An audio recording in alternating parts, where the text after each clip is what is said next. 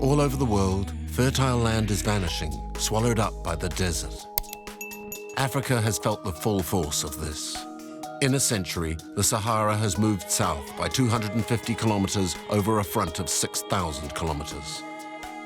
The land has become sterile and the population has had to flee. In the 1950s, there was nothing here like that. The dune was 300 meters off. This land was all cultivated. Now you can see the dune. It's 18 meters high, up to the date palm. In Morocco and Senegal, a stubborn and decisive struggle is being fought against desertification. The oases all form an ecological barrier between the Great Desert and the Mediterranean. That makes them of global ecological importance. If this ecosystem is ever destroyed, the desertification will move north and affect all of Europe. We must win back land from the desert.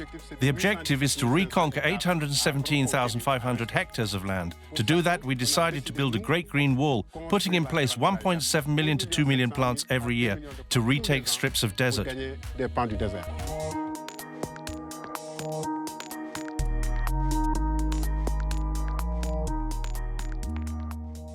The Sahara, immense, extends over the territory of 10 states, from the Atlantic Ocean to the Red Sea.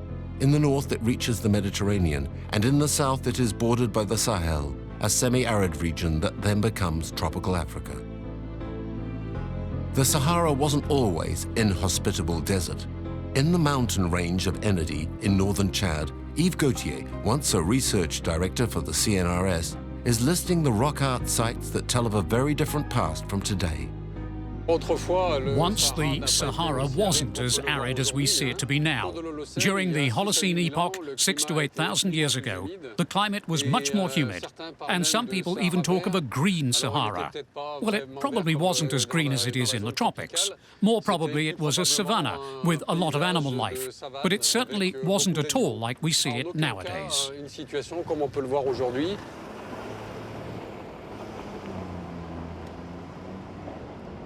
Yes, it's a bit of a rough ride, but you see it's worth it once you get up there. There are some fine things. At the sight of this petrified landscape, it's hard to believe that this was once a verdant Eden, a magnificent savanna with many trees where wildlife was varied and plentiful.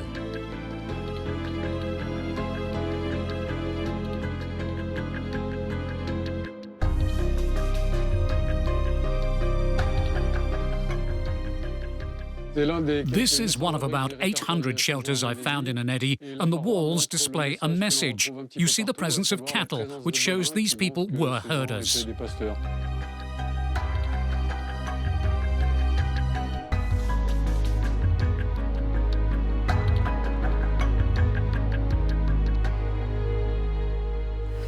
There we can see hunters.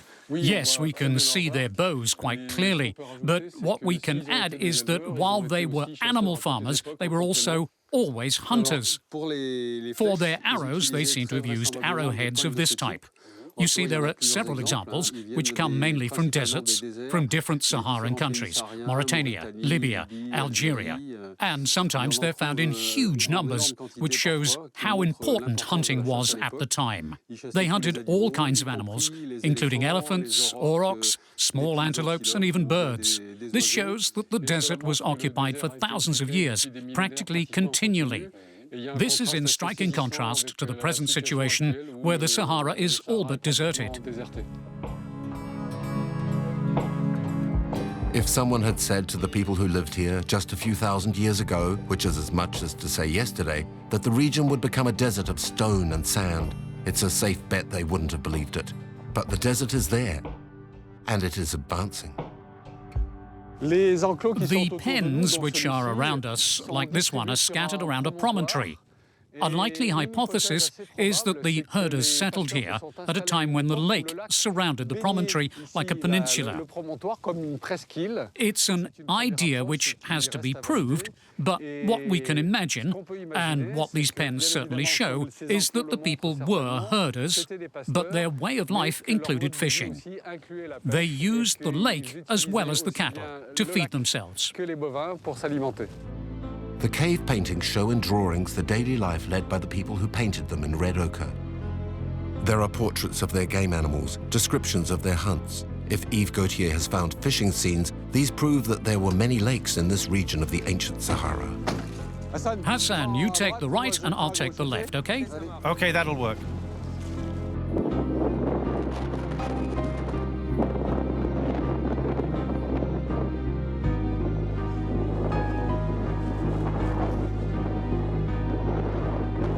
Hassan! Wow, that's great. Une barque. 1, 2 small boats and a hippo. Hassan, a bit more to the left. There, that's good. Like that, that's perfect. In this cave sheltered the fishermen and their small boats drawn on the rock. It's a little astonishing to find boats in this shelter today, especially when we look around at this totally arid context. 8 to 10,000 years ago, the lake was much larger. You can see here that it came some distance, a few hundred meters from here. But that's amazing, the size. It was 20 times bigger than it is now. Here on the iPad, there's a whole series of satellite images which show clearly how Lake Chad has changed since the 1960s, and you can see, as the images progress, how the lake shrinks. Do you think the lake will just go? Will it disappear? Yes. Well, you see, if the climate continues to get warmer, like we're seeing now, it's very likely that in a decade or two, the lake will have completely vanished. Do you think Chad will be entirely desert? Well, unfortunately, we fear that if the climate continues to develop in the way it's doing now, it's very likely the southern part of Chad will become a desert. Some experts predict that if Lake Chad disappears, the whole region will look like this. 20 million people will have to move into exile. Several thousand kilometers from there, in the northwest, the Great Lakes which feed the oases of southern Morocco are, as well, drying up.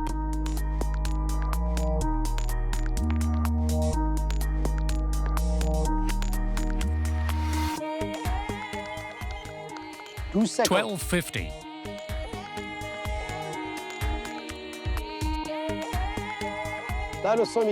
Here we're in a basin where one of the Great Lakes is found, and which was once full of water.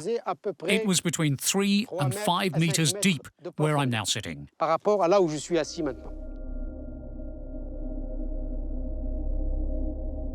Now it's dry, the main reason being drought and especially evaporation. Meteorological forecasts for this part of Morocco predict an increase in temperatures between 0.6 and 1 degree Celsius. So that rise is an additional pressure upon water resources which are already precarious and in a fragile state.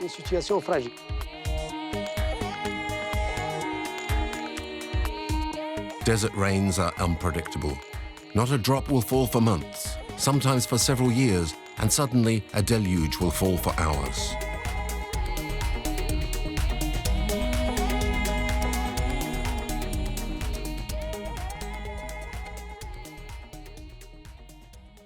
The lake is now 100% full.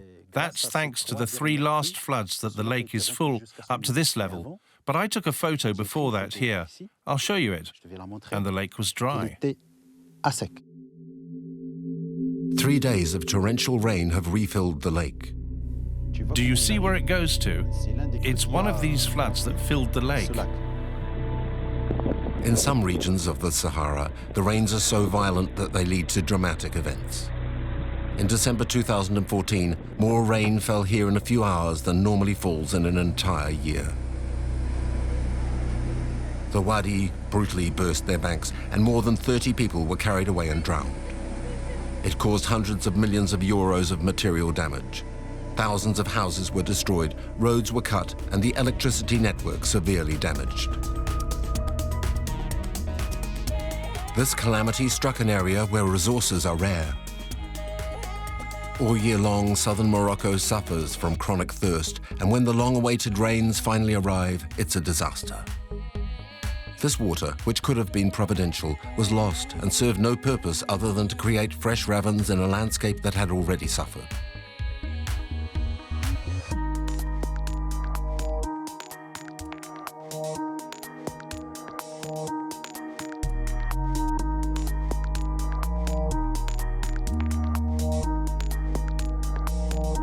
Over the last few years, a number of rainwater reservoirs have been built to create reserves.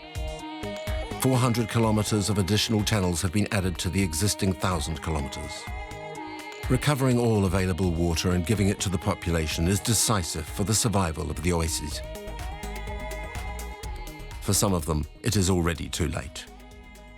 Professor Lassane Kabiri has come to the ruin of the oasis where he grew up. There were date palms at least 15 meters high. It was all densely green here, with thousands of date palms, women everywhere, and children playing. I'm reminded of things because I was born here. It was my palm grove. In the recent past, nearly 200 families lived here and harvested dates. The palm trees have died of thirst, life has died out, and the desert has won again. Because they all tried to go it alone, the farmers have dug their own grave. One of the 200 wells which were dug here in the palm grove and which pumped water, each one for intensive farming. To start with, that worked. There was water, and then it ran out. Here you can see the roots of the date palm which sought out the groundwater. Motorized pumping drained the groundwater, so automatically the date palm will die.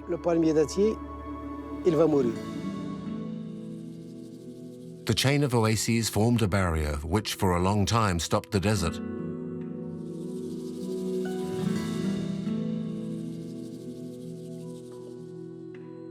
The loss of traditional values of mutual aid combined with a lack of water led to the end of a number of oases. The barrier fell and the desert swept through the breaches.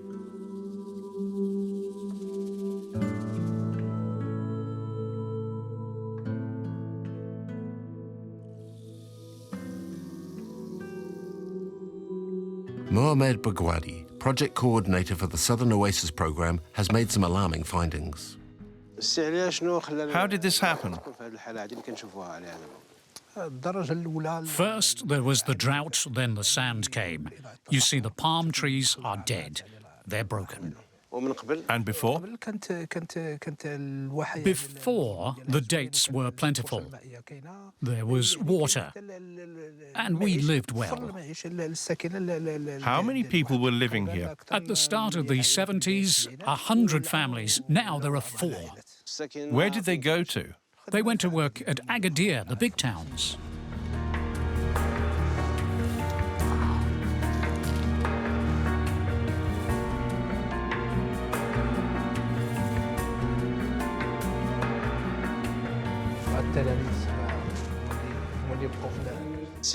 You're from here, from Tonzida. Tell me about this school. In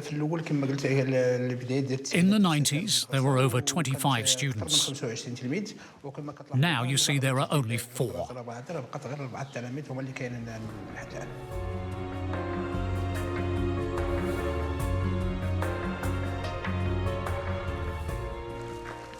In this house, there are still people living. The others are all empty.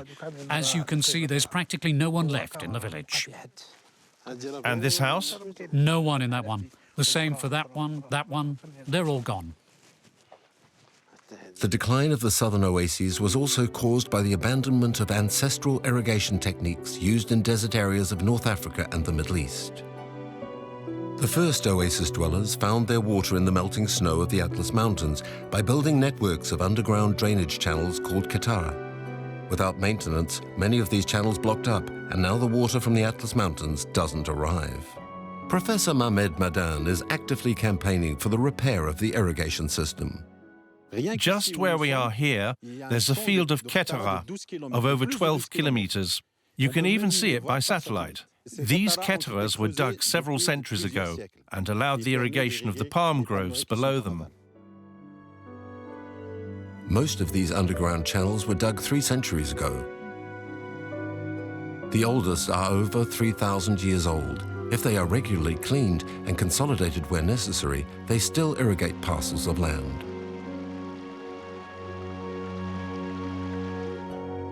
These cones are earth which has been pulled out of the underground drainage gallery. This happens during the digging and cleaning of the gallery, and they also allow aeration and sunlight to penetrate during collective work of cleaning and digging.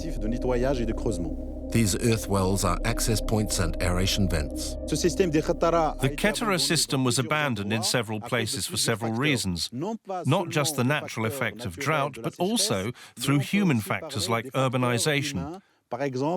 There's also intensive pumping, and also young people who no longer wish to work in the ancestral system. As well as that, sand clogged up the catchment zones. These channels are the underground foundations of the rampart raised against the desert. The sand has to be cleaned out of the Kettera. The stones need to be removed and the aeration wells reopened, which is what we're doing in several villages.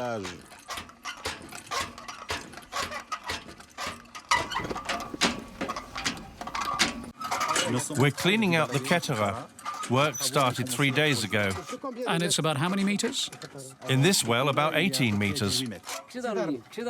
Descending over 18 meters in a well that is only 1 meter wide is impressive. Lassène prefers to let Mohamed Madan, who is used to this, lead the way.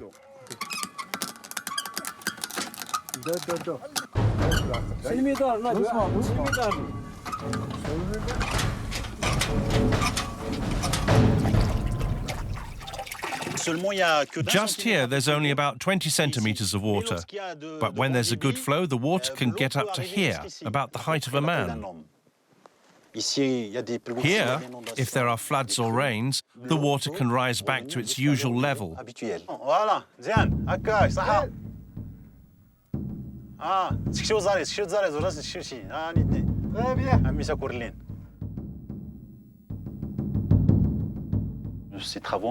This work was done with rudimentary tools. They didn't have dynamite or explosives, just picks and shovels like they did before. And this goes on for? It goes on for 3.5 kilometers. The objective of my research is to convince the farmers and the oasis dwellers to maintain this system and get water without attacking nature. It's adapted to the oasis system, adapted to the climate, and adapted to work because it's collective labor which gives the right to irrigation water.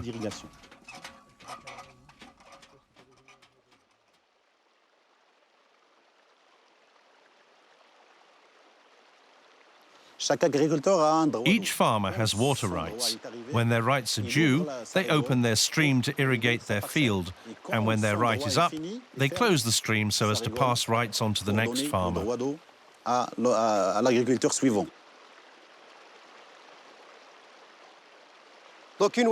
So an oasis is part of an ecosystem, of which the date palm forms the main structure. It plays the role of sunshade in relation to all the other plantations, which it protects during the day from the sun. The other plants capture humidity, which they give up during the night to the date palm.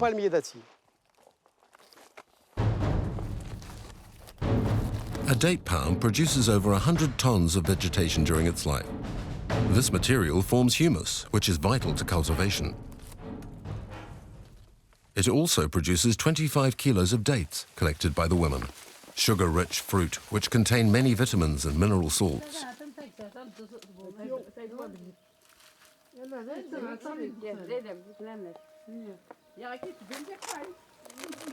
It also offers wood for building and for wickerwork. Finally, it provides a magnificent sunshade in the shade of which all the other plants grow. This is a field of lucerne. These are red peppers. That's fig.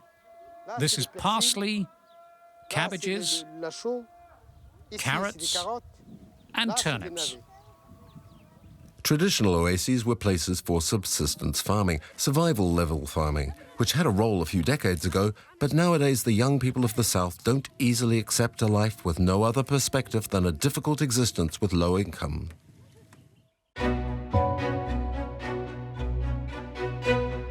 The rise in popularity of the caper, which had fallen from favor as a condiment, recent interest for argan oil used in cosmetics, the revaluing of Barbary figs or the honey of wild bees, as well as the fashion for organic henna and modern irrigation techniques, open up new perspectives.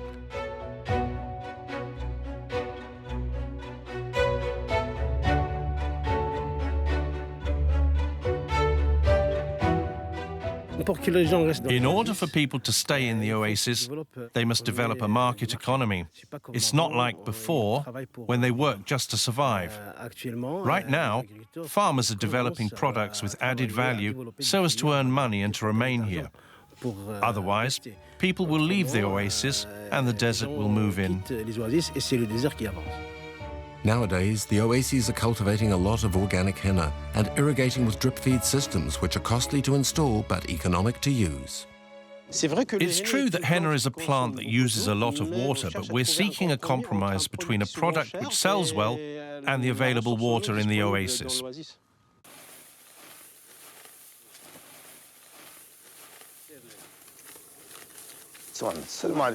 How are you?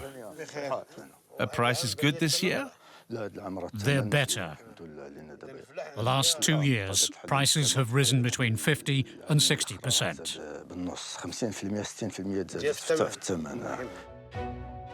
In spite of its high price, organic henna is more and more sought after. In cosmetics, to make skin beautiful by softening it, for cleaning the skin, dyeing hair, or to decorate hands and feet with temporary tattoos.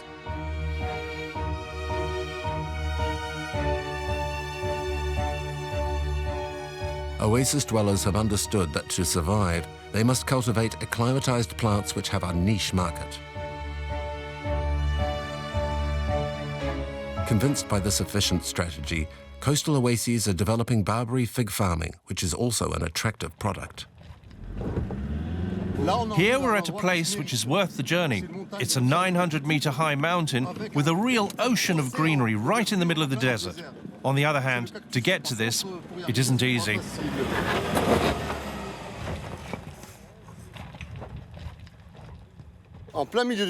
In the center of the desert, there's less than 100 millimeters of rainfall a year. But there's a forest of greenery here. The cactus captures humidity from the air, which comes from the sea. The sea is 20 kilometers away. Humidity rises and comes here. The cactus has tiny pores which can open, and these allow the cactus to suck in the water. Today, this unloved plant with a terrible reputation is being rediscovered as a present from nature, and we still don't know everything it can bring us. With this cactus, you can really do anything, because firstly, it's wood. You can use it to cook with, and it has enormous potential as animal fodder. As for the fruit, there are a lot of interesting things for human nutrition. Jams and nectar can be made, and you can eat the fruit. The cactus is also precious because of its mineral content. There's 60% of omega-6, which has anti-aging properties. The plantations are multiplying as the virtues of the Barbary fig become known. Because of this cactus, entire areas of previously sterile hills are becoming green. Is it because of the cactus that all these plants are growing back? Yes, in this place there was nothing. It was like the hill in front. But when we put the cactus here, the forest regrew.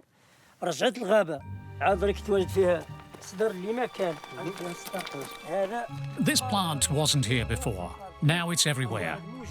This is called rhubarb. This beside it is swell, damos, and shuato.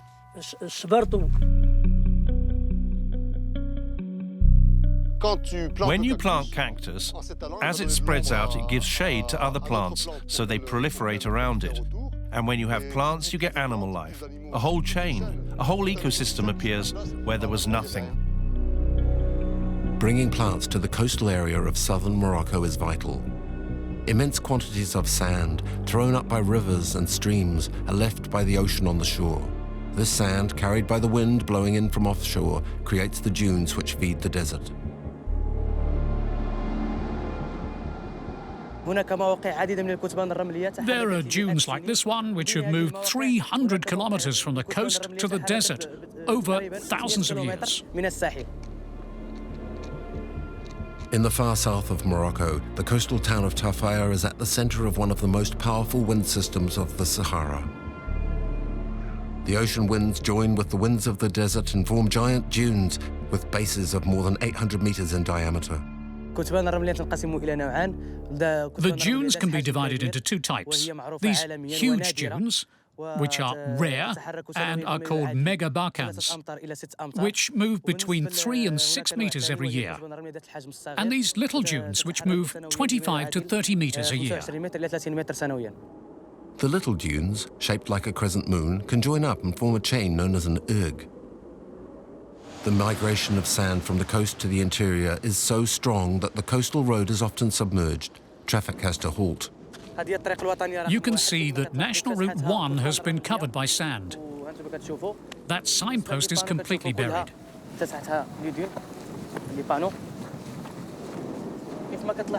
This is the rest of the road, covered by sand.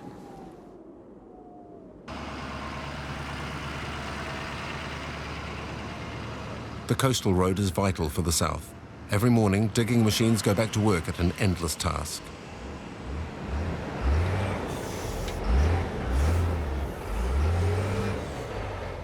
Many dwellings at Tafaya have been invaded. Their doors are blocked, their doorframes stuck, the walls themselves attacked. The sand affects all of the town's infrastructure.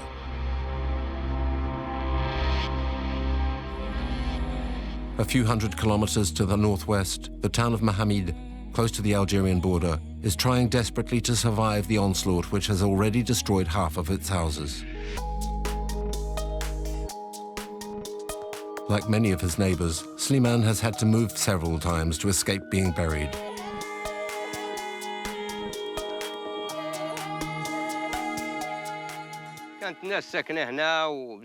There were people here before. The sand buried the houses and they had to move. This is the house where we used to live. This was the room where we slept. This was the kitchen. Through there, the staircase. And this was the way in. This was the front door of the house. The sound has buried everything. There's 2 to 3 meters in these rooms. People try to escape, but the sand catches up. At Mohammed, the wind is a little less violent than at Tafaya, but it blows more than 300 days every year.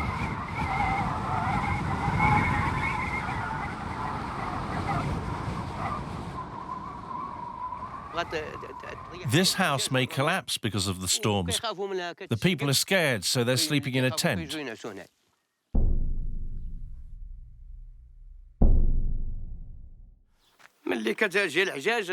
It takes 2 days of storm for the sand to get to here. Just 2 days.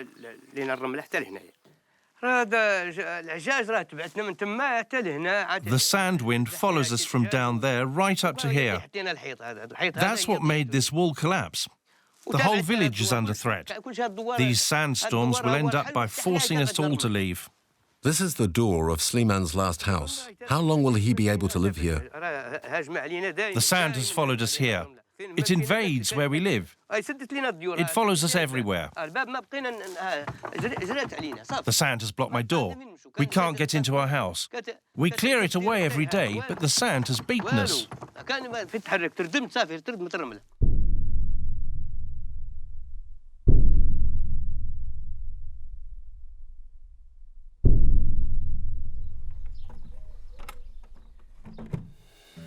Many places have become ghost towns. A rain of sand falls night and day, stifling all life. The villages drown one by one and the desert advances, inexorably submerging everything.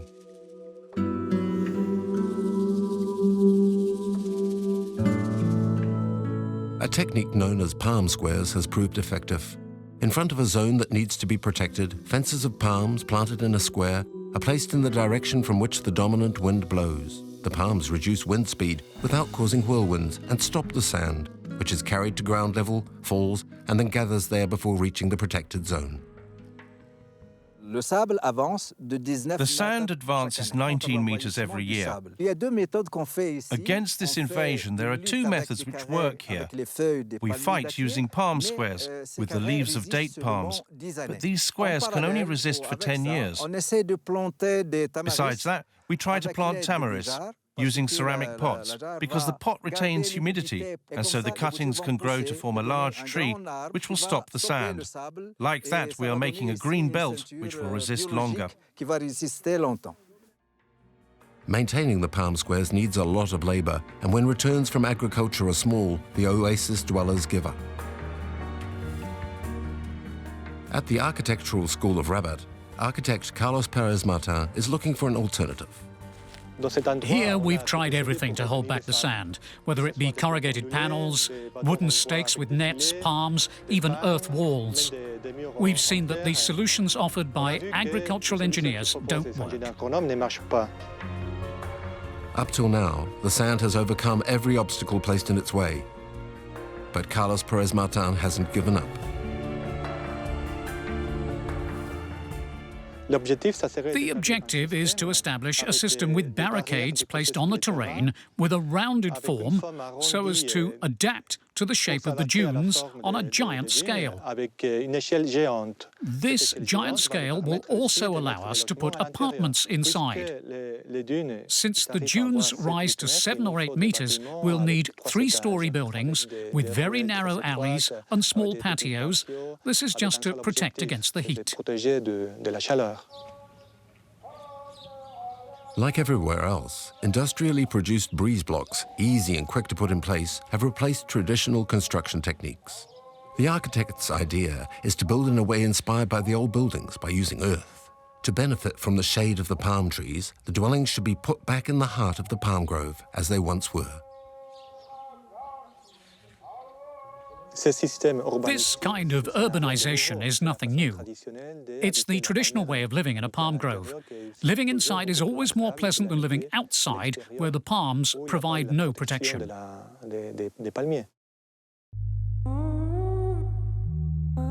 A field of small barken dunes, very like those which threaten the oases, offers an ideal site to test under real conditions. We're trying one of the reduced barriers with a rounded earth wall so that we can see how the dune behaves. This allows us to study whether the dune will really stop or move off to one side. And finally, if we could construct living spaces inside it.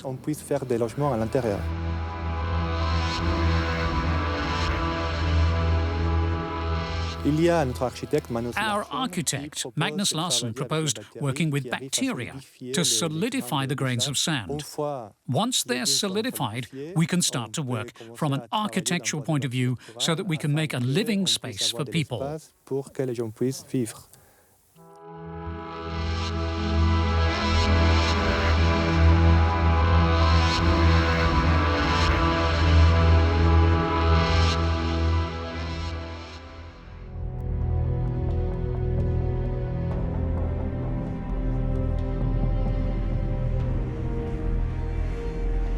At Tafaya, the local authorities have launched a last chance program.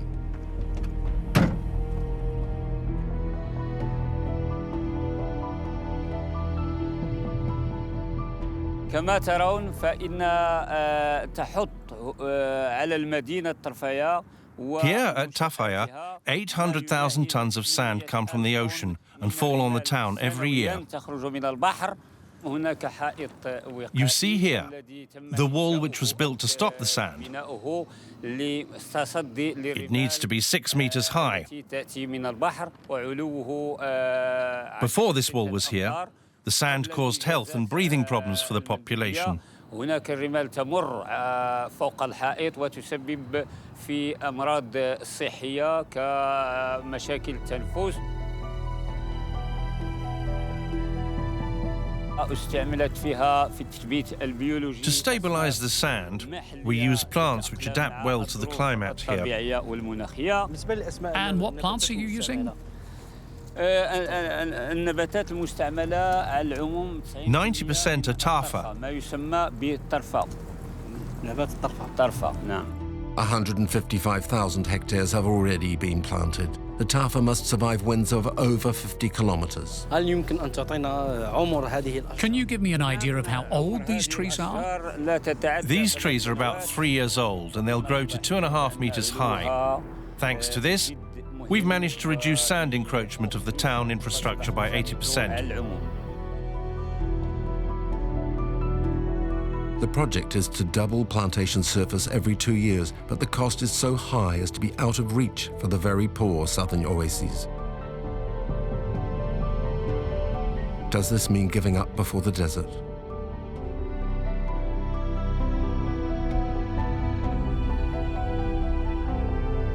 The Pan-African Great Green Wall project to stop drying up of the Sahel was launched in 2005.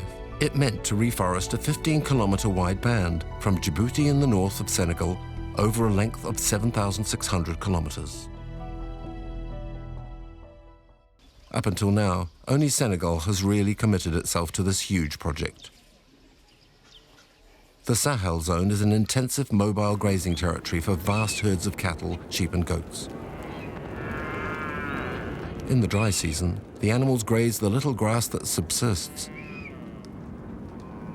While waiting for regrowth in the rainy season, which only lasts 2 months, the soil, completely bare, has no protection.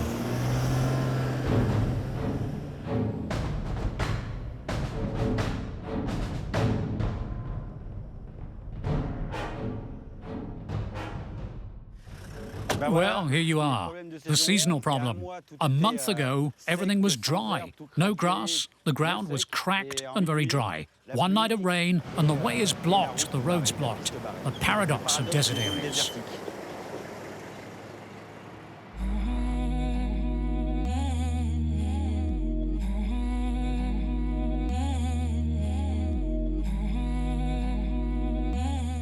The violence of the rainstorms might fool us.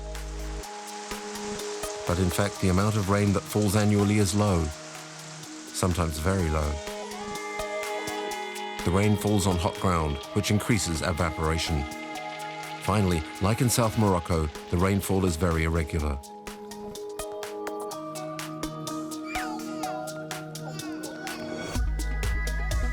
In some villages, large reservoirs have been built to recover the rainwater. In the dry season, these are supplied by wells which reach the groundwater, but there are far from enough of these.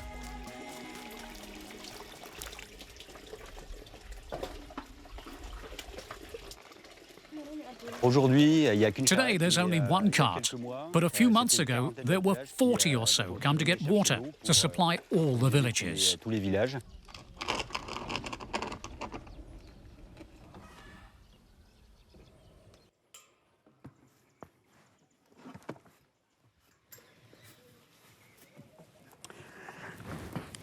It's always a great surprise after 6 months of recording, and then there's the result, a radical change in the landscape and the environment. 6 months of a totally desert environment, and then after the rain of these last few days, the landscape becomes completely verdant.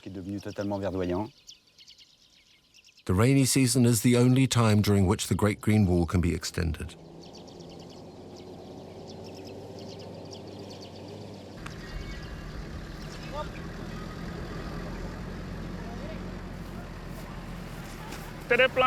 These are plants that don't get watered. They have to be planted when it's wet because when it's dry, it's too late. And we've a lot of area to cover. In a month, we should have finished planting the area.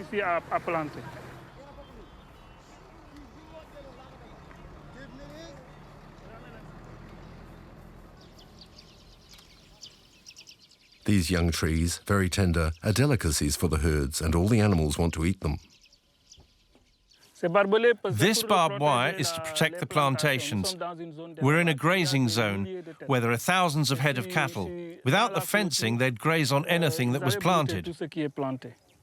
It's an area where there are only herders, practically no farmers. These are herders who are becoming more and more sedentary. Half of them live all around the parcels of land. It's them that keep watch over the land, because they know they'll need grass in the dry season. When grass becomes rare, there's only these parcels of land where you can find something for the animals. The zone was relatively arid with advanced deforestation. When you think what it was like 5 years ago when we started up, and you look at it now and see what it's become, it's relatively encouraging.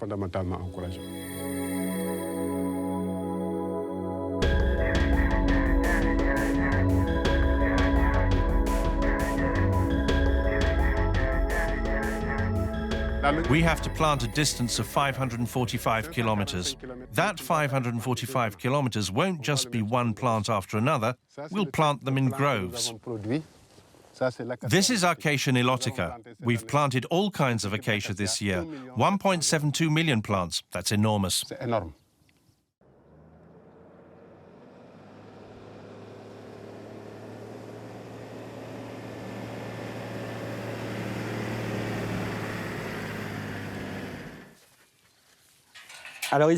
Here we are in one of the oldest plantations making up the Great Green Wall.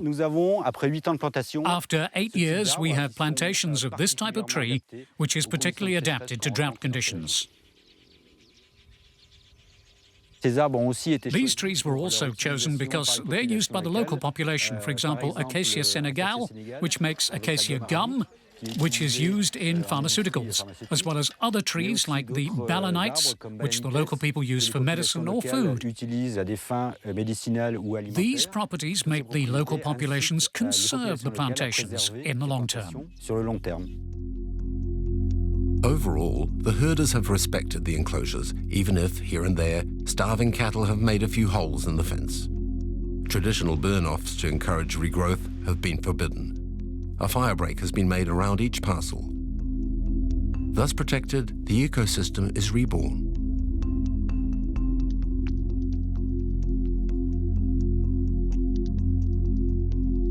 Migrating birds return in masses, particularly in the rainy season.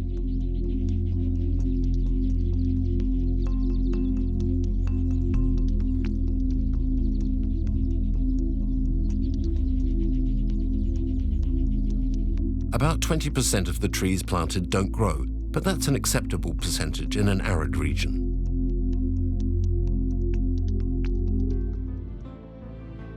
The Great Green Wall Agency has 7 nurseries where thousands of trees await planting.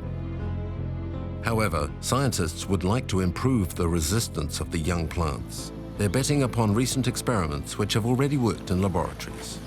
Here are the acacias which are due to be planted on the site of the Great Green Wall.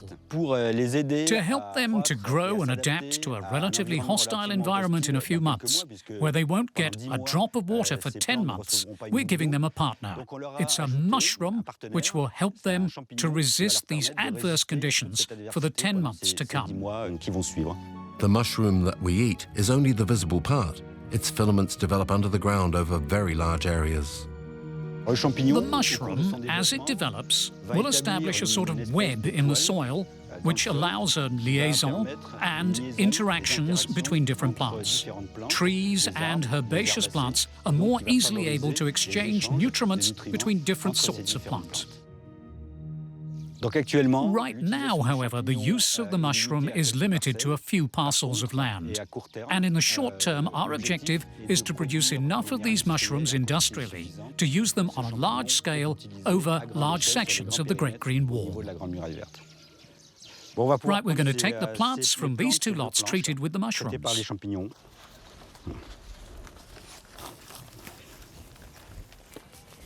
Preliminary tests have shown that plant-mushroom symbiosis multiplies the survival rate of young trees by 4. Now the experiments are facing the challenge of the field.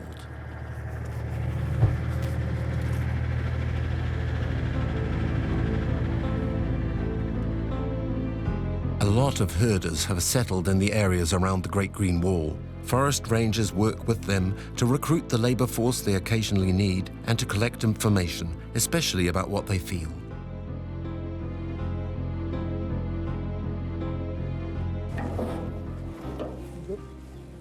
This project started here 8 years ago. Do you find things are positive or negative?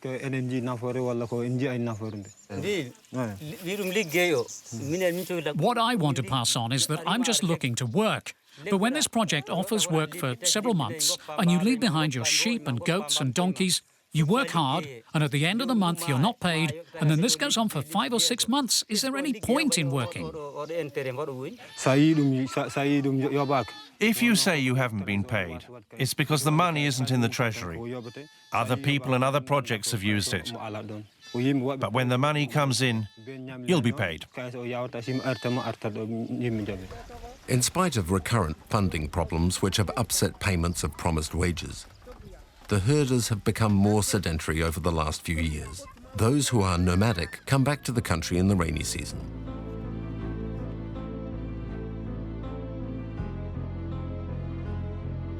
Herding products are still an essential part of local resources. At the market of Widu, held every Tuesday, goats, sheep and cattle are sold.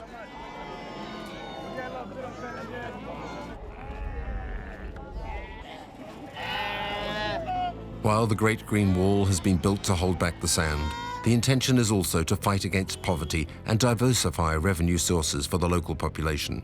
The creation of gardens helps. These spaces are reserved for women who use them for market gardening and horticulture.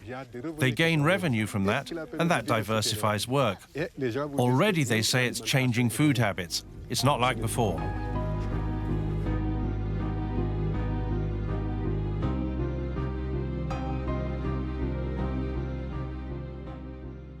In some areas, because they're nomadic, the children can't attend school. When we started to act here, people started to settle down.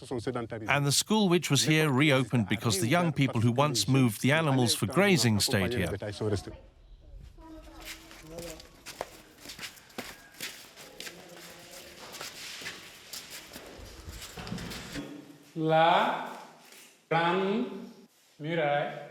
The Great Green Wall. Show me what's good and what's not good. Okay, children, what isn't good? Desert. Fire. No water. Those working on the Great Green Wall are not limiting themselves to restoring the ecosystem, they're also taking care of people. This is not just an ecological project. The Great Green Wall will have an impact in transforming the environment, which will have an effect on health. For example, in providing a much more diverse and rich food supply that is much better for today's population. And on the other hand, with the water that will come along with the wall, we could have infectious diseases developing. The observatory, run by anthropologist Gilles Butch, records changes, anticipates problems, and measures the efficiency of health and sanitation action in the field. In this notebook, we have the figures over 3 years of the frequency of malaria. We can see a very big fall, thanks to the release of impregnated mosquitoes.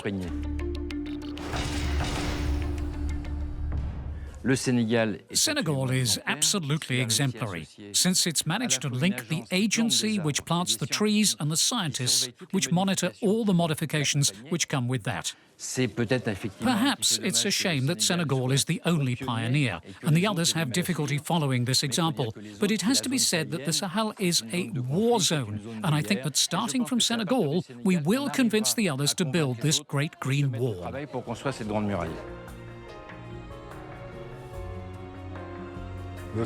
We're not yet in the desert. We're at the edge, in the Sahel. We have to ensure that desertification doesn't come to the lands of the Sahel. And that's the fight we're in. There are no utopias. When the whole population of an area are on the move, we have to try something to keep them in place. And that's the challenge. The Oasis program in Morocco and the Great Green Wall of Senegal show that the retreat of fertile land can be stopped. It's not just a question of reconquering lost ground, but fighting to ensure that reconquered desert land is viable. This fight is everyone's business. If it is lost, millions of climate refugees will swell the desperate crowds beating on the doors of Europe.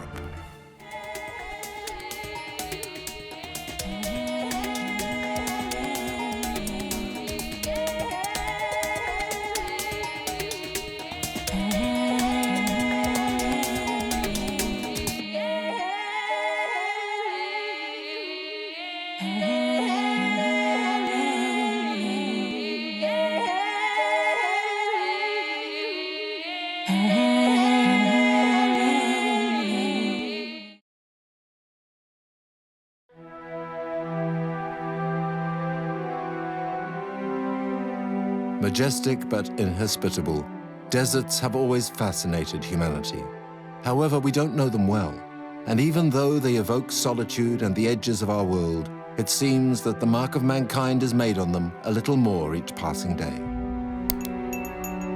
In South America, the Atacama Desert is the most arid desert on the planet. In some places, no drop of water has fallen for 500 years.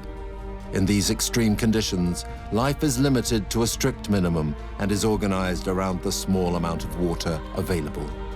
But this hostile desert is amazingly rich in minerals, and nowadays it is attracting mankind.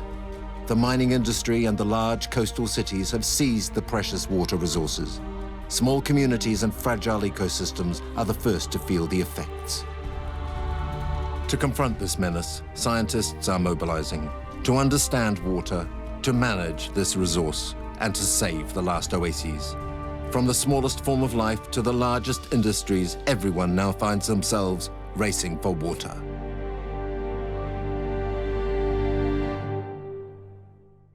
The forested expanses of the Amazon are often the first images that come to mind when South America is evoked.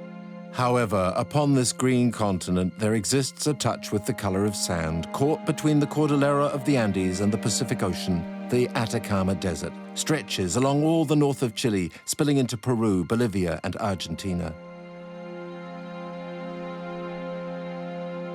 Although it's not the largest or the hottest desert, the Atacama Desert is considered to be the driest on the planet. The Atacama Desert is a unique desert. It's hyper-arid. It's a desert where it doesn't rain.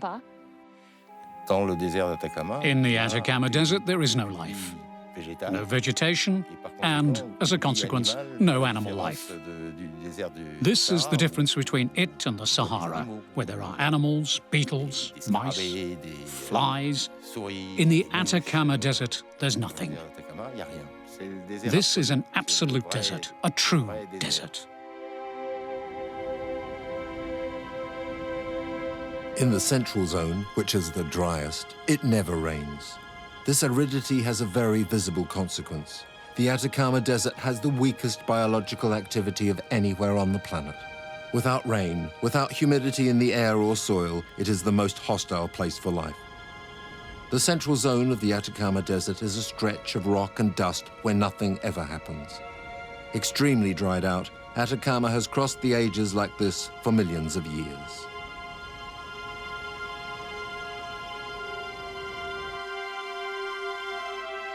But on the edges of this desert can be found places more fit for life.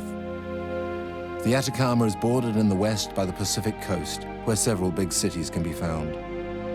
In the east, it rises to the foothills of the Cordillera of the Andes, where Indian communities have taken advantage of the presence of water to found villages. This desert is the result of a geographical peculiarity. On the Pacific coast, the Humboldt Current coming up from the Antarctic cools the air and prevents the formation of clouds. On the other side, the Cordillera of the Andes, with summits over 6,000 meters, blocks the clouds and humidity coming from the Amazon basin. But is this absence of rain just a legend, or is there scientific proof? The inhabitants of Atacama, who mostly live in the big coastal cities, have to be asking this question. At the start of 2015, an exceptional rainstorm struck the region. In just 24 hours, more rain fell than usually falls in 15 years. In this arid zone where there is no vegetation, the water mixed with sand and formed deadly mudflows. The infrastructure was simply not designed for rain.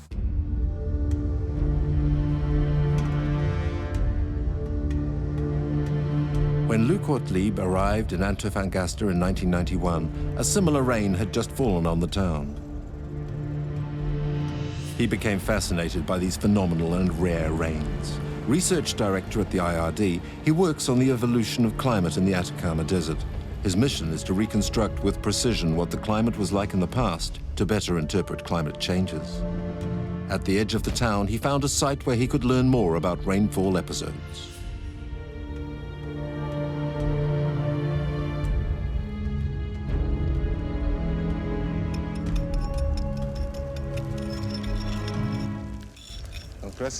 So here is the limit of a number of layers, which are sections of mudflows.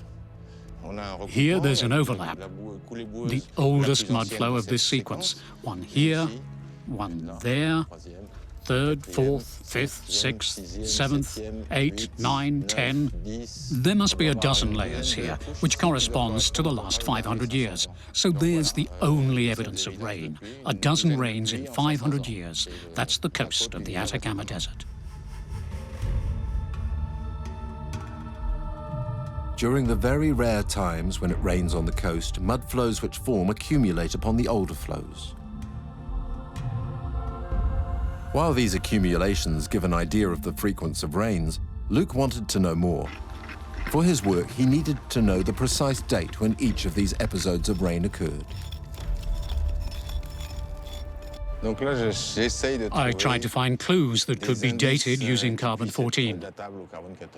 But, as I said, in this hyper-arid desert, the chances of finding a little piece of wood or a little shell are extremely small. And the big difficulty involved in the study of mudflows in this region is that we have a lot of trouble dating them. The impossibility of dating the rains held back Luc's work for a long time. He had to turn towards other sources of historical information. Today, he is going to the newspaper El Mercurio to explore the archives, searching for articles on unusual weather. From being a geologist, Luc had to become a historian and patiently search through all the historical records available since the arrival of the Spanish on the continent. Studying the press for the 20th century and historical archives confirms for us that rainfall episodes have always been extremely rare along the coast. Beyond the coast, in any case, it's an absolute desert, where it doesn't rain at all.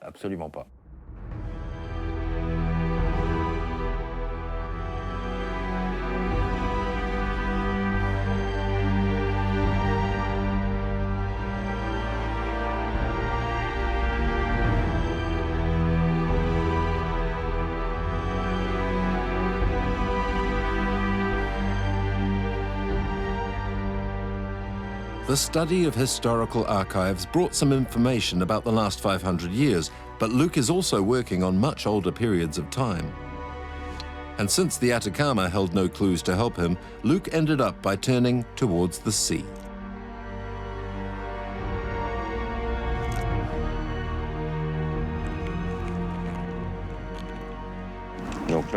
So here we have two shells, slightly different in size. But we can find the first year of growth, the second, the third. Here's the first, the second, and the third, and it lived a little longer. This one is older and must be about 4 years old. In some cases, on some shells, there's a summer growth anomaly, which is much more marked. And this gives us the temperature anomalies which happen during the El Niño phenomenon.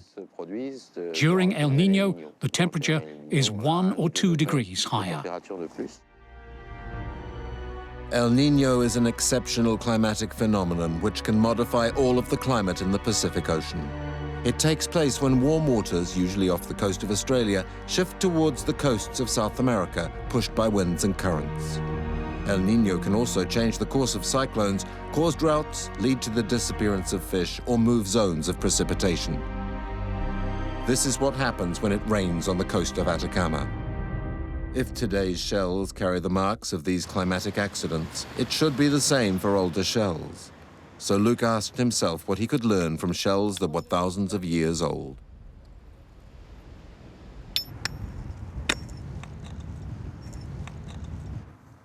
So there we have shells comparable to those we find on the beach today. And other species, including this species in particular, which now lives in much colder water than there is currently at Antofagasta.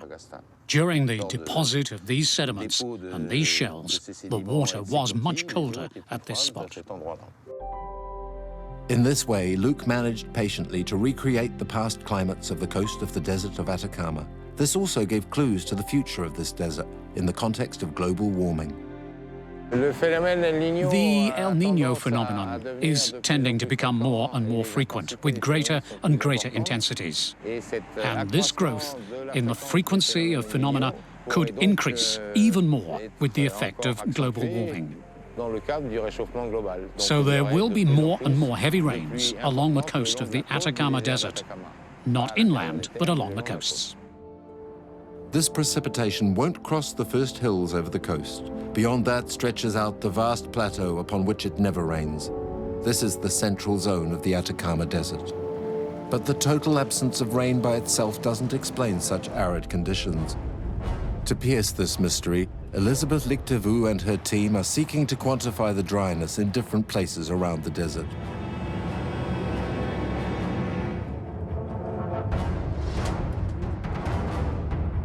Using an evaporation dome, they are measuring the humidity of the air and the ground. Here it's stabilized at around 21% relative humidity. The sun is going down. We don't have the same intensity, and there's more wind. In fact, the desert of Atacama isn't that hot a desert. What's very important is the dryness of the air, the capacity of the atmosphere to effectively evaporate the water and absorb it. The air of the Atacama is so dry that it dries out the soil to several meters depth, preventing dew from forming, as well as any other kind of humidity.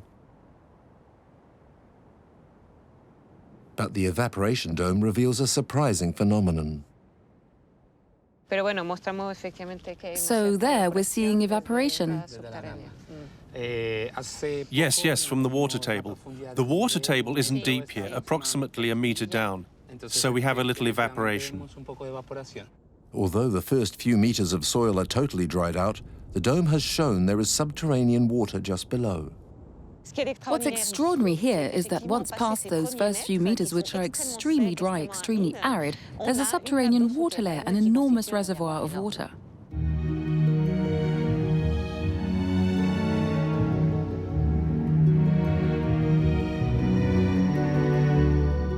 The Atacama Desert is really the driest desert on the planet, but beneath its parched and lifeless surface are hidden vast subterranean layers of water, aquifers. Since it never rains directly on these layers, where does all this water which accumulates beneath the ground come from? And how much of it is available? To answer these questions, Luke accompanies the team of Rodrigo Riquelme, which is heading to the Cordillera of the Andes. The scientists especially want to know if the aquifers are formed by the water that falls on the Cordillera each winter.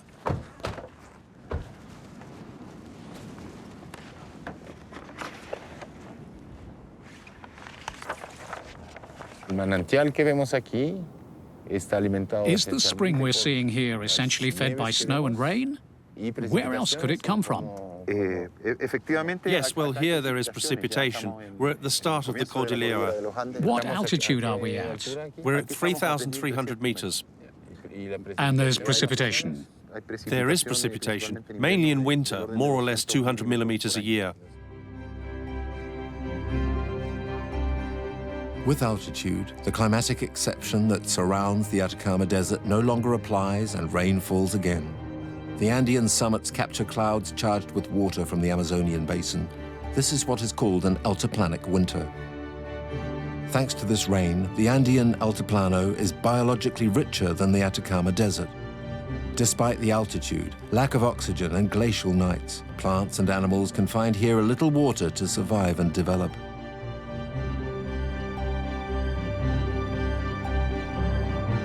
Is this the water that feeds the desert of Atacama?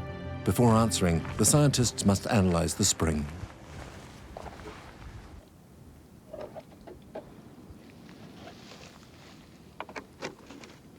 This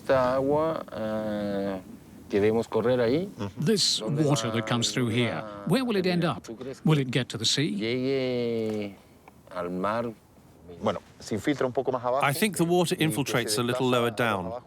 Since it's moving underground, we can't see it, but we can see the vegetation. The vegetation extends farther down. But does the water go to the aquifer? Yes, it goes into the aquifer. It feeds the aquifer. Night approaches, and the team has to rapidly set up camp and prepare to bivouac at more than 3,000 meters with a temperature at around -20 Celsius. They won't be able to continue their work until the next day. It is becoming urgent to know more about the number, the size, and the functioning of these aquifers, because without these vast reserves, the whole economy of the country could plunge into chaos. For many years, the underground waters of the Atacama have been seized by an industry which creates the wealth of the country, an industry which uses a lot of water: mining. Even though its surface is poor, the desert of Atacama is full of different minerals: copper, gold, silver, and lithium. Mining is one of Chile's main resources, creating 15% of its GNP. An example of the gigantic scale, the mine of Chuquicamata, the largest open-cast copper mine. It operates 24 hours a day, 7 days a week. Each truck, which carries the equivalent of 8 trailers of mineral, takes an hour and a half to reach the mine's summit. Employing 11,000 people, the mine contains copper reserves for at least 60 years more. The only problem is that the mine needs 100 liters of water every second. The water is used in the copper extraction process, but also to keep the dust on the ground. With mining, this hostile desert has also become the residence of hundreds of thousands of workers.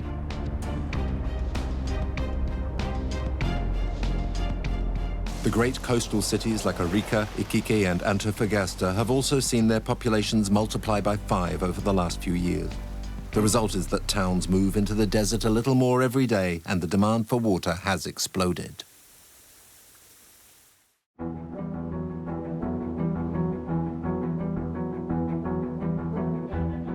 Luc Ortlieb and Rodrigo Riquelme continue to follow the course of the water. What is the size and number of the aquifers? What are the real available subterranean reserves? To answer this, the scientists will have to decode the language of the landscape and read it as if it was a book.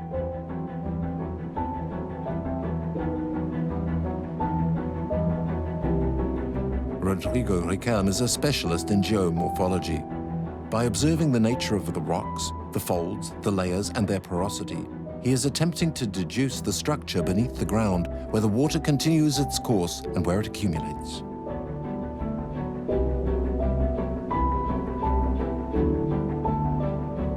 An aquifer is created when an impermeable layer stops the course of the water. The water then accumulates in porous rocks, like in a sponge. But more than just the number and size of aquifers, Rodrigo's program is also trying to determine if the aquifers are connected or if they are separated. If there are passages between the aquifers, the rainwater will transit downstream, like a series of communicating basins. But if impermeable layers are blocking the water, it will mean that the deepest water will not regenerate. To better understand the structure and to detect impermeable rock, the team takes a number of ground samples. And what are all these samples for? It's mainly to see what salts are contained in the rock. It's the salts which allow us to determine if the water has the space to get through, and therefore to characterize this kind of rock as being an aquifer or not. So I suppose that precipitation, rain and snow will recharge the aquifers that are topmost. Precipitation will recharge the upper aquifers, but if you consider the melting and evaporation of snow, it's difficult to think that the deepest aquifers will be recharged by the snow. Beneath, it's probably fossil water. We don't know much about the aquifers, and I don't think that the mining companies are going to wait for us to find out more. They're going to carry on pumping this water. It's a risky thing to do.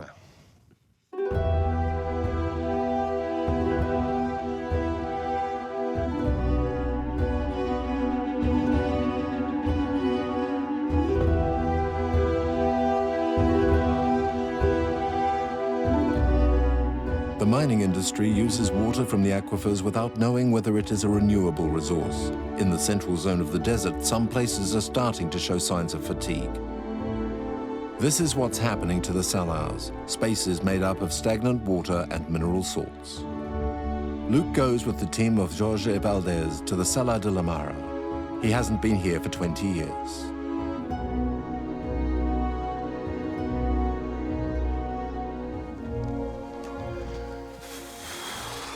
Very low. It's impressive how low it is. I came here in 1993, and there were 2 or 3 meters more than there is now. It's really impressive to see how the level has fallen. There'll be nothing left in a few years. No, it'll probably disappear entirely. Roger Valdez and his team are working on the salars of the Atacama Desert. Their objective today is to measure the drying up of the Salar de la Mara.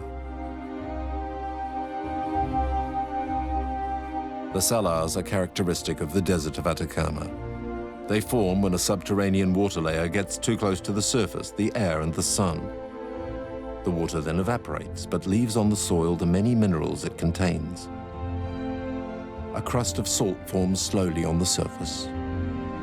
At La Mara, evaporation leaves behind spherical rocks called stromatoliths, made up of a mixture of bacteria and gypsum. Jorge hopes to get information from them about the evolution of the salar.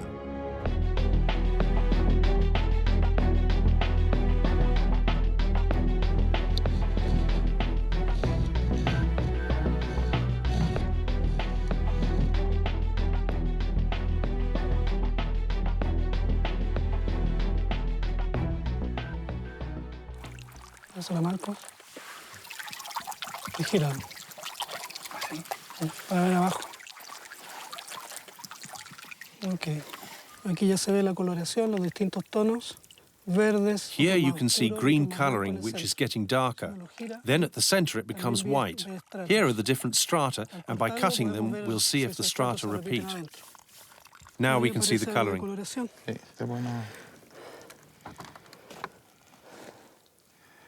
Yes, that's green. A bit of yellow, brown. What do you think you'll get from these stones? We think the different coloring that can be observed reflects the changes that took place during their formation, such as in temperature or water level. What period of time do you think this represents? It's not very certain, but we think these stones are several decades old, a maximum of a century.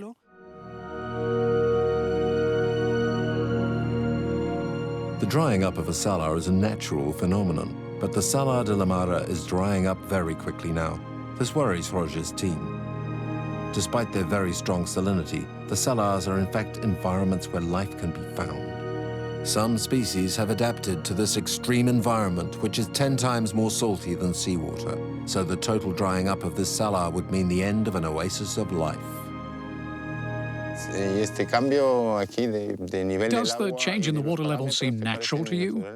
In this zone, and in particular for the Salar de la Mara, no. It's definitely not a natural variation. The salar has shrunk dramatically over the last 5 years, and even more so over the last 2 years, with a difference of 1 meter in water level. This means that the water is being extracted somewhere, and we think that here it's because of mining. There's a company extracting water directly from the salar. The great problem in our country is that water is private property. Because of that, individuals or businesses own the water, so they can do what they want with it. In Chile, water is privately owned. Lifetime water rights were granted under the ultra-liberal dictatorship of Pinochet in the 1980s. This was done without real knowledge of the resource. Now, it is only possible to observe the falling level of many aquifers. And it's not just fragile ecosystems like the Salar de la Mara which are threatened. Some aquifers are used by the inhabitants for agriculture or just simple drinking water. Here we have an enormous reservoir, the biggest aquifer in Chile. And from the measurements we've taken over the last few years and the measurements of the last 2 years, we're seeing a general fall in the level of the aquifer.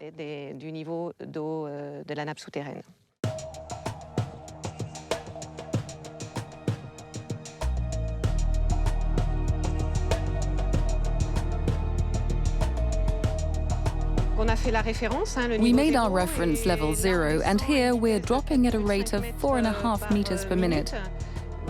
So it'll take a good 10 minutes to reach the water level. In this place, you have to descend 53 meters to find water.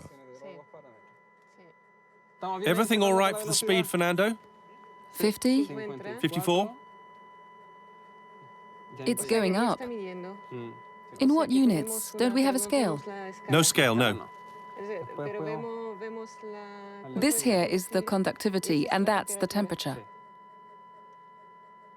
The tendency towards a general fall in the level of the aquifer shows that the demand is greater than its capacity to recharge.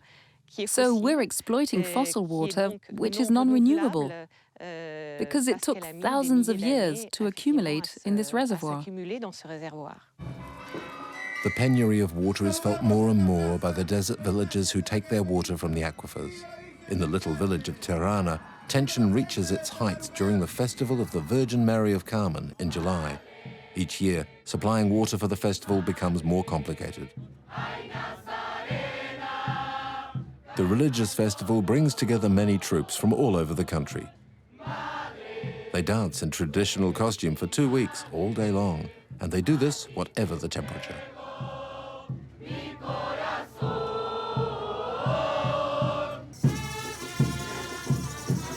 Manuel Sepulveda doesn't have time to join in. He's in charge of water distribution during the festivities. This here is the part of the village of Tirana where the water comes out of a tap. But there are also trucks. On this map, you can see all of the planning and organization of water distribution. The trucks come from this sector with water, so they can deliver it. The problem with water at Tirana is that it doesn't get to everyone. Since here on the high plateau, it belongs to a company, and there's an area where it has jurisdiction over the water. So there's 1,000 people who live here all year long, but now there are over 200,000. The festival lasts 3 weeks. The town authorities use 20 tankers to share out and deliver 5 million litres of water to the festival organisers, the dancers and the spectators struggling against the dust and heat.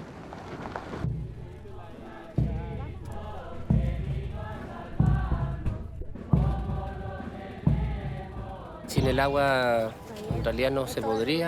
water, there would be no festival. From that point of view, water is even more important than electricity or anything else. It's really impressive how all the services come into action. I think that if a lot of tourists come, they'll realize that here in the north, we're short of water. And with extreme conditions of heat by day and cold by night, it isn't easy. The water in the tankers, like that of the aquifer, is tested regularly. Not only are there problems of quantity, but of quality as well. Aquifer water especially contains arsenic, natural pollution due to the volcanic rocks of the Andes, and, taking into account the rate of cancer and skin disease here, which is higher than elsewhere, this question is still very poorly studied. Personally, I don't drink the water at my house or this water. I buy purified water to drink at home, and I only drink this water when I'm here. There are people who don't drink it and who will only buy bottled water. But there are people who are used to drinking this water, and some who get sick if they drink it. Nowadays, there are more and more villages that are supplied by water tankers, and water is rationed for desert populations. Farms are being abandoned for lack of water or because of pollution from the mines. The Atacama Desert is today torn between the economic development of the region and the maintenance of local populations and traditional ways of life.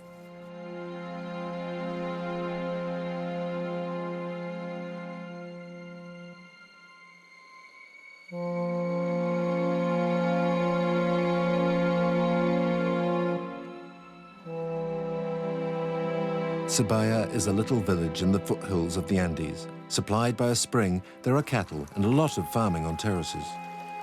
But the dust sent out by the mines has already contaminated watercourses and the soil, decimating flocks and putting the lives of thousands of small farmers in the valley at risk. However, there continue to be many mining projects in the region. Geraldo Caceres is trying to unite the different villages of the Aymara community to fight together in this unequal combat. The place we live in here is a desert. You've seen what the environment is like. The only vegetation to be found is what we ourselves plant. We were protecting our water because it's vital for us. If someone contaminates our water, all the supply drops. It's a terrible thing for us. I want people to understand that. We don't want to make money from our water or get some kind of economic benefit thanks to it. No, we just want to conserve it, so future generations can have the same things as us.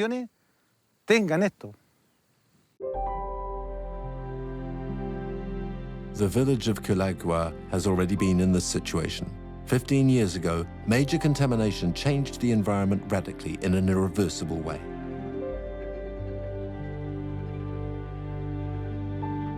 Quilagua is on the Loa River, the one and only river that crosses the Atacama Desert.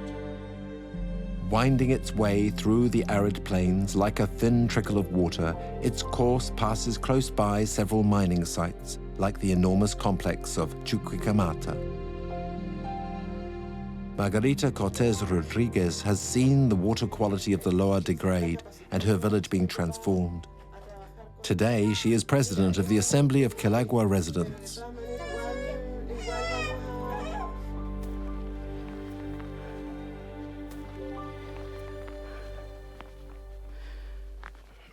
Acá era todo esto solamente plantaciones de alfalfa. There are lots of carob trees. Here, the carob trees that you can see are maintained and keep up a little vegetation.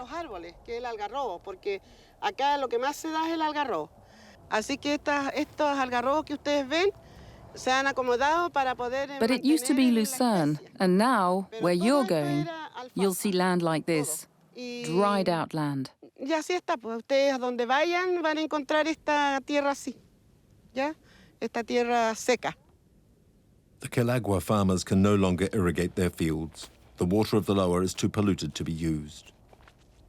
Entonces, eso contaminó las aguas.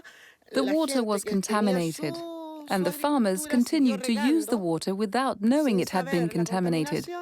The animals started to die. There were a lot of sheep, pigs, and goats once. There were also cows and crayfish the size of lobsters, and all that died.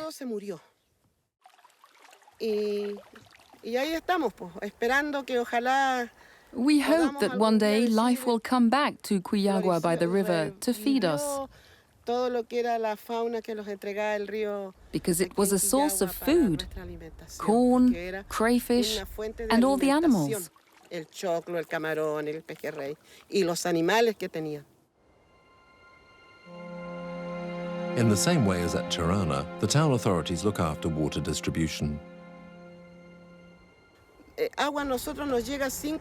They bring us water 5 times a week. They bring it to us, and we look after it as if it was our baby. We don't take baths because it uses too much water. We use a 20-liter bucket to wash in. This is a desert, so really, if there was no productive interest to attract people here, such as the mining, the demand for water would stay very moderate, and the resources would be enough. We would be able to keep a natural balance between supply and demand, a balance which is gone today. Scientists find themselves at the heart of this problem. While their role was already to understand the resources better, they are now trying to think up solutions so as to prevent the desert from drying out even further. Especially, they're looking for other sources of water supply. On the coast, nature has found a means of developing despite the absence of rain and underground water.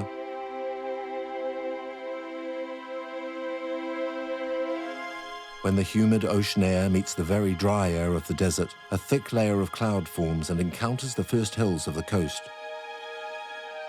This then produces a kind of thick fog, known locally as a camanchaca. Here we are at Alto Patache, and it's very cold with very high humidity. You can feel it now. The clouds make the temperature drop, and the wind becomes humid, because at the same time the pressure drops. Because if the pressure drops, it allows the clouds to rise, and this generates the very strong wind that we can feel now.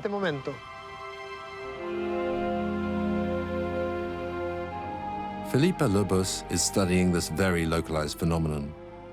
To quantify the amount of water carried by this fog, he collects it with the aid of a mesh. At the moment, he's come to collect the data taken over the last few weeks. We are measuring the quantity of water captured by this device, which is called a cloud catcher.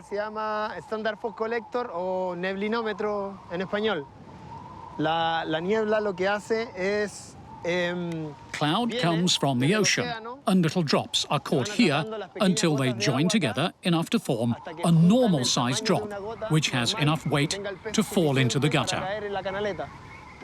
The mesh, as we can see, is wet. My hand is wet. The tube fills with water, and each drop falls here into the rain gauge, which sees drop by drop how much water is falling, and which this device allows us to measure. Normally, the clouds behave in distinct ways throughout the year. For example, in winter, as it is now in July in the southern hemisphere, there's a lot of fog. We can measure in one day between 30 and 60 litres per square metre, which means that this device can capture 30 litres of water in a day. In summer, there's a lot less, close to zero. Even if it isn't a regular supply throughout the year, life can make use of this heaven-sent water. The camanchaca allows what are known as fog oases to form. At Alto Patache, there is biodiversity that is exceptional for the Atacama Desert. There are many species of lichens, plants, and insects. However, the ancient ecosystem is regressing after being exploited by local inhabitants for its wood and pasture. As nature fights here against disappearance, the Ulichnia cactus acts like a general in an army. This is a cactus native to this place. It's called equiquensis, and it grows about 1 centimetre a year. That means that this one is about 200 years, maybe even 300 years old. This cactus is very important to this ecosystem because it acts like a water trap. With its long thorns, its runnels, and its branches, which join with its central structure, it can capture water like a stone. Water runs along the branches and directly down to the roots. And that permits other things to use the water. So it supplies a whole micro-ecosystem which is generated around the cactus. This cactus had almost died out. They were used as firewood, as well as to build habitations or make utensils. Only the most difficult to get to remain standing. For several years, Felipe has taken part in a project to replant Ulichnia equiquensis cacti to recreate the fog oases such as they once were. But as the cactus flowers only once every 15 years and there is only one pollinizing insect, scientists only managed to obtain a few viable seeds to launch their project. The fruit opened and the seeds came out. We planted them in the laboratory under controlled conditions, and the plants began to grow. We waited 10 years as a precaution before planting the cactus here. Since the plant isn't yet mature and can't capture the fog by itself, we put it in this cage to protect it from predators, as well as this mesh to capture water. When the plant becomes mature, it'll do all that itself.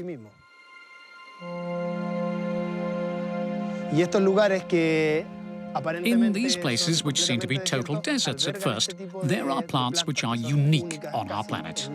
So it's very important to protect and maintain them, to conserve them, and in that way, reforest this ecosystem and recreate it. Reconstituir el ecosistema, básicamente.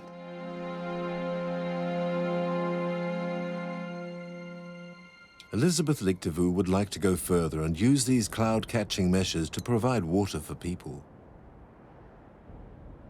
The Camanchaca is a potential resource of water, but before knowing what use it can be put to, it's important to know more about it. We're putting up a cloud-catching mesh to study the water quality of the fog. The idea is to install cloud-catching meshes in places where we can collect enough water to get samples and then analyze them in the laboratory.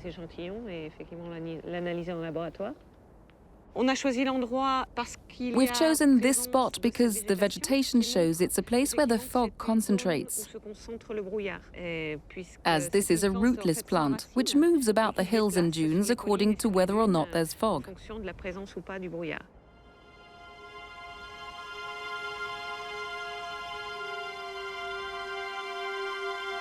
The new mesh to study water quality is ready.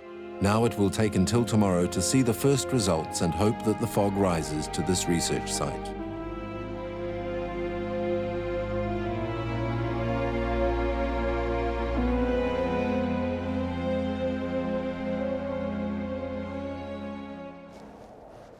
Look. That's very good. It really works well. This is nearly full. It's a really good place. That's great. The amount collected is enough, but measurement must be taken to see what use can be made of this water. Okay, 1,466 microsiemens per centimeter. Let's measure the pH now. Look, it's less than 5. The same as near the coast. We had 3. It's a little less acid than on the coast. Same problem, it still doesn't have the same pH as drinking water. That's right, it's a bit more acid than the limit. Drinking water must have a pH between 8.5 and 6.5, and on the coast there's water with a very acid pH, pH 3. Here the quality is a little better. We've got a pH close to 5, which is pretty acid, but more acceptable if you're thinking about other uses for the water. It can't effectively be a principal water source, but it could be water which serves to complete a water supply for a family or a small community. Household water for washing dishes, for example. But we're also looking at whether it can be used for agriculture, so it's important to study it to be sure about the quality.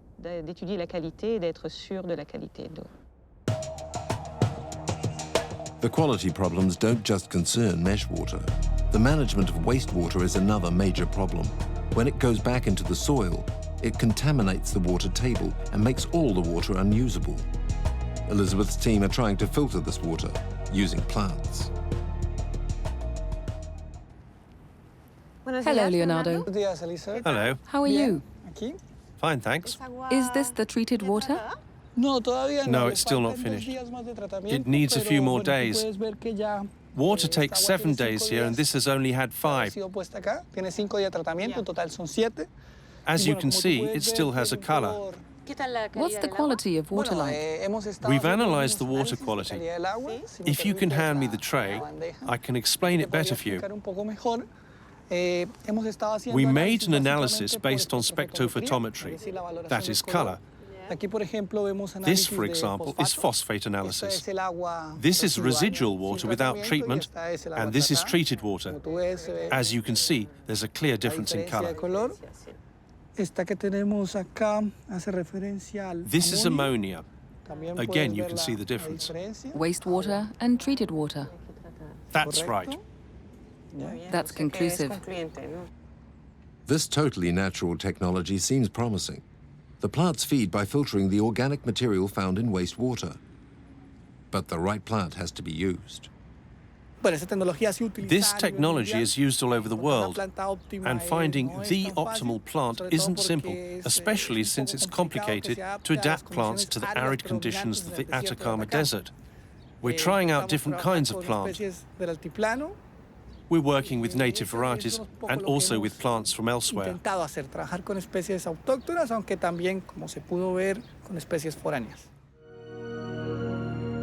Using the power of plants can be beneficial, and not just to filter wastewater. In the environment of the central zone of the desert, where the soil is just salt, a forest has found the means to grow despite everything you might expect. A very special kind of tree offers shelter and protection to other plants, animals, and human beings.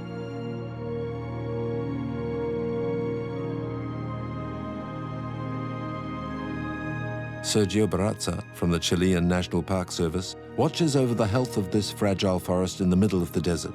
He's going to a recent plantation where young trees are growing.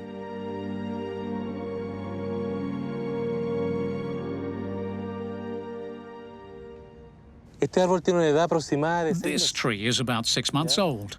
We think it's nearly adapted to its environment.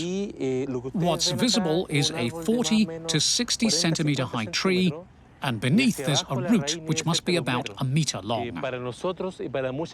This tree gets compared to an iceberg a lot, because you can only really see a third of what's there. When this tree is 7 meters tall, its roots will be about 14 meters deep. And the roots will keep on searching for moisture until they find a source to feed from and survive.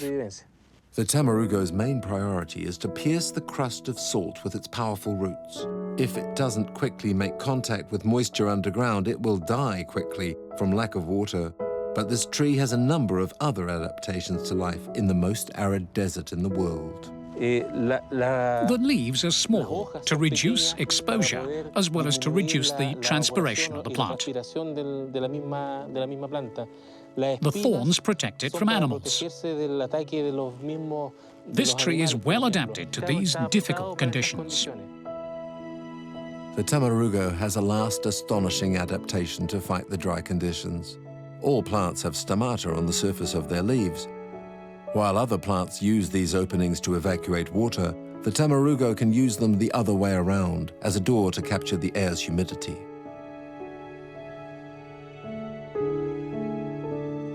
This forest nearly disappeared in the last century. The wood was used to heat the steam engines of the nitrate mines. Many tamarugos had to be replanted, and the other 1,000 species that inhabit this forest had to be reintroduced. The tamarugo is the keystone of an entire ecosystem. The kilos of fruit they produce are a major energy source for neighboring species, as well as for humans. The tamarugo provides forage for the herds: goats, sheep, bovines. In addition, with the fruit, flour can be made, and honey can be harvested. The shells are good for firewood, and the wood for building.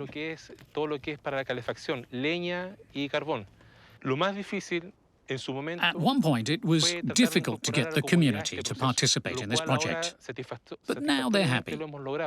People are working with us and with the Chilean government so as to preserve this forest and help manage it. Even in the middle of the driest desert in the world, humans can find a certain balance with nature once more. But wherever you are on the planet, life is always linked to the availability of water. If there were no aquifers in this sector, with the underground water of the Tamarugal Pampa, none of this would be possible. It would be an absolute desert. Through its extreme aridity, the Atacama Desert makes conflicts worse, showing the difficulty of managing and sharing the desert's water resources. At this rate, probably within a decade, this sala will become a crust of salt, which is very sad, because water is only found here. There are ecosystems and very special life in these zones, which are found nowhere else on the planet. These ecosystem relics, these little islands of life, are very important here because they fight against the desertification.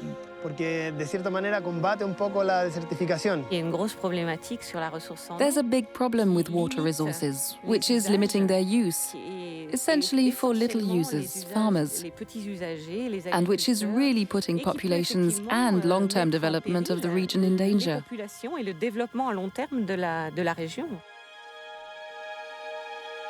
But these difficulties are also making the Atacama Desert the laboratory of the future. There are a lot of projects being developed because water is obviously a crucial problem.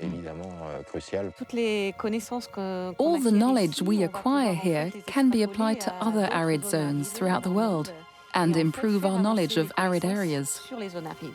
Protected throughout millions of years by its extreme aridity, the Atacama Desert has been disturbed in its long sleep by the increasing appetite of mankind.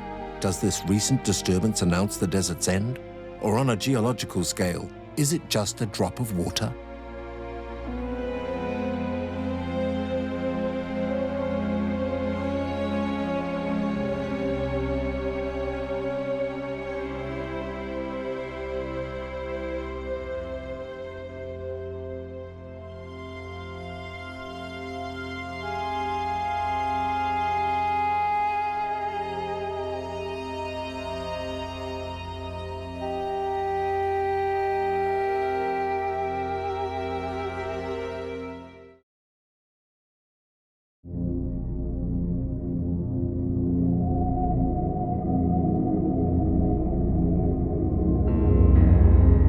At the end of the 20th century, a new desert appeared in the heart of Central Asia. Just 40 years ago, these sandy wastes, stretching out to the horizon, were covered with water.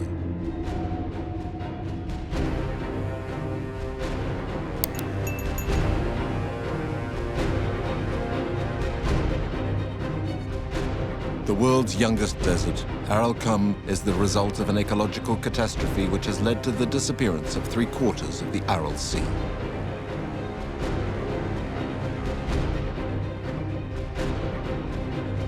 The drying up of the Aral Sea was the biggest environmental destruction of the 20th century.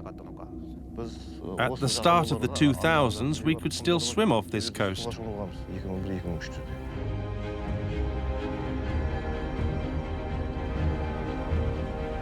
Scientists are closely studying the climatic and environmental upheavals caused by the formation of this new desert. Every third day, you have salt sand storm. Can humanity repair the disaster that it has brought about? All of the specialists know that it will be difficult to return to the original natural environment. The challenge is now to build new balances by preserving oases of life in the midst of this desert.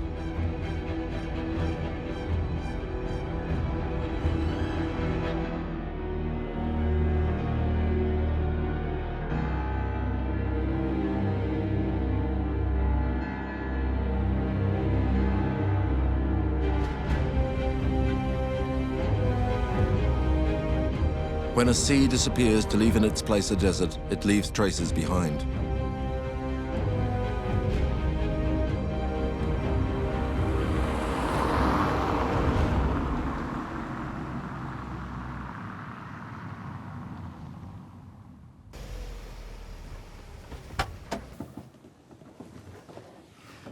Nikolai Aladin has been fighting for over 30 years against the advance of the Aral Desert. Each time he comes to the dried-up bed of the old sea, he is struck by the desolate scene. When I came here first in 1978, this area, this beautiful bay, was covered by water. And here was a lot of reeds, a lot of life, lots of fishes, aquatic birds. And now it is just a desert, the dry bottom of Aral Sea.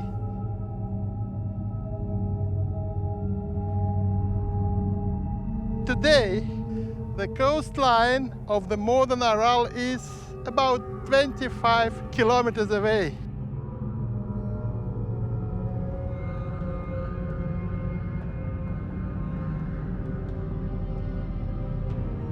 Sited in the heart of Central Asia, the Aral Sea was the fourth largest interior sea in the world.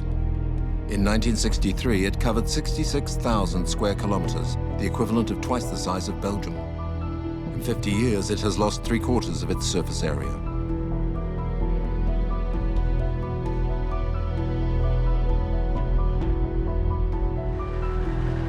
The ambitious irrigation project launched in the 1950s by the Soviet Union was the main cause of this inexorable drying up. To cultivate the white gold of cotton, which requires a lot of water, many irrigation channels were dug along the Amu Darya and Syr rivers. It was this that reduced their flow tenfold in a few decades.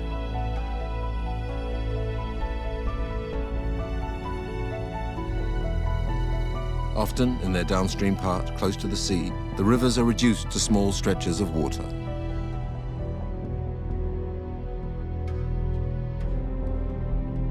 As the sea was no longer being supplied, it began to quickly dry up.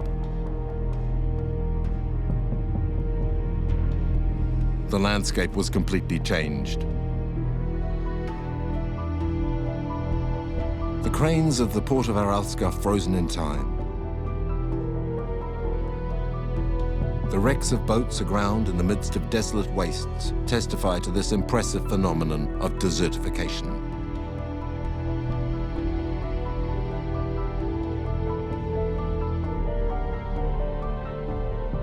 These rusty shells now serve as shelters for herds of horses come to seek a little shade.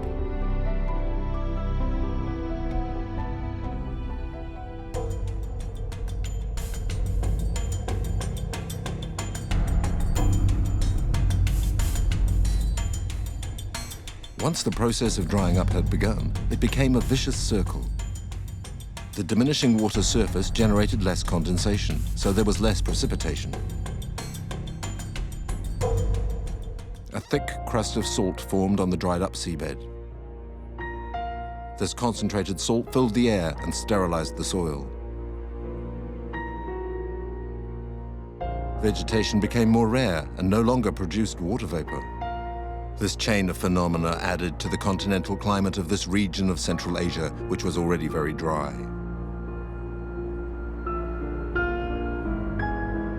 Specialists say 80% of the surface of Kazakhstan and Uzbekistan is arid or semi-arid. Scientists are watching the climate's evolution in this region closely. Professor Aladdin is going to the Aralsk weather station to meet its director and to recover some data with him.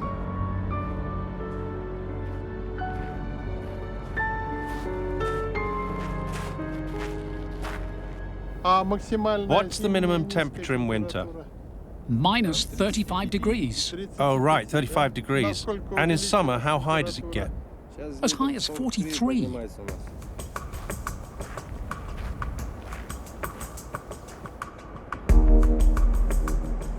Thermal amplitude between seasons continues to increase. The sea no longer has a tempering effect. The average summer month temperature has increased by as much as 6 degrees in some areas in only 40 years. The stronger rays of the sun have had an effect on ground temperature, and not just at the surface. There are the thermometers that give the temperature below ground level. This is the deepest one. It's at 2 meters 40. We'll see how much it says. 19.6.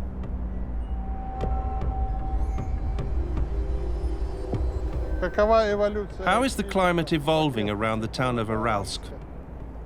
Since the sea has gone, the climate has changed. It's always windy in winter and summer, with many sandstorms.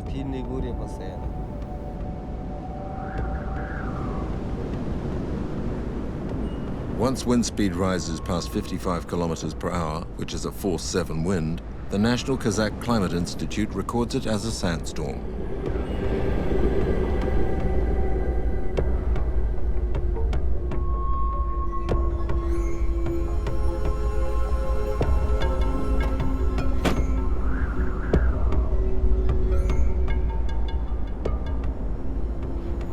We have sand, salt storm nearly every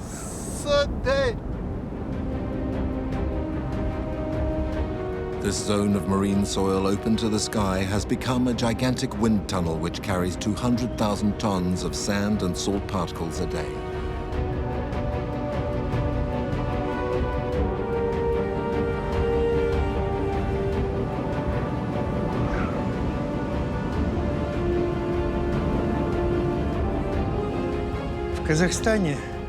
In Kazakhstan, sandstorms are a very frequent phenomenon, which causes a lot of damage to the country's economy. That's why we've been performing experiments in our institute for 40 years.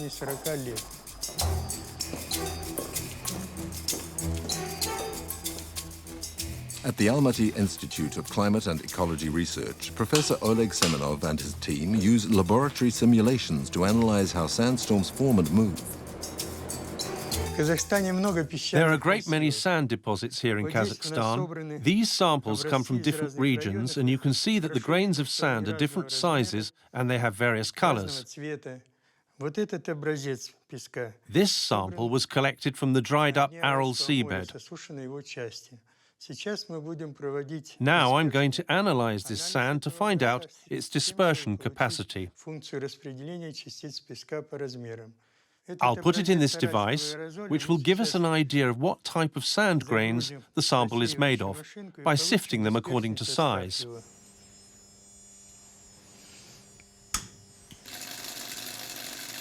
The two main factors which play a role in sandstorm formation are the composition of the sand and wind speed. This aerodynamic tunnel allows us to study the physics of sandstorms in the laboratory. In particular, the behavior of the superficial layer of sand down to a level of 5 centimeters. This layer in nature is impossible to study during a sandstorm. The sand is placed at the end of the tunnel. A flow of air, the force of which can be regulated, passes over the sand. A laser beam can track the moving grains of sand. Sensors placed at different points of the tunnel collect data such as the concentration of sand particles, their size, altitude, and speed of displacement.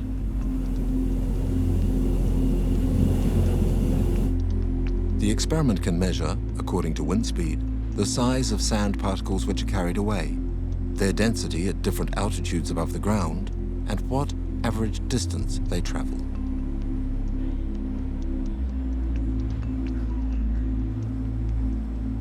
Professor Semenov has therefore been able to show that during a sandstorm, the sand advances in the same way as an avalanche does.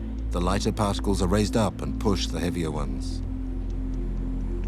These laboratory simulations have allowed a better understanding of what is happening in nature, how these winds are changing the landscape through erosion and dune formation, sometimes carrying the sand over distances of many hundred kilometers.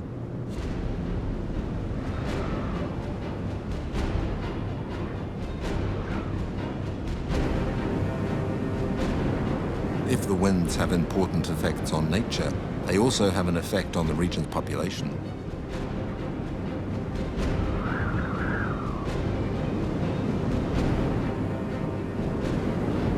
Akespe is one of the villages severely hit by the effects of sandstorms.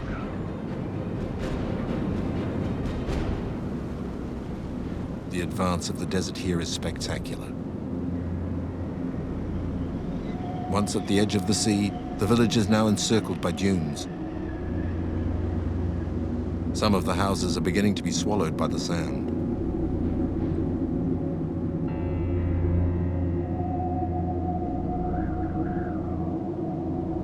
In 20 years, the living conditions of the region's inhabitants have been totally changed. The human impact of the drying up of the Aral Sea is being studied by scientists who come here to collect eyewitness accounts. Tetsuro Shida, historian at the University of Hokkaido, regularly visits the inhabitants of Akespe. Hello, Taspalatata. How are you? Great. You're fixing the nets? So there are fish? Yes, it's great. We found fish. Perch. Ah, perch. That's an expensive fish, isn't it? Yes, it's worth a lot. In spite of what might be expected in this village encircled by sand, some inhabitants haven't given up fishing. Up to the middle of the 1970s, Akesbi lived through this activity. There were even 3 fish canneries.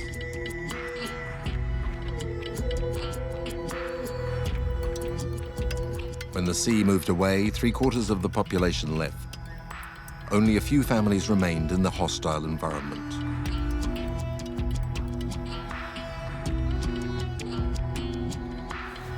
For the villagers who didn't move into exile, livestock became an indispensable resource.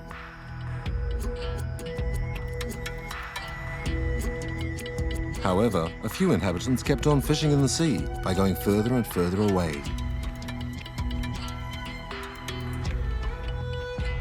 Nowadays, some families like Taspolatatas live both from fishing and livestock.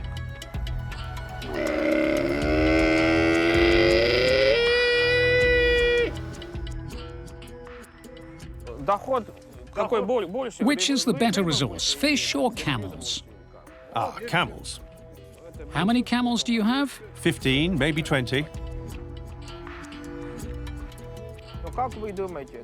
Do you think in the future there'll be more fish? If the sea comes back, there'll be more.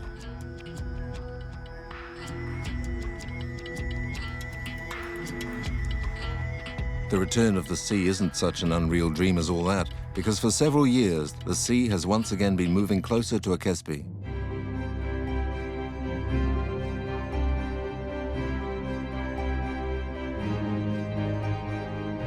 On the north coast, the level of the Aral Sea is rising, and this isn't happening by accident.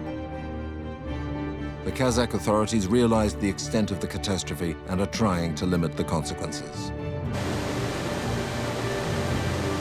Built in 2005 at the mouth of the Sirdaria River, the Kokoral Dam separates the north part of the sea from the south.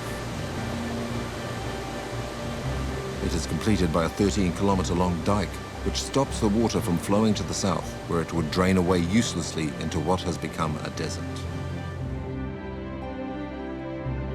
The aim is to save at least part of the sea by holding it back and allowing it to concentrate water in the north.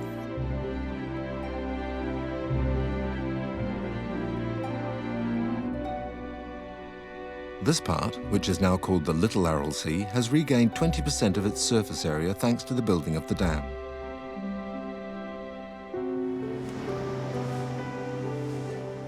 Biodiversity is progressively being reborn thanks to the rise in water level. Humid areas of marshland, essential for the balance of the region's ecosystems, have been gaining ground for several years.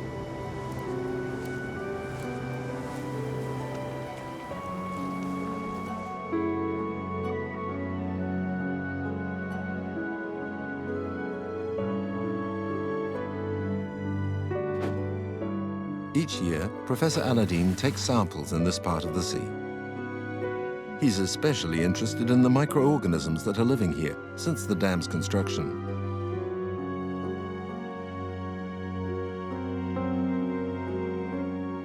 Phytoplankton and zooplankton are microscopic vegetable and animal species, and their presence is a sign of the good health of the area. These tiny creatures are the base of the food chain.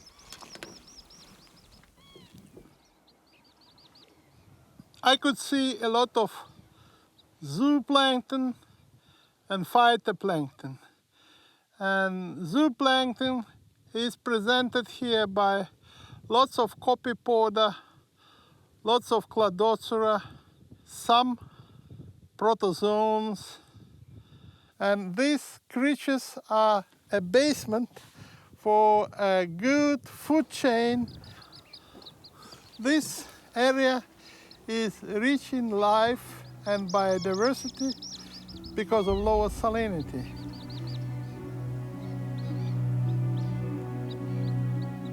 In 10 years, the salt concentration in the water has dropped by half.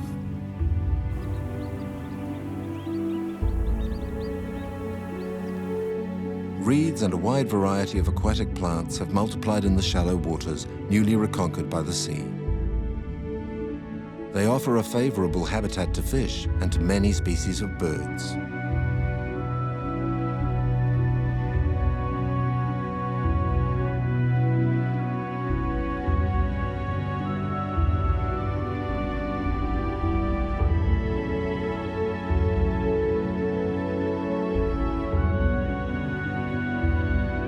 This return of aquatic life also means hope for the populations living on these coasts.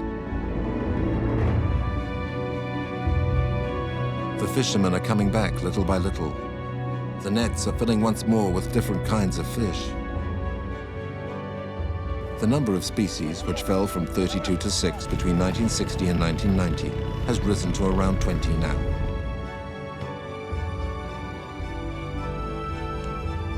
The fishermen are seeing very concrete signs of the rebirth of the sea. This year there's more water. A year ago, the water was further off, there behind the boat. This year, it's back. Life has got better. We're fishing for roach, bream, and brill. The level of salinity in the north part of the Aral Sea has gone back to the level it had before it dried up. Sometimes the concentration of salt is so weak that it approaches that of fresh water. This is allowing species of river fish once more to spread out from the Sahara Delta. Fish which had disappeared, like pike perch, carp, or bream, once again live in the waters of the Little Sea.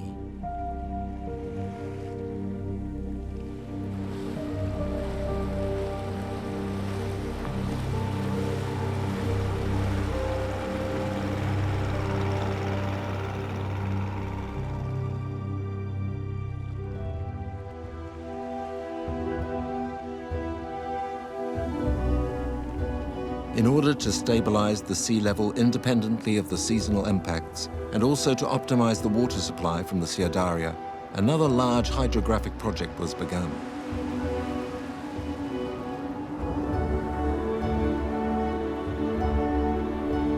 Sited 15 kilometers upstream from the Sahara Delta, the Aklak Dam was finished in 2013.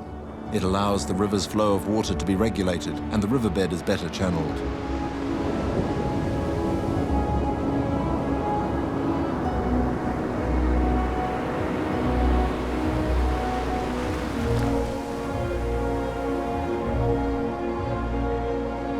A special ramp which allows fish to travel upstream was put in place.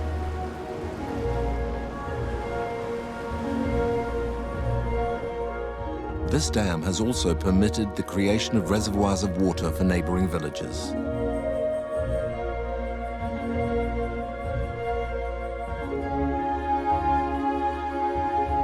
The management programs undertaken over 10 years in the Sahara Delta could even lead to the return of water to Aralkum. On the old seafront, several old fishing boats act as a museum and celebrate the golden age of the town.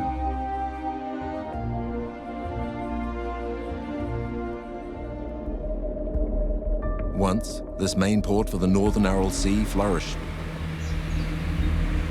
Much merchandise passed through here, and fishing was an essential part of the local economy.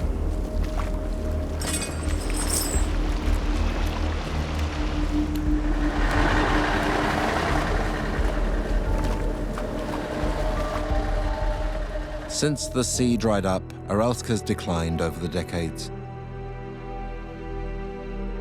Today, it's a dusty town in the middle of the arid steppes.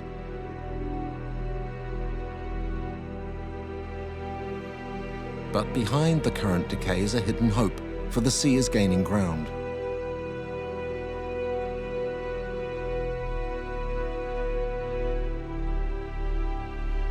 Ten years ago, the sea was over 100 kilometers from Aralsk. Now, it's just 15 kilometers away.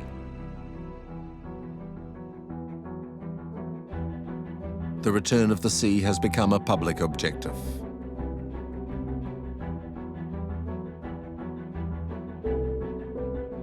Soon the cows grazing in the port may be replaced by aquatic birds. They're already taking the benefit of any available pool of water.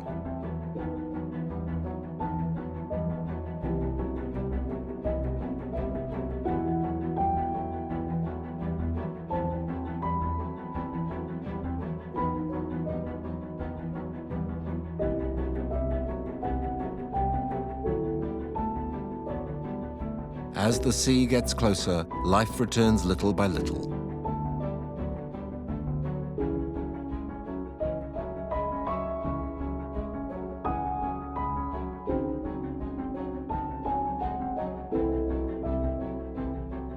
north part of the sea, the rising water has started a virtuous circle for humans and for nature. But further south, it's a very different sight.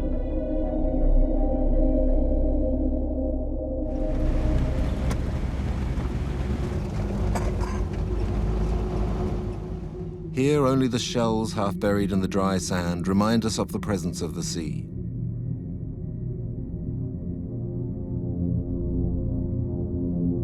Desert wastes, lunar landscapes extend as far as the eye can reach.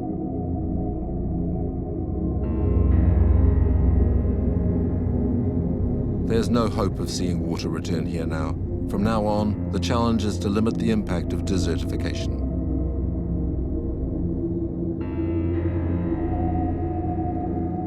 Koch is the Assistant Director of the Aral Region Natural Reserves. With the Geobotanical Institute of Almaty, he is coordinating a vast program of vegetalization in the Aral Desert.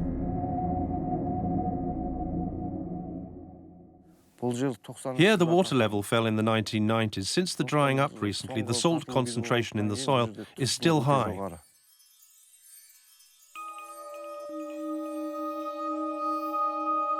In order to reintroduce vegetation in such a hostile environment, scientists have selected a special type of tree. The saxaul is a tree that is particularly well adapted to the desert. In its natural state, it is found in very arid and dry places. Its main advantage is that it can survive without water. It adapts to drought because it can optimize the slightest available resource to ensure its survival. And it also helps other plants and grasses to grow nearby, protected by its shade.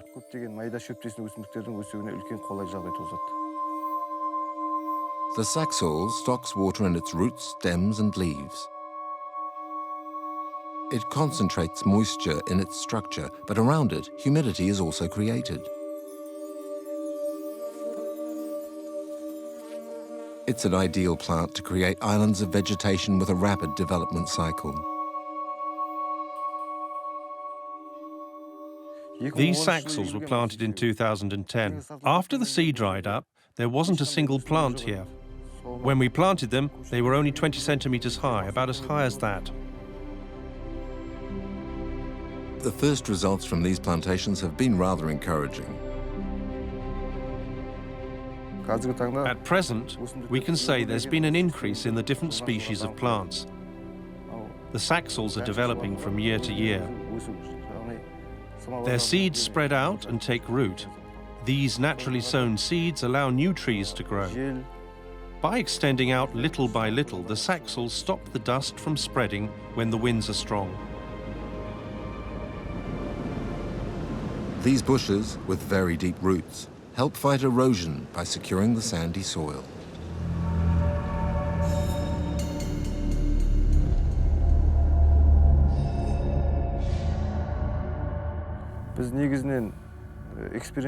The experimental research we're conducting is especially to plant our saxauls in desert areas where the soil is of very poor quality, and there is absolutely no vegetation.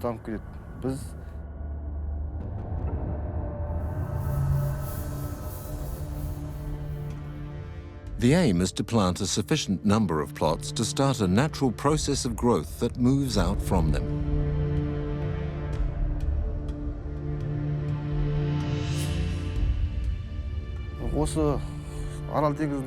We've begun work to transform the dried-up soil of the Aral Sea into saxaul forests.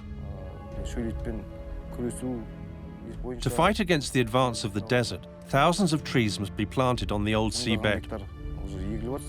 It's true, it will take a lot of effort to grow entire forests in such a place. But we think it'll work. They will grow.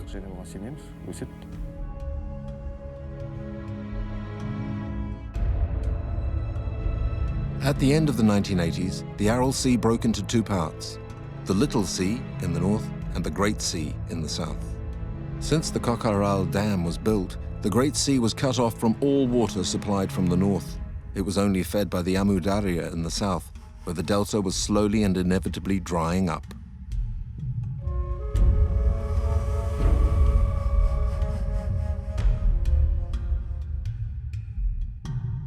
Between 1960 and 2005, the level of the Great Sea had fallen by an average of 23 meters. If the surface area and depth of the sea fall below a certain point, the drying up process becomes difficult to stop.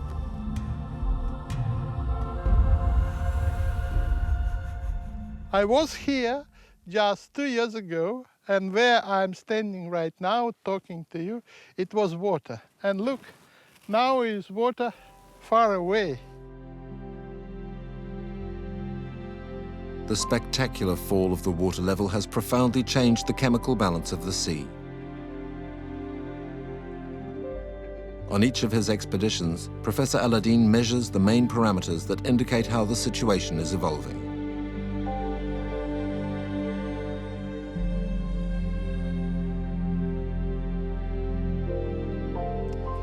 I'm measuring salinity, and salinity here is about 164 microsiemens. In ordinary way to say, it is more than 100 grams per liter. In world ocean, we have about 35 grams per liter. So it's a critical environment, and only few living creatures could live here. Amongst the creatures that live in this part of the Aral Sea are Artemia. These tiny creatures can be seen by the pink masses that they form in the water and on the banks. Professor Aladdin regularly takes samples of them to analyze the evolution of living creatures that adapt to this hypersalinated water.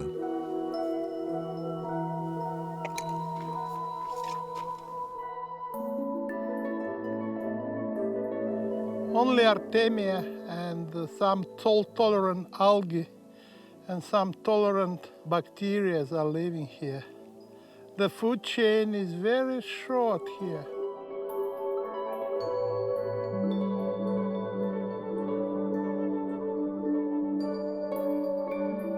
However, Artemia were not originally part of the population of the Aral Sea. Artemia in this lake in Large Aral appeared about 20 years ago, and probably these creatures came to here by air. Cysts of Artemia arrived together with birds. Birds carry Artemia cysts and they release them into the water, and Nauplea of Artemia start hatched here. So this lake become infected by Artemia because of birds. The ecological balance of the Great Aral Sea has radically changed in a few decades. Its transformation into a salty hell has led to the development of little extremophile crayfish, which are the only meal available for the birds. Endemic species of fish have all disappeared. Aquatic life has been reduced to colonies of tiny crayfish.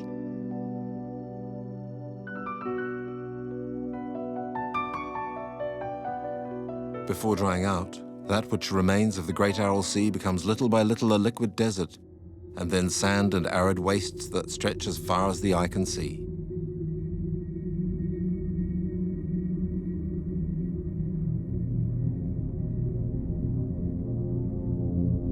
In the southern part, where the desert is rapidly gaining ground, drought is becoming more and more menacing for the population living in the region.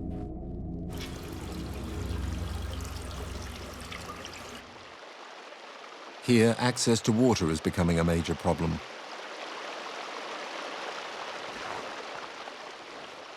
The underlying water table has dropped in an alarming way, and the few wells which supply the villages with water have an increasing concentration of salt.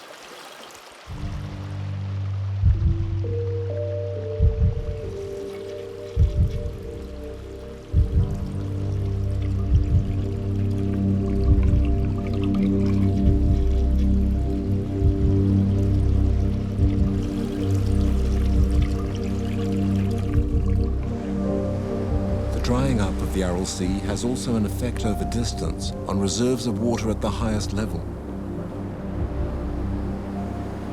Salt-laden winds from the Aral Desert hit the mountains of Tian Shan, where the Amu Darya and Sia Darya rivers are born.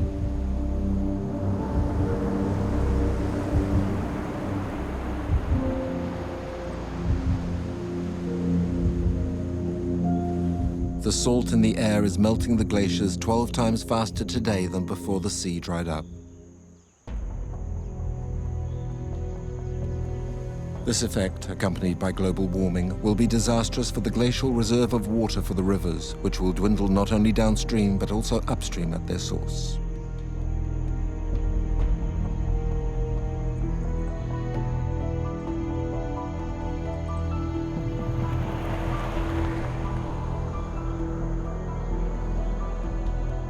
Even if the future is dark, a glance back at the past shows that the history of this sea has already been marked by spectacular drying episodes.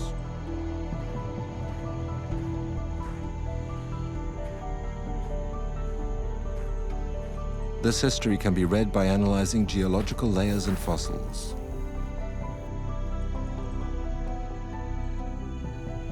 It's a very good stone. It gives me story of this area. And this area is a key for understanding the past of this lake. In this stone, I could detect shells of ostracods. These microcrustaceans were once common in all the world's oceans. Ostracods is extremely good paleo-environmental indicator of the paleosalinity, the paleo-temperature, and very many other parameters of this area in the previous period. And we need to know the past, because if you would like to forecast the future, you need to know the background and everything recorded in these layers.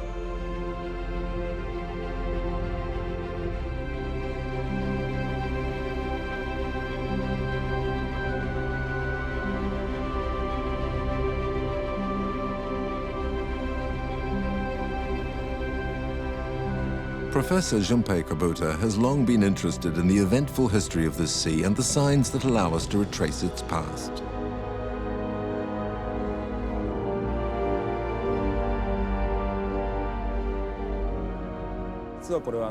Over a period of time that goes from less than 2,000 years ago to now, we know that the sea has already had 4 major episodes of drying up. Proof exists of these periods of desertification. Some of this has been revealed very recently. At the start of the 21st century, when the Great Aral Sea dried up in a spectacular way, a site previously drowned in 20 meters of water emerged.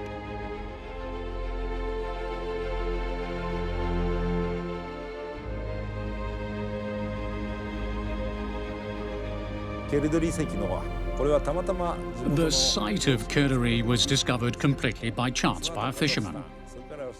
Then research teams came from Russia and Kazakhstan, and archaeological surveys were made. These showed that the place had been inhabited and the population practiced livestock raising and agriculture. Remains showing that a mosque was built on the site were also found.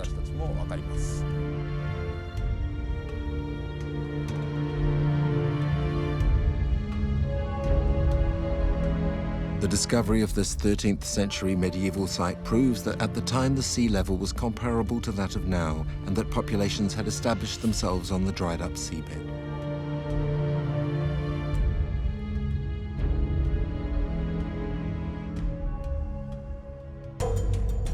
This drying up coincided with the Mongol invasions of the region.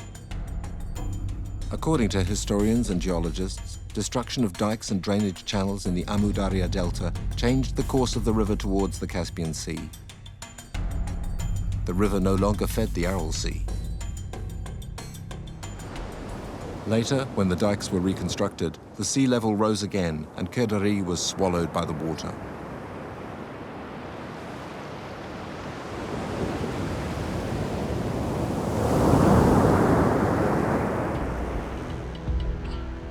Today, the site of the survey undertaken in 2009 is covered by sand.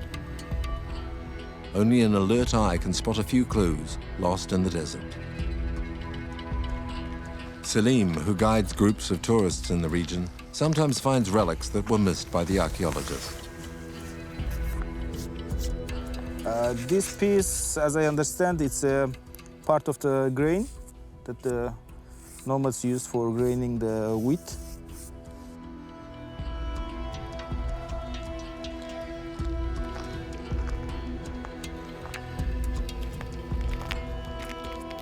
Most of the things were taken to the museums by archaeologists, and these are the part of the small things that still you can see at the former seat.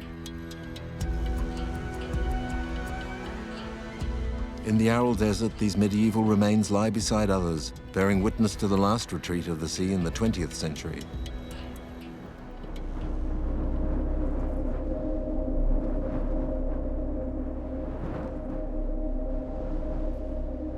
Salim is a child of the 1980s and has been a direct witness of the spectacular phenomenon of desertification.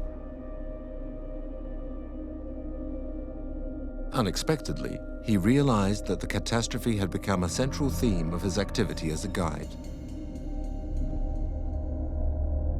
The ships washed up in the desert have become a must-see for tourists and are featured amongst the stops he organizes on his tours of the region. The tourists, they really like to see, and they come only to see the ship graveyard, these old shipwrecks. These unmoving silhouettes illustrate the intensity of maritime activity here only a few decades ago.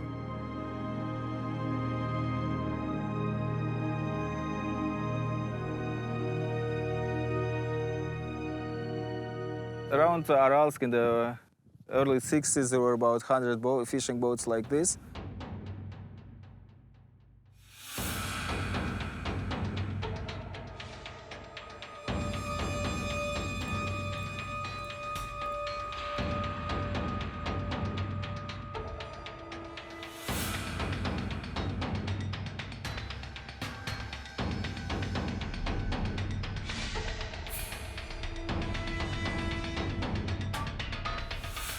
This room used to be a captain's room, and here you see still can the chain, which is used for wheels. And from here you could ride the boat.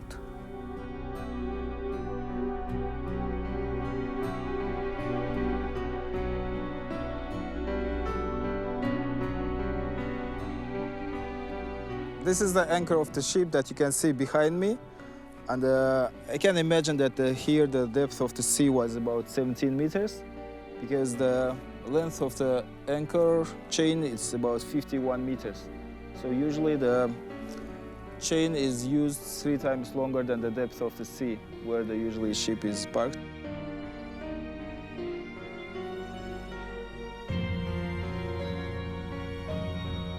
This boat is special because it's one of the examples of the complete ship, because it's very remote from a city, so people don't come to cut it.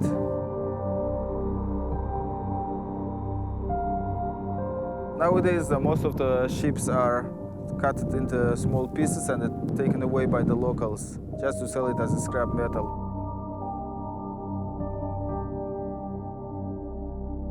Soon, Salim will perhaps no longer have a ship graveyard to take visitors to. The rusty skeletons of the ships, the last signs of the presence of the sea, are slowly vanishing.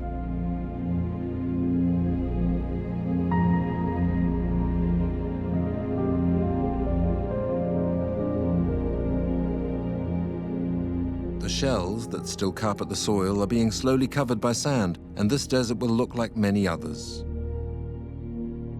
But has the water disappeared forever from these vast plains?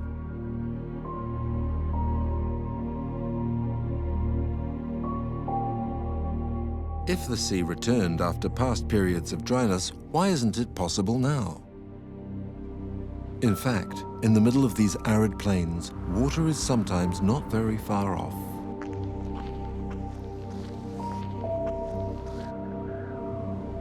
I just would like to draw your attention for such a vegetation. It's Phragmites australis, reeds. Reeds is an evidence of water. And according to historic literature, travelers here in medieval time even observed waterfalls.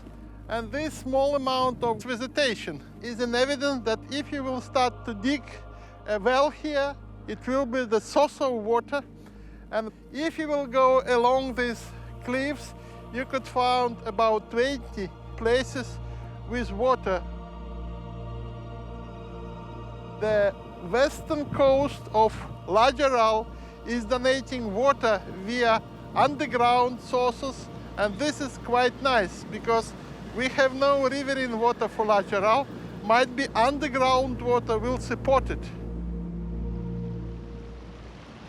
Even if they don't refill the Great Aral Sea once more, these underground sources could be of precious help in preserving what remains of wild local animal life.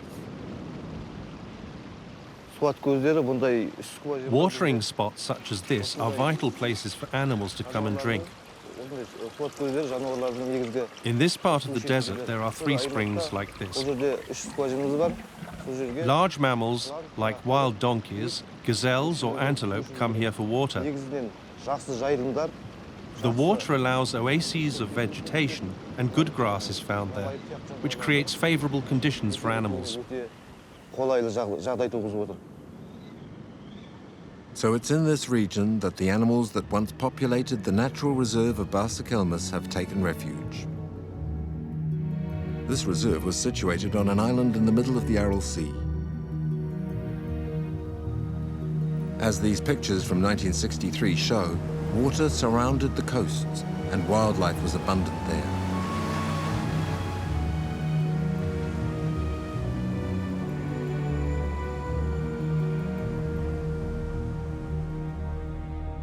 A few decades later, the landscape is no longer the same, as Kochal Beck, assistant director of the reserve, can see. Before the island of Barsakelmes was surrounded by water, the sea was there just below.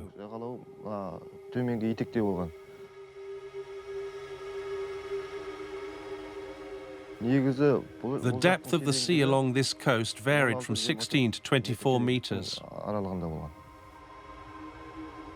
Nowadays, Barsakelmes is an arid, lifeless promontory in the middle of the steppe.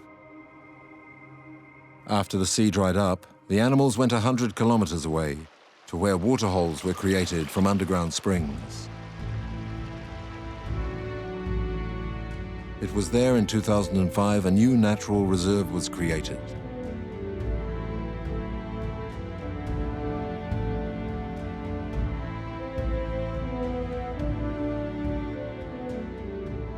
Since then, we've been taking action to protect and monitor the wildlife. We've also taken steps to ensure the animals aren't disturbed. Now, within the perimeter of the reserve, we've counted 28 species of mammals. And the flora is also returning, with over 300 species of plants. The region also has 41,000 hectares of Saxal forest. All that is within the reserve territory, away from human populations and sheltered from any threat. So these spaces have taken up a cycle of natural development once more. Kochal Beck is regularly in the field to ensure the balance of the ecosystem.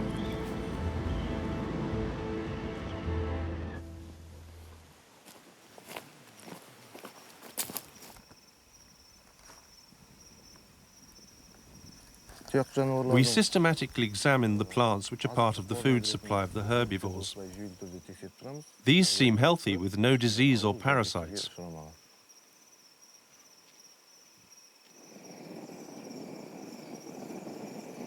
Teams from the natural reserve go out each month to count the most emblematic species of the region.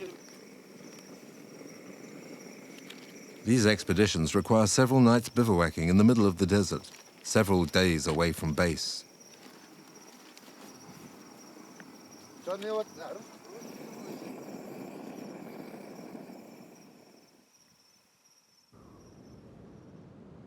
At this post, lost in the middle of the steppe, the men take turns to study the movements of the Hermiones, a rare species of wild donkey.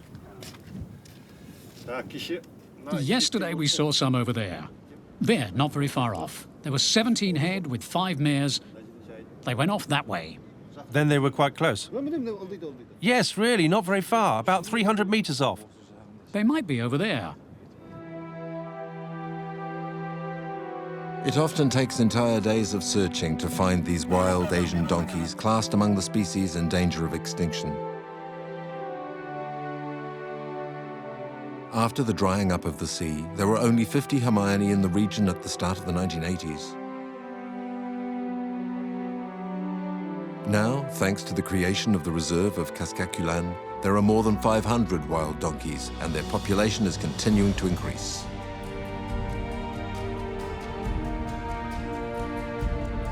One might think that it's just a small victory faced with the immensity of this catastrophe, but it's also the sign that humanity can contribute to new natural balances and repair at least part of what it has destroyed. These spaces where wildlife has reappeared are a challenge thrown out to the surrounding desert.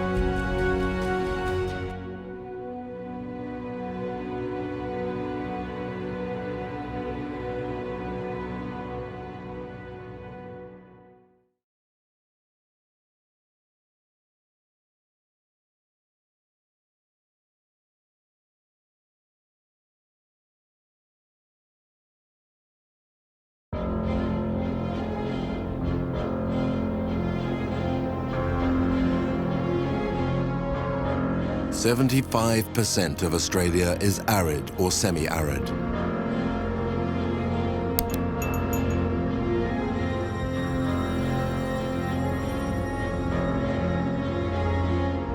Drought is frequent and intense. During the summer, temperatures can rise above 50 degrees Celsius in the shade, when there is any shade.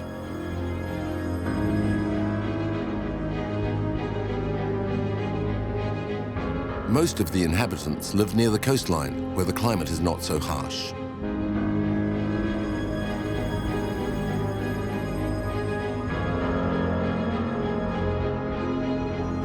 The heart of Australia is relatively flat. No mountains will attract the clouds.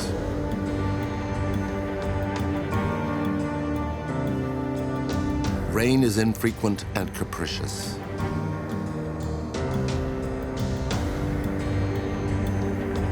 Ancient and native flora has adapted to survive in this stressful climate, growing on poor soils and arid land.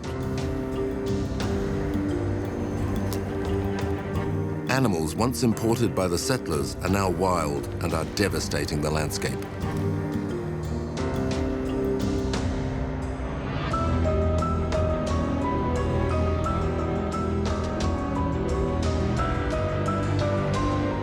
Intensive cattle farming destroys the crust of an already dry and fragile soil.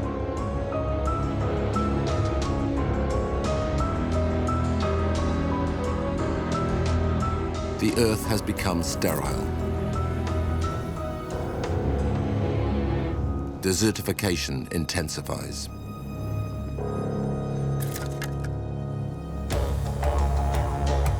The Aboriginals were the first to live from the land and made the most of what nature offered to them. The colonists came with their European farming methods. Today, the Australian soil is depleted. To avoid disaster on this desert continent, everything needs to be rethought. But how and with who?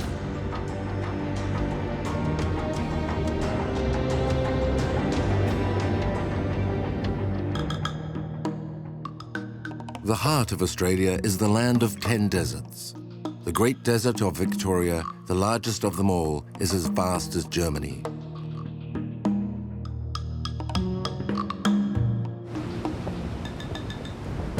Wildlife is in crisis. Sandstorms, intense wild bushfires, drought, flash floods, depleted soils. How did this continent country get to where it is today? When the indigenous population arrived 40,000 years ago, the country was covered with thick forests and was far greener than it is today.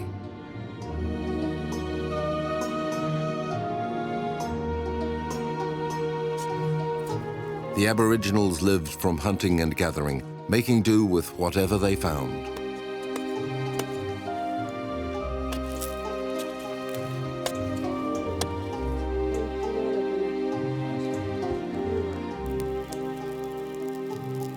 Every source of protein was an opportunity.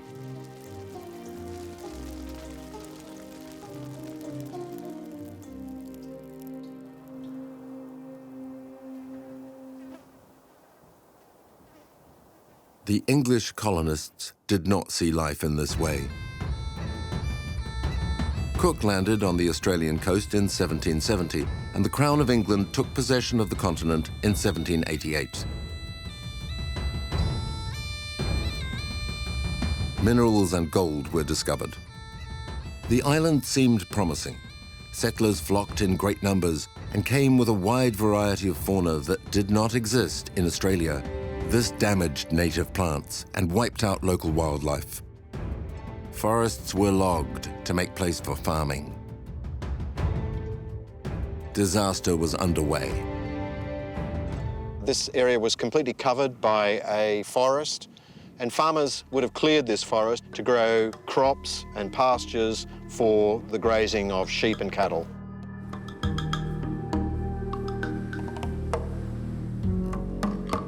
And this land would have originally been some of the most fertile land on the farm. So it would have been the land that was cleared first. This was the premium land. So this would have been one of the best paddocks on the farm, wouldn't it? The house is there. Yeah, the house is over there. This would have been fresh water, and they would have built here first because it would have been fantastic. This would have been a little paradise. They would have said, let's go here. Here we've got fresh water.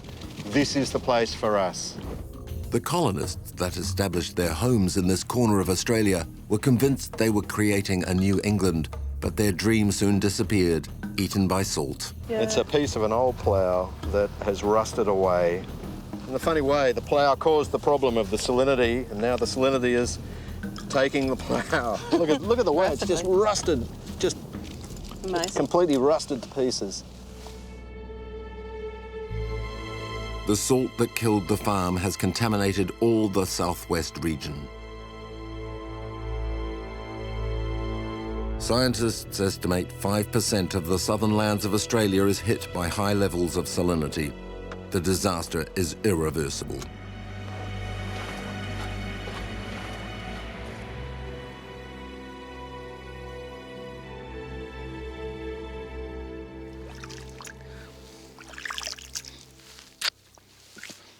That is terrible. That's saltier than seawater. As the soils become more saline, that has a physiological effect on plants, causes a physiological drought. The water table was once 50 meters deep. Today it is less than a meter from the surface. Over the 30 or 40 or 50 years after the land was cleared, those water tables started to rise, bringing salt to the soil surface. And as you can see, when that water table gets close to the soil surface, you are having such devastating effects on the landscape that not only are crops no longer possible, but the native vegetation also begins to die out. This has become a desert. It's a saline crust. I think we came in with high expectations of what the landscape would deliver, and the consequences of that agricultural development only became apparent 50, 60 years later, and we're still living with that.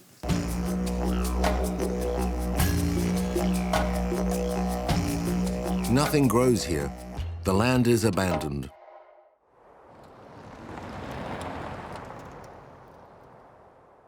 (2,500 kilometres to the east of Perth, in a zone north of Adelaide, entire villages are also abandoned.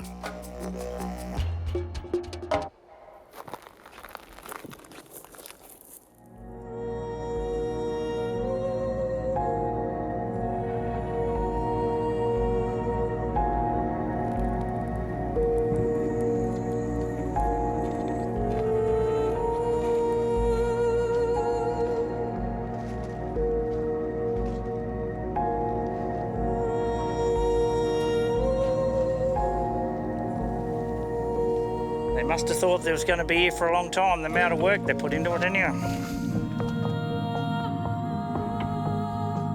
Farina was founded in 1878 by a group of farmers.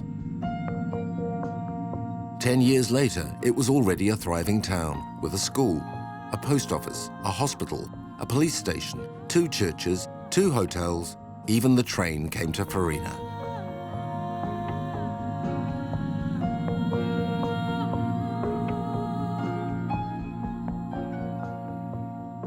To see such a town, a big town, just disappear is it's just a sight to be seen, isn't it? You've got to see it to believe it. The amount of work that's gone into this town within, you know, you're only talking a sort of 50-year period, isn't it? From building a whole city, small city, like a small town, and then to actually there's no one living here, just a ghost town.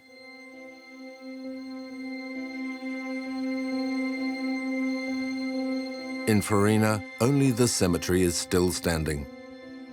What happened here? In this country, they thought the rain was following the plough and there was going to turn into a huge agricultural area, so they were building it ready for when everyone grew the wheat, and it was just going to be probably like America where it did rain and all those towns are still there and are still viable. But here it just stopped raining. The colonists realized too late that Australia was not America, and nor was it England. Here, the rains can fall for a decade, and everything is green. Without warning, the rain ceases, and the whole region is in a drought that can last for 10 years. The local farmers didn't see it coming to them.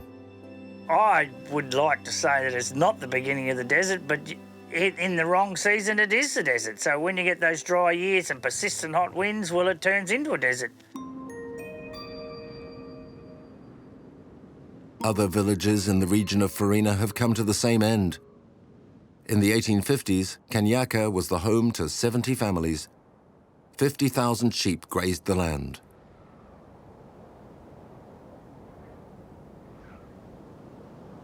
All of these settlements were built on the same illusion. The climate is warmer than England, but obeys the same weather cycle. When things are green, it's just very, very hard to think of it ever being arid. And that's the challenge in these areas, is that fact that it's fluctuating. A few people had their doubts. Things couldn't be as simple as the settlers believed. In 1865, the government commissioned an English Surveyor General, George Gaudry, to map a boundary in southern Australia separating good farming land from ground liable to drought. Gaudry travelled over 3,000 kilometres on horseback, questioned the local Aboriginals and farmers, observed plant life, and drew a line that is still known today as Gaudry's Line. South of the line, rain is sufficiently regular. North of the line, rain is too unreliable to trust. Farmers did not take the line seriously. Farina and other deserted villages are 300 kilometres from the line drawn by Gaudry, in an area where he officially discouraged settlement, the planting of crops, and farming. Ignoring Gaudry's advice led to untold hardship for some people. There was this really strong sense of boosterism, that this colony could survive, that we could, by farming methods, by planting trees, we could improve the rainfall. It was an early idea of climate change and human-induced climate change, but humans were going to improve the climate by cultivation and bringing European farming systems to this arid area. The farmers of Farina and their neighbours were blinded by their pride. When the people come from England, they found that this country here was easy to clear, a lot easier than further south in the higher rainfall. And people told them, and it was at that stage, we had a number of years that were above average, so they thought that, well, why would they go down there and try and clear massive trees when they could come up here and dig it up with a plough relatively easy? So they sort of got us sucked into a false sense of security. Over the centuries, the indigenous people have learned the importance of water. For example, they know that this hole in the ground is in reality a natural well, one of many found throughout Australia.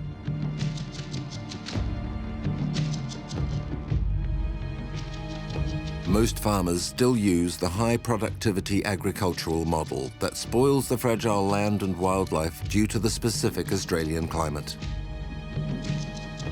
The country has become a gigantic producer of fresh meat.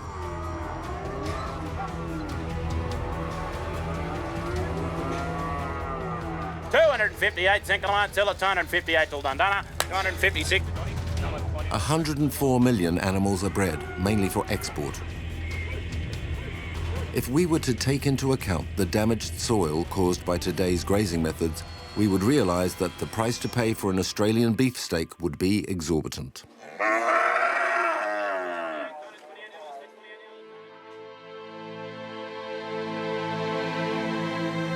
"40 years ago, my idea is that everyone owned not enough country, and the only way they could try and survive is by having a lot of livestock on not enough country, and of course the country was always bare.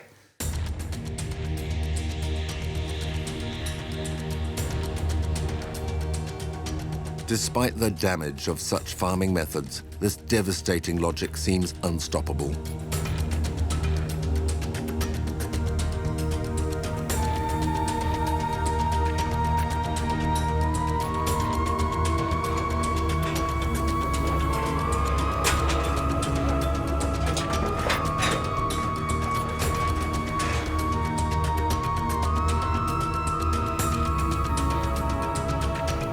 In the heart of Australia, herds of cattle are free to roam over thousands of kilometres. Starving animals graze the few plants they come across to the bare ground. Their hooves smash the fragile topsoil. After their visit, the earth is stripped, ready to lift off in the next sandstorm.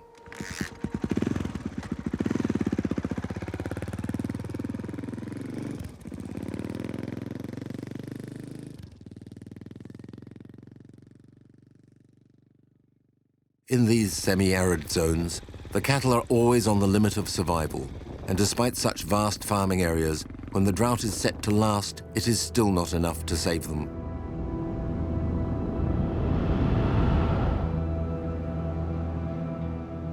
You're working in a desert, it's arid, but it's what's underneath the ground that is where allows you to be long-term sustainable in the desert. It's understanding what the root system is doing to this. It looks dead. You know, you have a look at all. There's only a little bit of growth, that one there dead, but they're all in the same stages. This landscape is in good condition. All we need is the rain. That's the secret of it. Severe drought has hit the country since the turn of the century, and the situation is getting out of control. We've gone from probably 40 mils in some rain gauges, which is just on 2 inches for the year, and other places have had 4 to 5 inches. So it's just manoeuvring those cattle around where the feed is and making sure you're looking after the landscape for long-term sustainability. You've got to make sure that you're counting what fodder you have and calculating the kilos of animal and what you can run on how many acres you've got. When heavy and abundant rain returns, Rick Britton won't hesitate to triple his cattle. From a herd of 3,000 heads, it will grow to 9,000.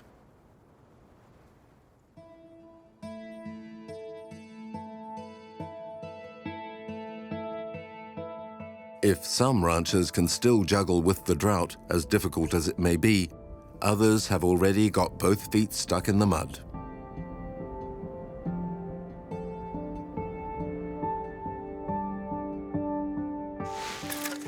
This old cow was only 6 years old.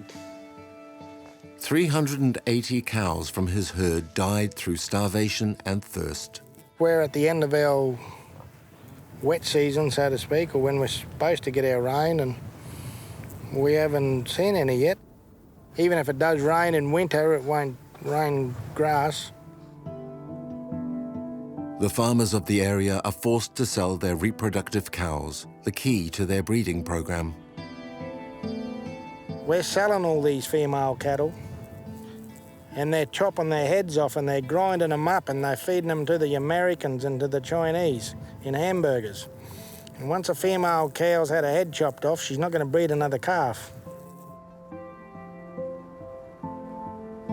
The bitter irony of Richard measures his gloom. For the past 3 years, he has not made a single dollar of profit from his farm. Quite the opposite. Just like all of the other farmers, he is heavily in debt.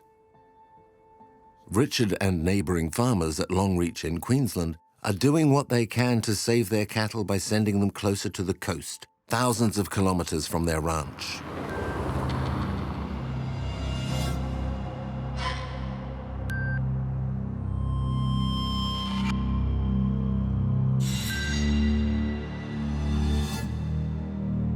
Cows roam along the roadside in search of greener food.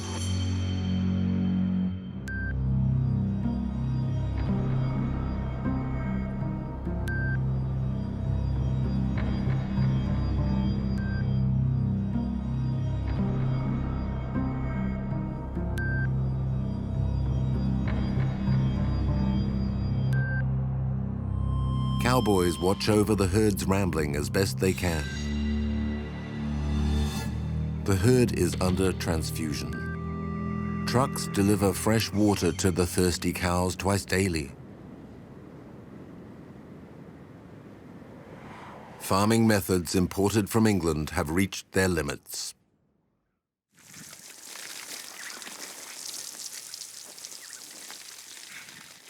The writing's on the wall. I just can't keep putting my hand in my pocket. I've got nothing more. I can't borrow any more money. I can't keep going on with this. Longreach was once the capital of cattle and wool. Today, the town is dying. The property market is in despair. The livestock that once packed the stalls for the marketplace have vanished in hot air. Farmers are bankrupt. Banks are seizing their properties, ranches with little or no value.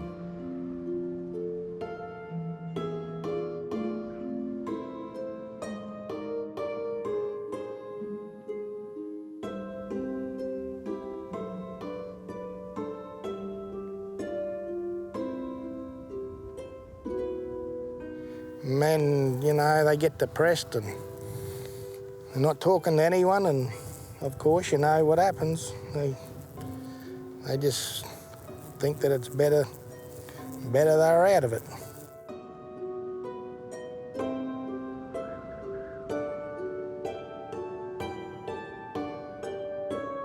We're all getting hungry. Everyone's getting hungrier. If it's not for food, it's for money. And it's pretty scary. Another unexpected curse burdens Australia, a country still paying for the mistakes the colonists made. Camels are not native to Australia, even if the geography and the climate are appropriate for them. Back in the times before tarmac roads, the colonists imported camels from Afghanistan and India. They were used to cart goods across country on dirt tracks. When trucks were introduced, the camels were left to their own fate. They returned to the wild, where their numbers dramatically increased.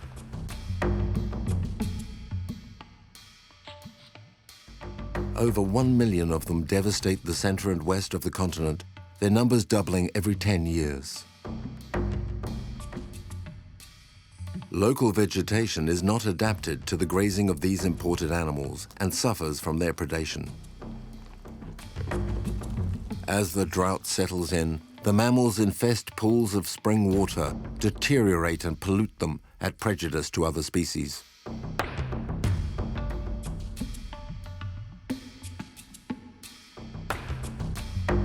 When dying of thirst, instinct of survival turns them into highly aggressive beasts, entering villages and breaking anything that carries water: toilets, air conditioners, reservoirs, water pumps.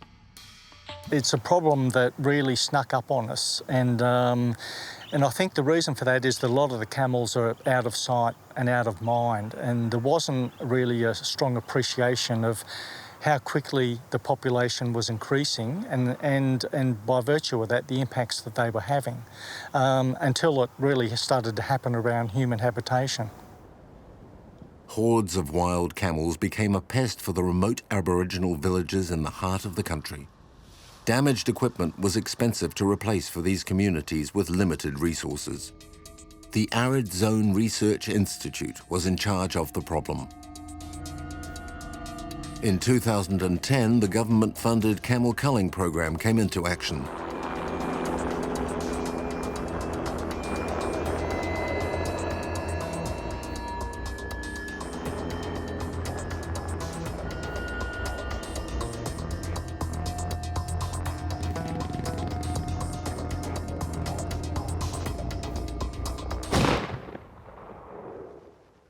170,000 camels were shot dead in less than 5 years.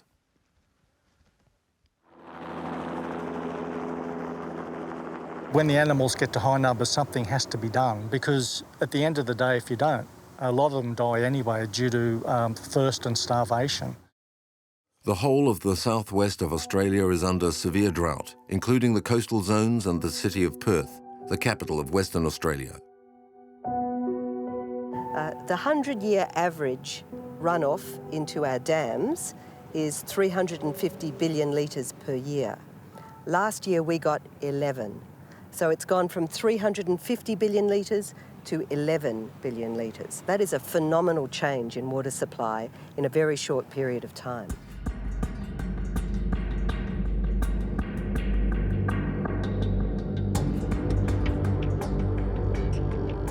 The country has few options. The scarcity of rain has forced them to desalinate seawater, turning it into fresh water. The plant at Binningup supplies drinking water to Perth and the region. Several different techniques can be used to produce drinking water from seawater. The modern Binningup plant uses a method called reverse osmosis. It is reliable and relatively inexpensive. 140,000 cubic meters of fresh water are produced daily. The desalination plant is like a filter. We have water from the sea coming in, and if you think of a water molecule as the size of a ping pong ball, a salt molecule is the size of a tennis ball. So when that water goes at high pressure through the filter, the water goes through and the salt stays behind.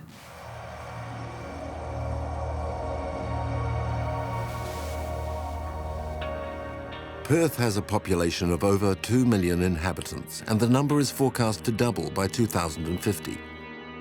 Does this mean more desalination plants will be required to enable citizens to carry on sprinkling their lawn?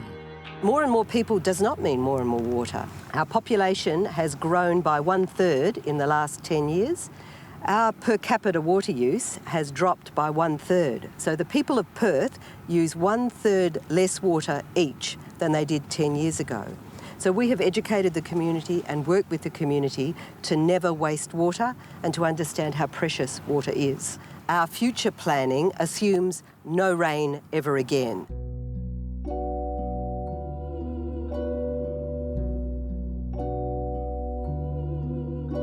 Kilometres of pipelines cross Western Australia, bringing drinking water to the population. Desalination plants are accused of burning up precious energy. The authorities say it is the price to pay to stop the whole area from drying up. The Binningup plant is run on clean energy produced by wind turbines that help preserve the environment. At Port Augusta, in southern Australia, a group of investors are exploring another technological possibility to resolve some of the difficulties the country is facing.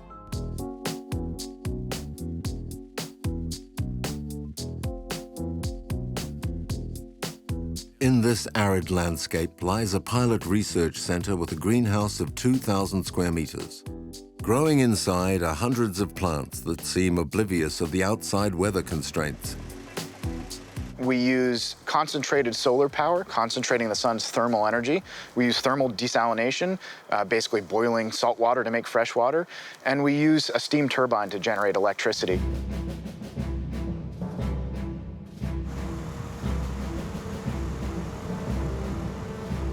After a successful 5-year trial period, Sundrop Farms are moving to a new, larger scale.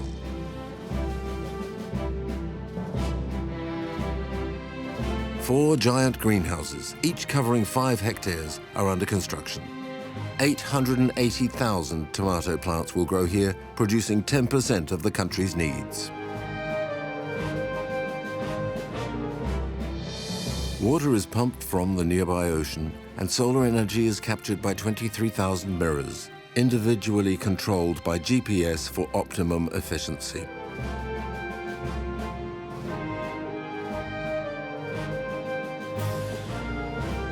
This will be certainly the largest sustainable solar thermal powered agricultural facility in the world. Drip irrigation, nutritive transfusion, controlled temperature. The tomatoes produced by Sundrop Farms may well be tasty, but it remains highly unlikely that such brilliant technology will be sufficient to feed the whole of the Australian continent.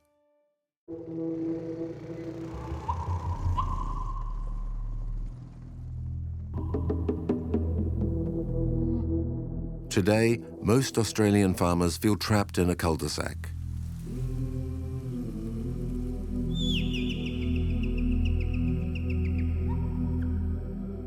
About 20% of the landscape has gone saline, so we can't crop it. So we can't put it back to how it was before. And we've been looking for salt-tolerant plants that are nutritious and productive. 99% of agriculture in Australia is based on plants that are brought in from overseas, so foreign plants, very, very few exceptions.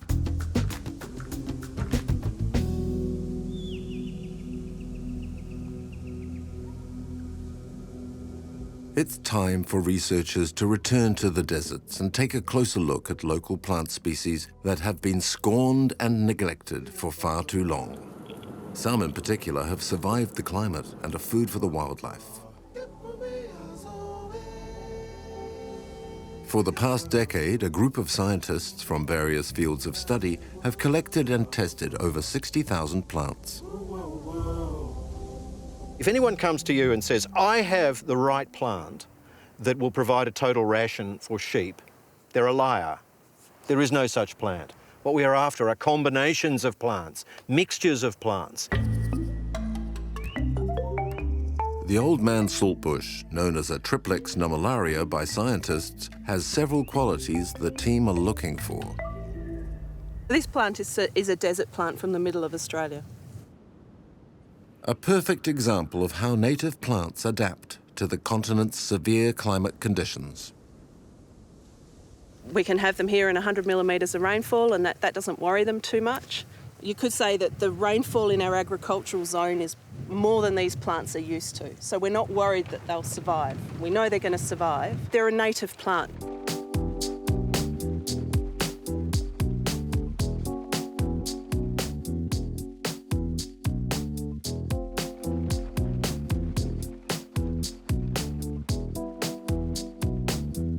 The secret of a Triplex nummularia is hidden in its roots that can plunge 10 meters beneath ground surface in their hunt for water, pushing the water table down whilst lowering salt levels at the surface. To measure the efficiency of the plant on the soil's salinity, the team has planted hundreds of bushes of a Triplex. Their discovery interests local farmers. Growing a Triplex could be a good nutritive food substance, essential for cattle over dry periods.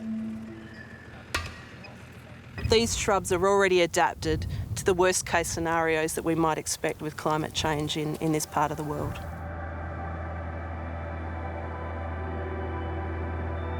While a Triplex nummularia brings promising results for the near future, it will not be sufficient to nourish all of Australia's cattle. Even if it could, it is never wise to put all the eggs in one basket. Research on native species continues more intensively than ever.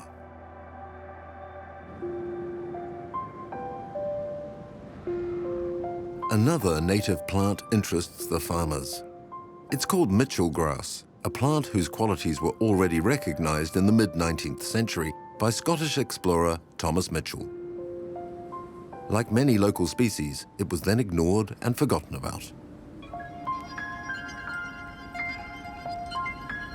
Mitchell grass flourishes on the most difficult and hard-hit soils, especially clay soil. It's an incredibly tough plant, very well suited to surviving in drought and desert conditions. It's an Australian native that over millions of years has evolved so that it stores energy reserves. These little rhizomes are absolutely full of starch, which allows the plant to actually regrow even after severe drought. Individual plants can live 30, 35 years, perhaps even longer.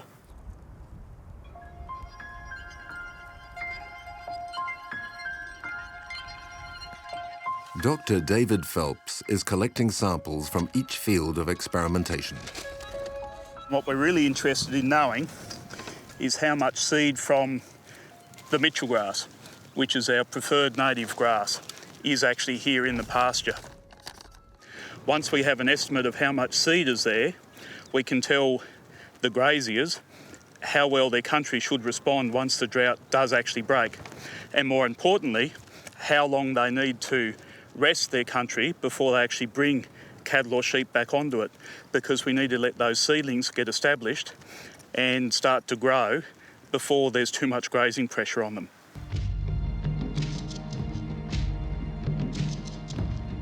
Scientists are not alone in the quest to improve the land for the breeding of cattle. Farmers are also experimenting with a holistic and empiric approach.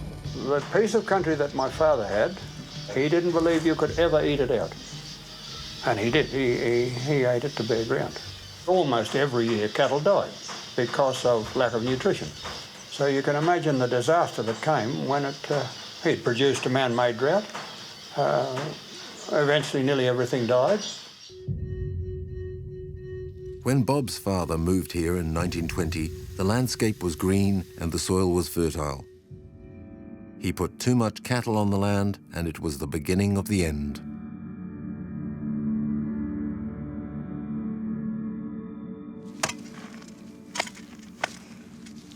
This is hard. Just like concrete. Just like concrete. Nothing's going to grow in this, is it? Oh. On a hot day, the surface temperature of that is 60 degrees. Right. Plants cannot grow. No, it's too hot. Too hot. This piece here was closed down for 25 years with no change.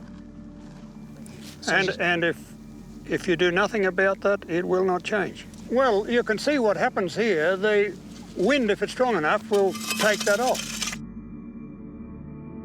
Overgrazing has left many large red-hot patches throughout Australia on which nothing will grow.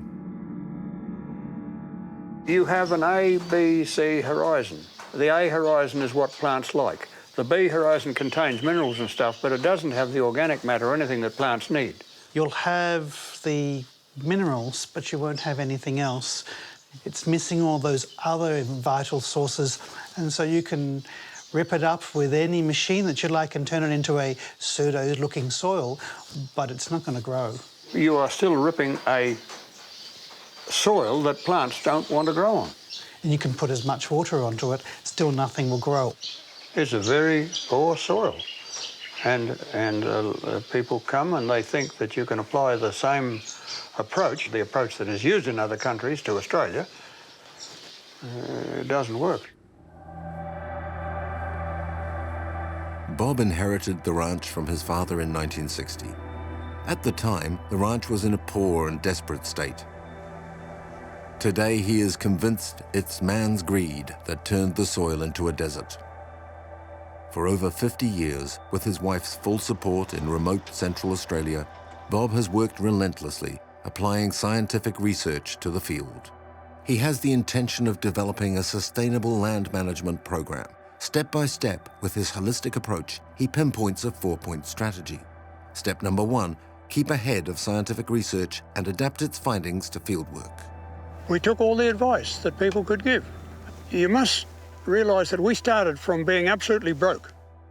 Step number 2, seek and find a nutritious plant that is drought-resistant. We tried 60 species other than the native because the native seed source was gone. And of those 60s, one success. 59 failures. Step number 3, reduce cattle numbers. What was the original government stocking rates for this size of property? 3,000. 3,000, and you now have only 1/10 of those now? We have 300 on that equivalent piece of ground. Right. Step number 4, stop fertile topsoil from disappearing. Bob came up with the idea of building banks around the most affected areas to stop the wind from blowing essential topsoil away. It is creating a new surface to which plants can attach themselves. You are building a new horizon. You are stopping the loss of topsoil, and that's the result. Whereas out there, that is still losing the topsoil. Well, nobody that I knew did this. So you can continue having good cattle on areas that were completely lost. Remember that everything died here once. Yes, of course. I had no one to talk to about this. If you're coming up with an idea, there's very few people you can discuss that with because they know you're an idiot. If you show this to people, they say, how many more cattle can we run on that to make more money? Yes. And they will come and eat that, strip that off, and next thing they have where they started. They've got to be not greedy.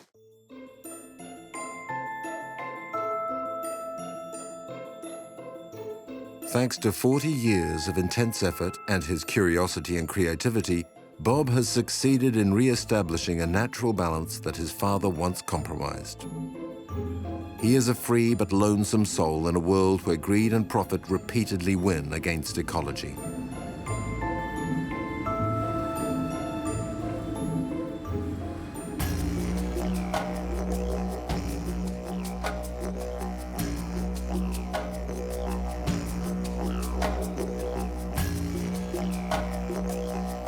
To manage the landscape, the Aboriginals call upon their long-time ally, fire. Local authorities used to condemn their behaviour, judged too dangerous, but today their position has turned.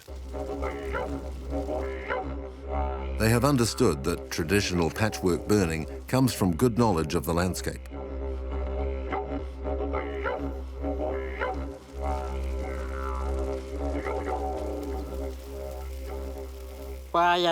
We make fires to encourage the growth of food plants, like bush tomatoes. We make fires to encourage the growth of green grass, so that the kangaroos can eat. The country becomes new from the blackened earth.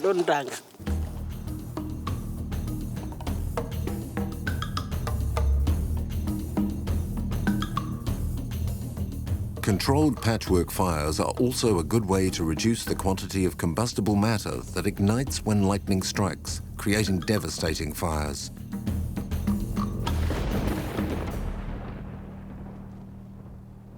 Spontaneous and intense bushfires burn out all plant life, whereas traditional burning often spares the active cells.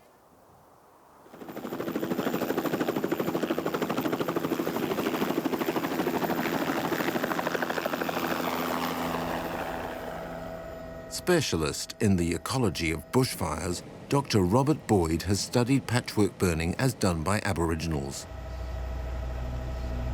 Where fire has not struck, flourishes a desert plant called spinifex. Spinifex grasslands, they occupy the driest, hottest, most extreme environments in Australia. To enforce their domination, Dr. Boyd suspects spinifex produces an allelopathic chemical substance, meaning one that poisons or suffocates other plants in the vicinity. They are able to suppress other plants from growing.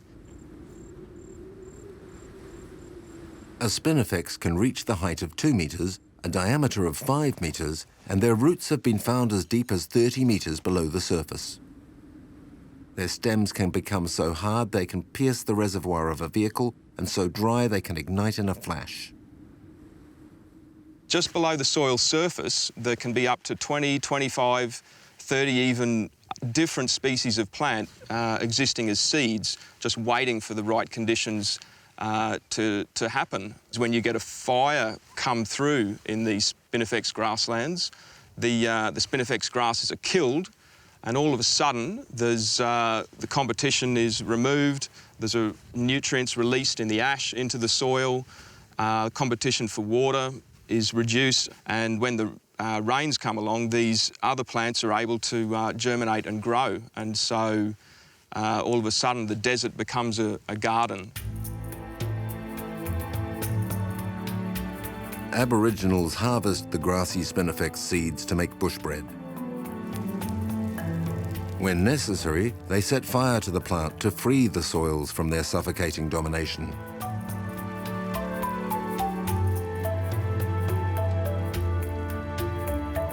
High-intensity fires cause a lot more soil heating, and seeds of all these plant species that are existing in the soil under these high temperature conditions, a high proportion of them are killed off, and there's just no food around for Aboriginal people to eat. So fire and humans really go hand in hand in spinifex landscapes. I think this seed has been cooked by the fire. I think it's dead. The fire was too hot, or this was too close to the surface. Despite the chaos of a tormented colonial past, the Aboriginals have kept their know-how.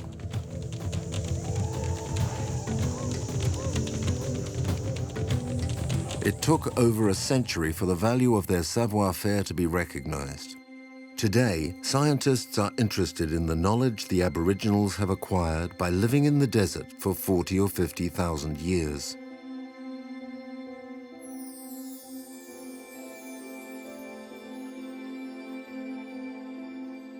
In a struggle to better understand their deserts, the Australian government started the Bush Blitz project, a vast wildlife inventory program. It is estimated that 3/4 of the 750,000 species of the continent remain unknown.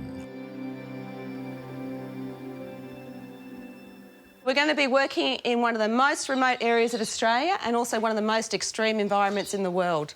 Each team will be issued with a survival kit, satellite phone to take... An expedition of 20 scientists explore the heart of the Gibson Desert. Their base camp is set up at Kiwikura, the most remote Aboriginal village in Australia, now an Indigenous protected area.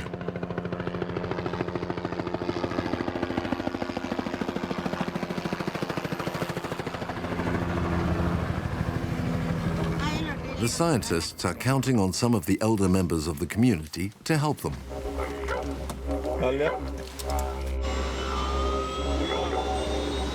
Josephine and her family were amongst the last Aboriginal nomads. She remembers the true science of the bush, one that her parents taught her.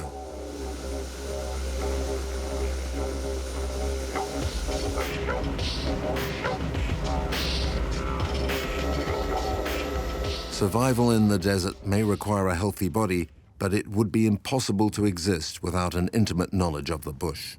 So you're just walking and you grab him? I drag him dinner. Dinner. Australia has many different species of lizards, and many remain unknown. Vent length is 245. So we take a little bit of the tail, for a tissue sample. Yeah. This specimen is a blue-tongue lizard, still a juvenile.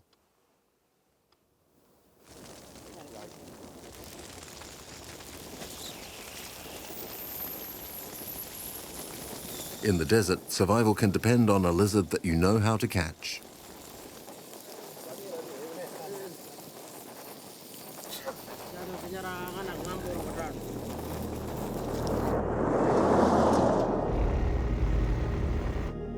The scientists are also studying entomophagy, or the use of comestible insects as a food source. The Aboriginals eat the larvae of beetles, honey ants, and witchetty grub, which is the larva of a moth. When it gets a bit dry and so on, and they have trouble finding kangaroos or lizards and so on, they can rely on these. And they are full of protein and some very good fats. Western science recognises one species of witchetty grub, but the Aborigines recognise many, and I suspect there could be a number of species across the central deserts. There could be 20, 30 species.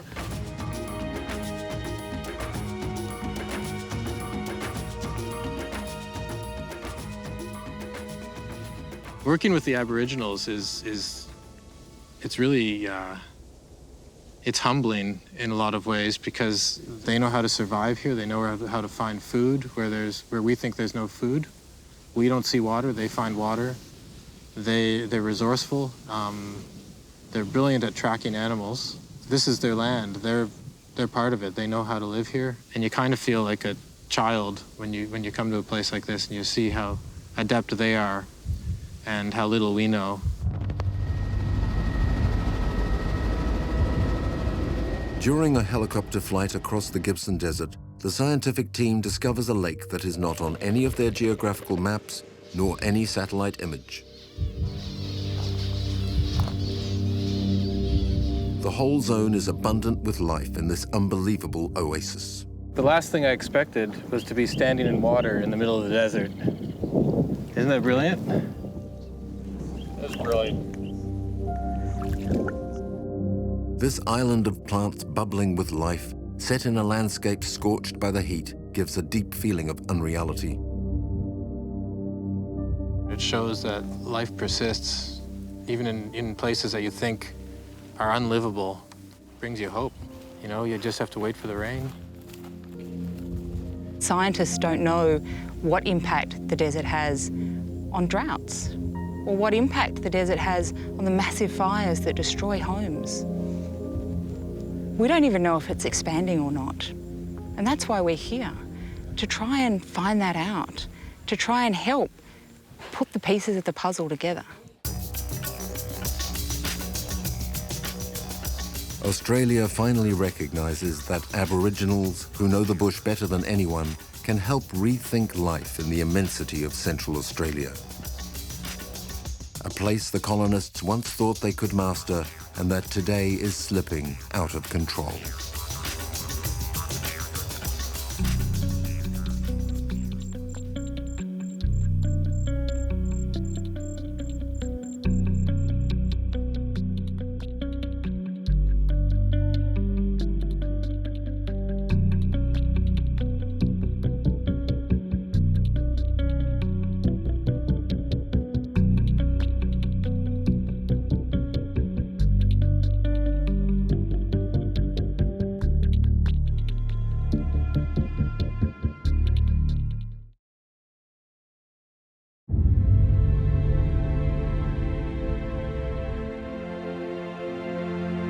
The glaciers are retreating, the deserts are spreading. Throughout the world, this change has dramatically increased over the last 50 years. China is in danger. The ancient deserts, which appeared long ago in the north of the country, continue to grow. New deserts are forming. Arid and semi-arid zones now cover half the country. They are taking over the arable and inhabited land, which, near the deserts, is shrinking dramatically.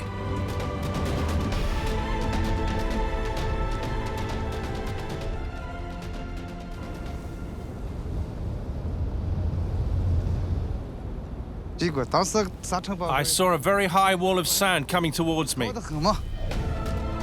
According to studies, more than 1,300,000 tons of sand dust fell on Beijing in 2010. There are not enough natural barriers of vegetation at the edges of the deserts, nor are they strong enough to hold back the sand. The plants lack water and are dying. Water is important in the fight against desertification. We fire into the clouds to bring artificial rain to arid zones. An army of 32,000 rainmakers fight at the front every day. A green wall is being built, as long as the Great Wall of China, to keep the enemy at bay. China is at war against desertification that threatens to devour the land.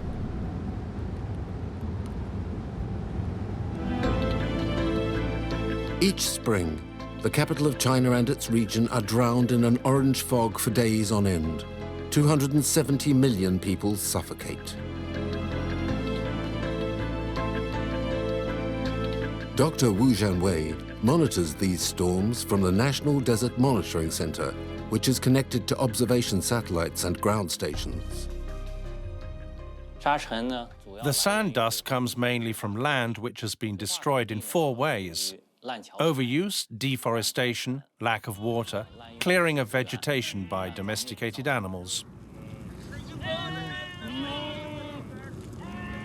From 2001 to 2006, Beijing was struck repeatedly by sandstorms. In 2006 alone, in 1 year, we had 14.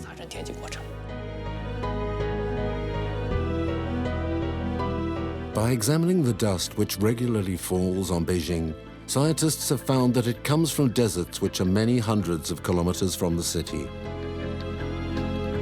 Deserts occupy a quarter of Chinese territory, but not all deserts produce sand dust. This comes from a few specific zones. The sand comes mainly from 2 zones. From the north, Mongolian deserts and the Chinese province of Inner Mongolia. From the west, the deserts of Badanshahan and Tenga, close to the city of Longshu.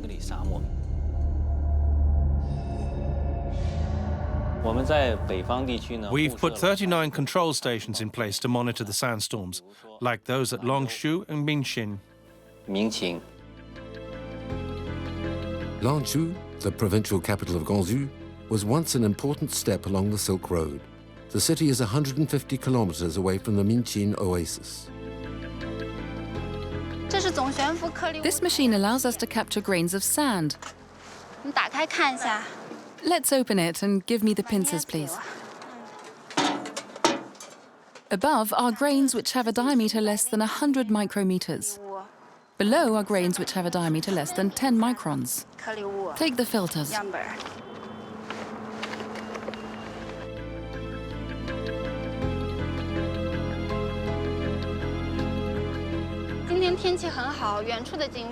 Today is a very fine day and we can see a long way off. When there's a sandstorm, the landscape looks like this photo taken in 2013. Here's another from 2011, and this one is a photo taken in 2009. You can't even see the big building in front during this big sandstorm. You can't see the mountains.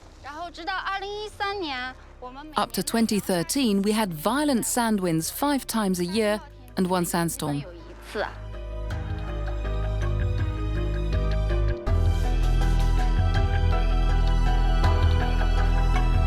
The sand dust, collected over the years at the Longzhou station, are stocked and classified according to their type and grain size.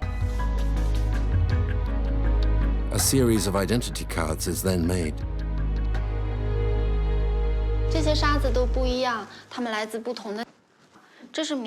The sand in these containers is all different according to the place it comes from. For example, this Minxin sand is extremely fine. It's very volatile. The drier that a desert is, the more mobile is its sand, and the more it can feed the dust mass that sandstorms take with them. The zones where the dust is produced need urgent measures. The pink color shows the great mobility of desert sand from the Tenga and Badanjayan deserts around the Minxin oasis.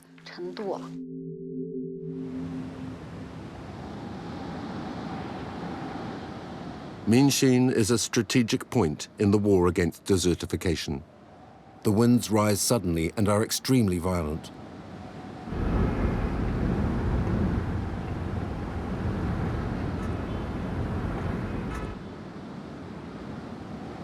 The oasis, where 300,000 people live, is caught between 2 great Chinese deserts, the Badanshayan and the Tenga deserts. The oasis forms a natural barrier between the two which must be preserved at all costs. If the immense mass of sand in these 2 deserts joined up, the flow of sand that falls on Beijing would increase markedly and the city would pay dearly for it.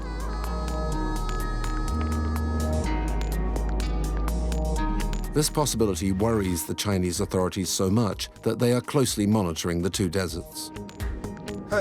Check the GPS, we're getting closer. We're nearly there, not far to go. Let's carry on. Very well. With the metal detector, the team are searching for a marker. Here it is, we found it. Very good. Okay. The marker consists of a metal plate placed here the previous year by Wang Bin's team with a recording made of its geographical coordinates.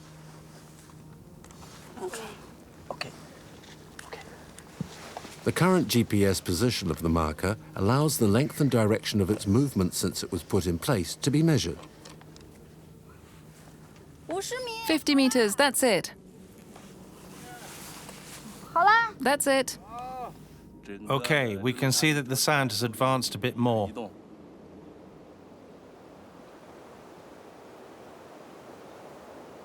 This tower measures the advance of the sand. Here, the wind speed can reach 20 meters a second.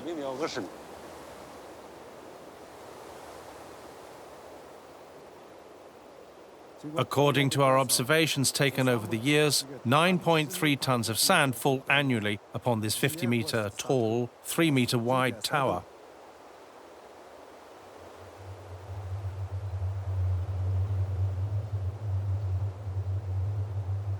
The two deserts of Tenja and Badanjayan have formed around Minchin. If we stop fighting against them, we run the risk that they will meet up. At Minchin, the sand front extends over 408 kilometers, and there are 50 sand corridors, which are entry points which the sand pours into. The sand corridor of the mouth of the Tiger is 30 kilometers from the observation tower. It is one of the most formidable. The winds coming from the Badanjayan and Tenga deserts meet violently here, making the place sterile and dangerous.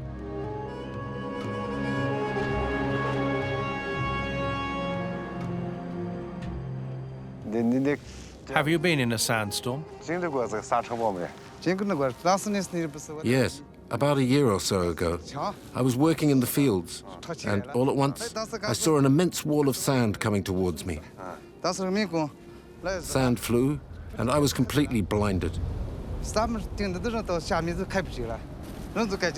If you'd been right beside me, I couldn't have seen you.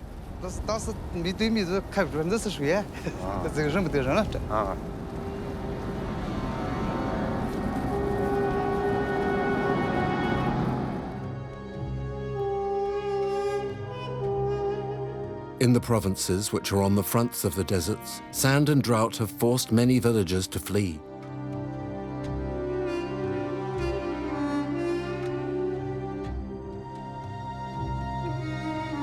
Dongzhong, one of the villages of Minchin Oasis, has become a ghost town. The inhabitants have fled. Alone, old Wee and his wife cling on to their home. Here it was full of life. There were lots of people, lots of livestock, like donkeys, horses, camels, cows and sheep. Wee has only a few chickens left. The closest well is kilometers from here.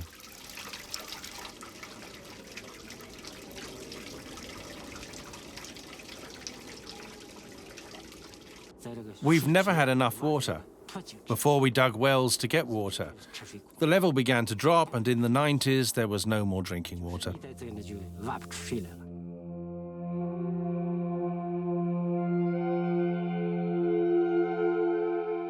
Intensive agriculture, with production targets dictated by plans, made things worse. The whole oasis of Minchin was soon short of water. More than 10,000 wells were dug. In a very short time, this led to the end of Lake Xintu, now completely dried up, a first in Chinese history. 200 years ago, Lake Xintu had a surface of 400 square kilometers. There were plants in the water, and the inhabitants could fish from boats. But because of population growth and overuse of water for agriculture, the ecological balance was destroyed. The lake dried up and from 1959 became sand dunes between 1 and 3 meters high.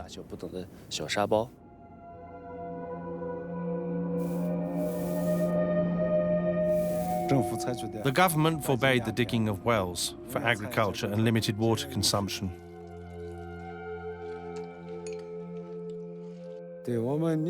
Today, we use the water from great reservoirs and water from artificial rain.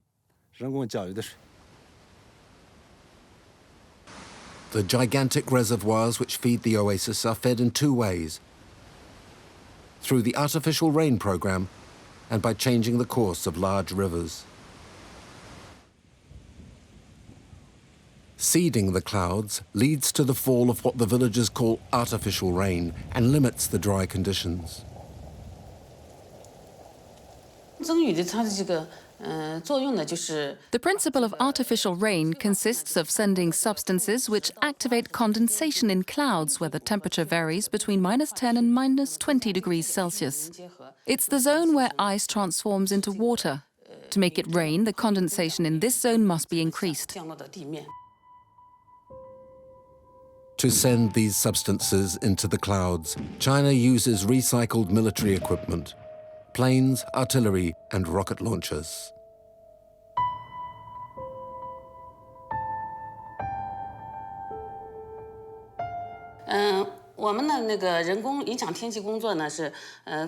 We started to apply this technique in 1958 to make rain in the province of Jilin.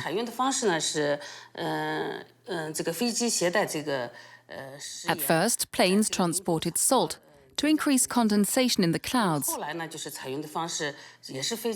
Then they took liquid nitrogen. Nowadays, we prefer to use silver iodide, which works better.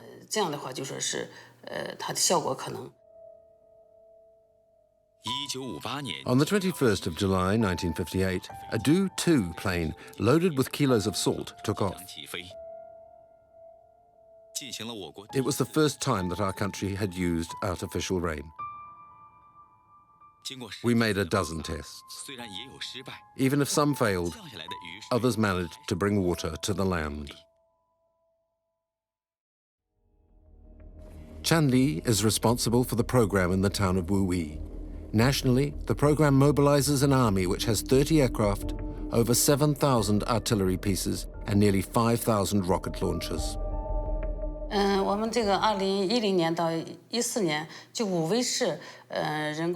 Between 2010 and 2014, we launched over 600 rockets and fired around 10,000 shells from Wuyi.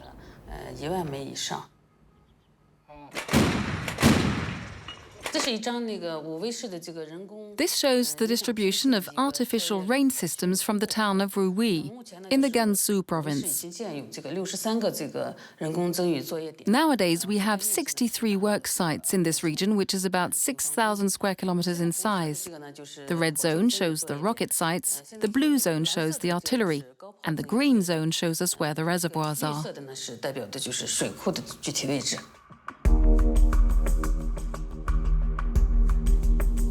It is estimated that over 300 billion tons of rain have thus been made over the entire country.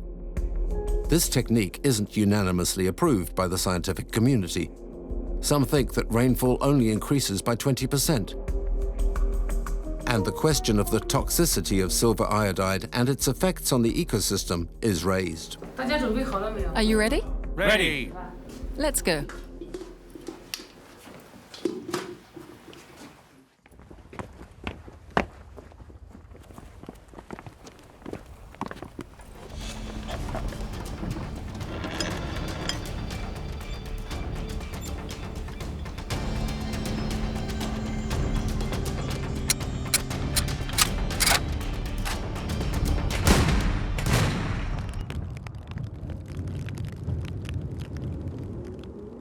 In the village of Donjon, time seems to stand still. Old Wee distracts himself as much as he can by watching his grandchildren play with the rocket casings fallen after the last launch.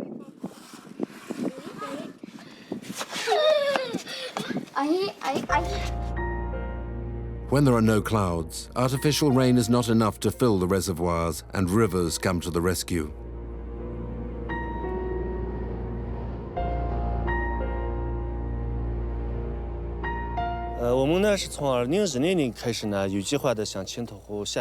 In 2010, we started to fill Lake Chintu by using water from the reservoirs. Today, we've managed to restore part of the lake. Following that, plant cover and the ecosystem returned.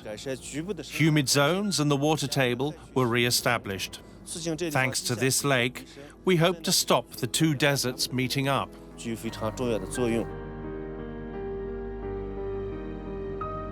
Will the restoration of the lake be enough to assure the future of the desert refugees who have been rehoused in model villages constructed at the center of the oasis?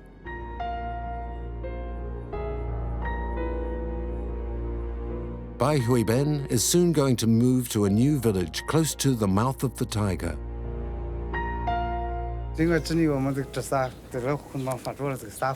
We fought for years against the sand. And this is our new house. The whole village will soon move here. The house is more solidly built against the sand and has electricity and water. Life here is better and more comfortable. Like all his neighbors, Bai Huiben could no longer stand the daily fight against the encroaching sand. Over hundreds of kilometers, an army of peasants are fighting to seal the breach of the mouth of the Tiger. Through this breach pours the sand which threatens to submerge the oasis and to annihilate it.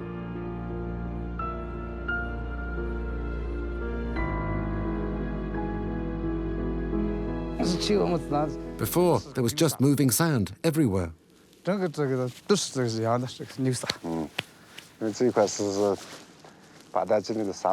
Here in the Badanjiahan Desert, the sand moved fast and caused a lot of problems in this area.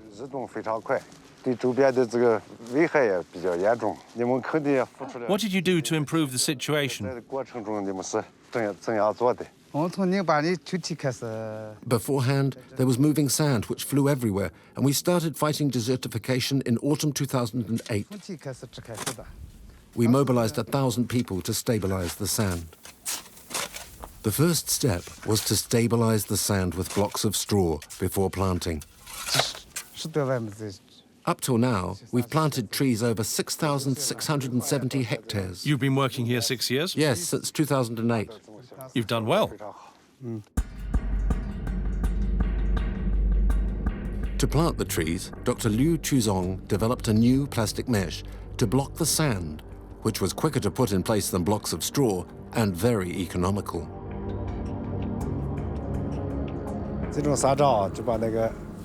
This mesh really stops the wind from moving the sand, as you can see from afar. With this method, there are no more sandstorms. Yongshu comes from the desert of Xinjiang. It's a type of tree which we've used at Minqing, using our institute's techniques. In the northeast and northwest of China, our technique with the Yongshu is also used. The Gansu Desert Institute has experimented with over 700 different plants. It also uses the suo, which grows in the deserts of Xinjiang at the borders of Tibet. Highly resistant, the suo also uses little water and only needs to be watered when it is planted. The so grow like this after 3 years. The plantations of the mouth of the Tiger have worked. The sandstorms that threaten Beijing have diminished markedly over the last few years. On the Western Front, the Battle of Minxin is a first victory. To win the war, a program of reforestation launched in 1978 led to the plantation of 30 million trees, the equivalent of the land surface of Great Britain. And it will take several more decades of work to complete the Great Green Wall, which should protect Beijing. A second battle is being led on the northern front. This is against the sand dust of the Kupuchi Desert in the province of Inner Mongolia that regularly strikes the capital.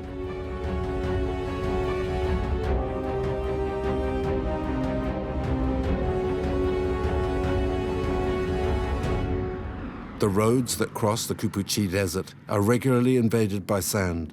New plantation techniques are being tried.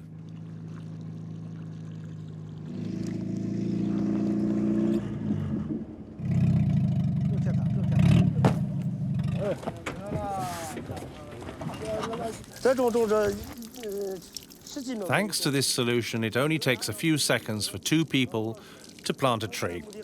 In a day, we can plant up to 1,500 cuttings. In the past, there was only sand in the air. When it was windy, you couldn't even open your eyes, and you couldn't see the road. The Kupuchi Desert is the one that affects the storms that hit Beijing the most. Before, we had 70 to 80 every year.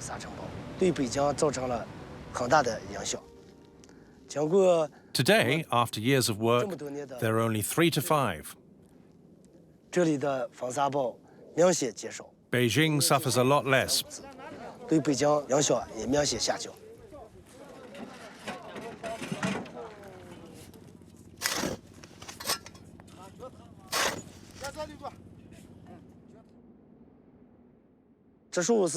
Beforehand, we only worked manually, without any machines.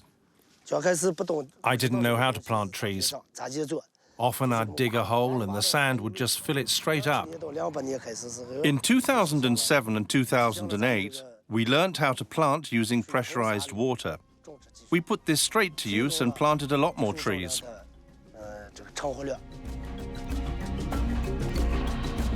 According to official figures, this new method gives a survival rate close to 85% compared to 55% in the past.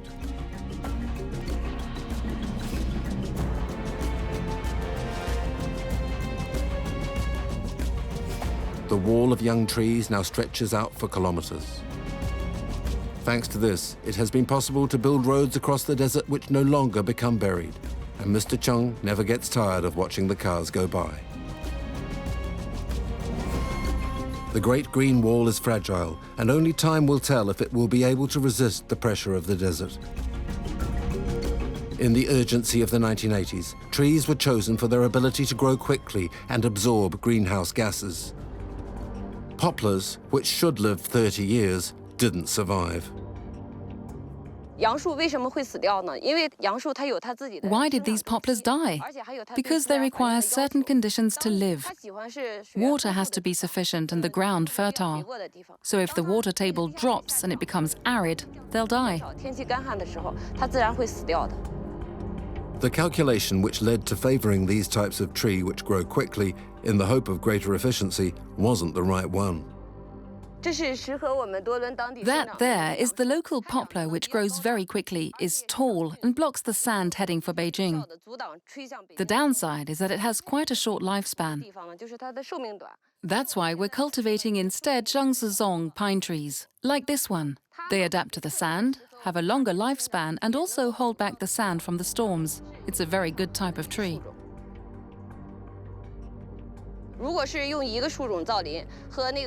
If just one type of tree is planted, there's a greater danger of sickness than if you mix 2 types together. The great lesson that China has learned from its successes and failures is that there is no universal recipe for containing the desert. Each parcel of land has its own types of tree and techniques of plantation. The Great Green Wall isn't a monolithic monument, but a mosaic.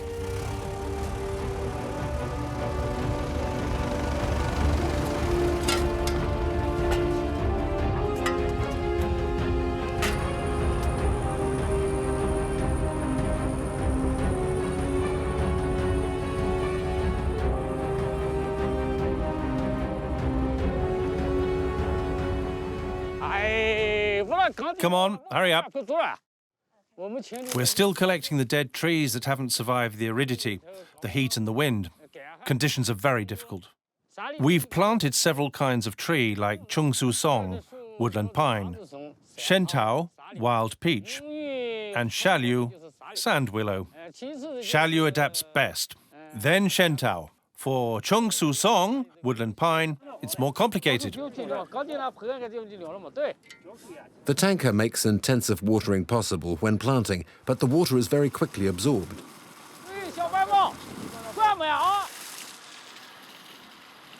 The solution is programmed drip-feed watering in the middle of the desert.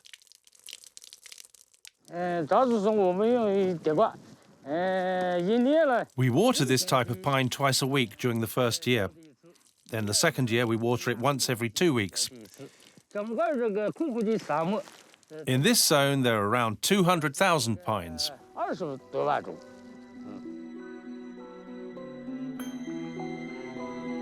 The drip feed network extends for hundreds of kilometers. It's a heavy investment, but the results are there. The trees take root and wildlife returns.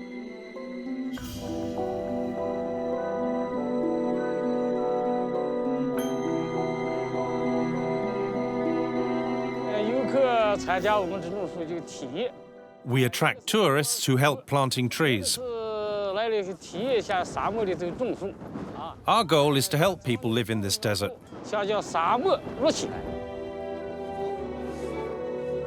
The Chinese, businesslike, have exploited the entertainment possibilities of sand. They've opened centers in zones where the dunes are beautiful and the sand is good. Profits from these parks help to finance the ongoing gigantic greening projects. This has been a success, and over the last few years, parks have multiplied in the Cupuchi Desert and other duned areas. The clientele for the enjoyment of this type of recreation is estimated to be 100 million people. On holidays, crowds press to enjoy each attraction.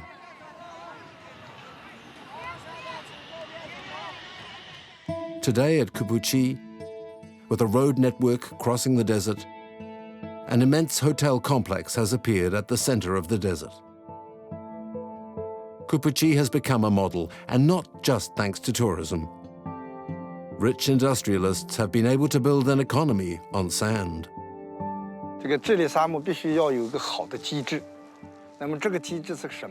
A good model is needed to resolve desertification. Following 27 years of research and experiments, we found a model that associates ecology, business, and the economy.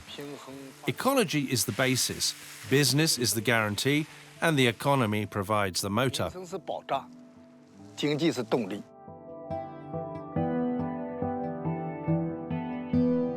The Chinese are now using sand for everything. It's a basic material for many products used in building. But more surprisingly, it's also used to grow medicinal plants, like kuqi and kansao, the Chinese aniseed reputed to be an elixir for a longer life. From plants grown on sand, new nutritional composites for animal feed have been created.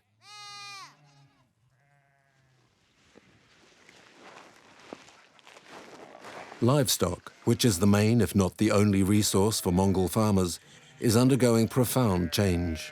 In the time of my parents, the sheep could graze in the steppe all year long. But for my generation, we can only leave them on the steppe from May to November. The rest of the time, from December to April, we keep them in pens so they don't eat the grass.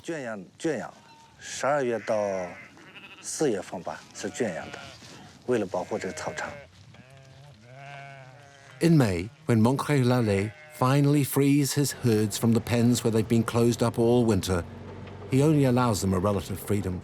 With his four-wheel drive, which has replaced the horse of his ancestors, he stops them from getting too close to the tree barrier.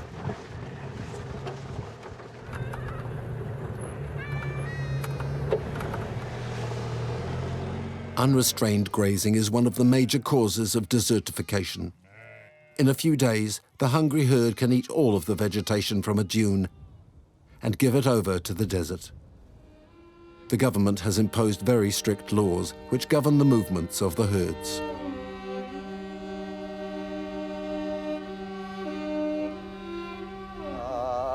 In Mongolia, the isolated trees represent life's resistance to the desert. The oldest, those that have stood for hundreds of years, are called the trees of Genghis Khan, who is said to be buried at the foot of an isolated tree. They are the object of rites of devotion. This tree is over 1,000 years old. Today it is at the heart of a replanted area that was just sand a few years ago.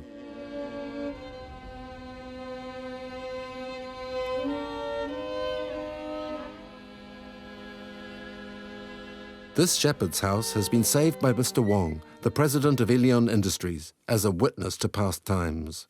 This was the house of the Kubuchi Desert shepherd 20 years ago. He lived in the middle of the desert.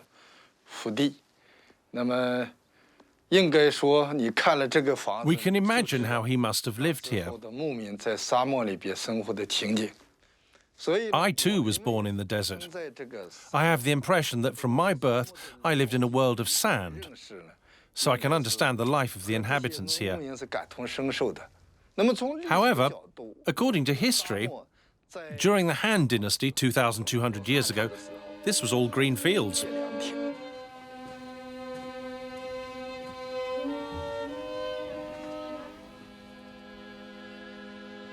In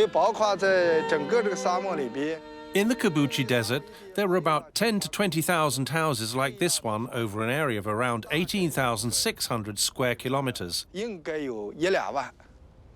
were destroyed, and the inhabitants moved.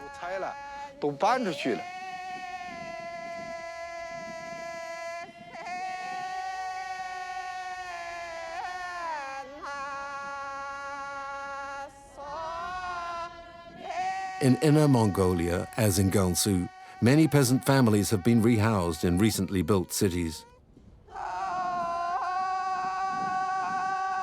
Mr. Chong has also moved and says he is happy in his new way of life. He stars in an advert sponsored by Ilion Industries, which recounts the fight against desertification. Look, there I am. He's called Chong Chiwa. The shepherds like to call him Chiwa, because they see hope in him. I'm really proud of you. You're doing a very difficult job. Chiwang, Mr. Chung's first name, means hope in Chinese. In the popular imagination, Mr. Chung has become the example of a peasant on the side of Ilion Industries.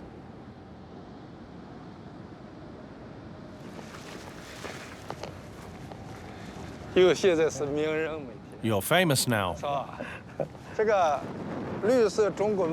You can read up there. The green dream of China is to transform this desert into an oasis. We who are fighting the desert believe we can turn this dream into a reality.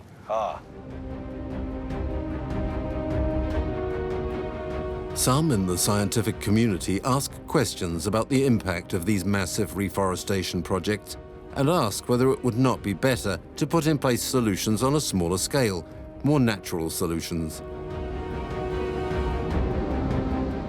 Parallel to the massive defense against deserts, the Chinese are also waging a technical and scientific war.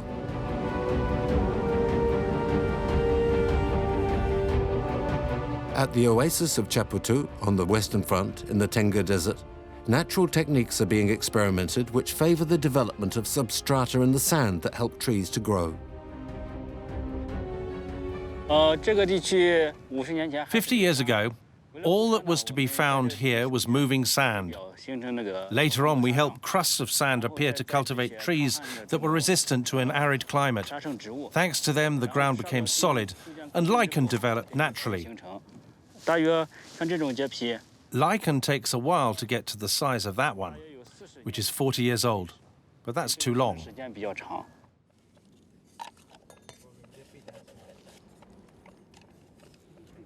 To accelerate the growth of the crusts and the lichen, scientists are now experimenting with the use of cyanobacteria.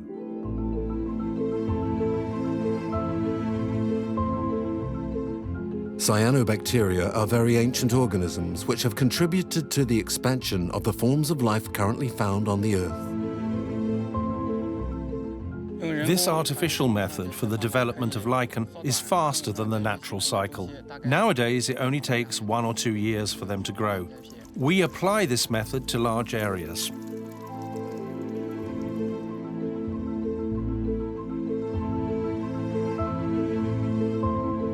At regular intervals, scientists take samples of diverse parcels of land to measure the speed at which the lichens develop. Cyanobacteria is perfectly adapted for rapid and abundant multiplication. They reproduce as filaments. These knit into large networks which, by forming a solid crust, stabilize the sand. The crust forms a substrata upon which the lichen develops more rapidly and flourishes when it receives water.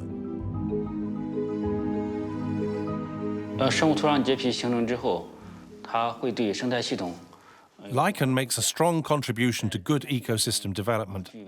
There are several functions, such as the diversification of biology. It offers good conditions for insects. During our studies, we've seen that lichen serves as a food source for them at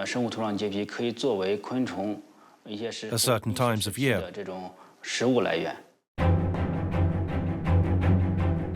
During reproduction, the beetle needs a lot of energy to introduce its long and pointed reproductive organ.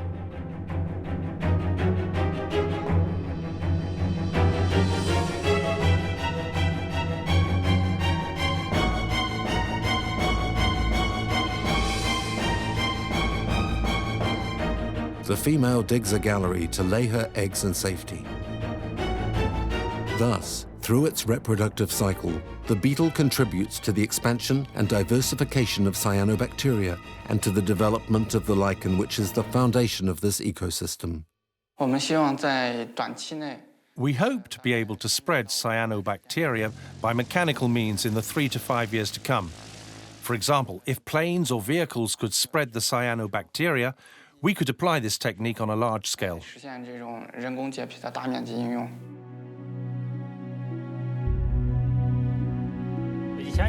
Before, this was just moving sand behind me.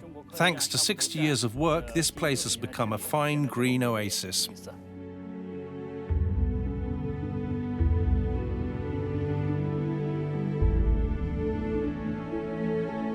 This first experiment with biotechnology in a desert environment is promising.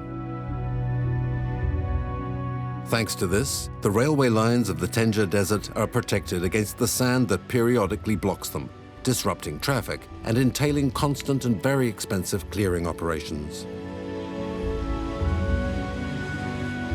Now the trains can circulate freely over thousands of kilometers. Lots of other research is being made in the technical and scientific domain, and the adventure has only just begun.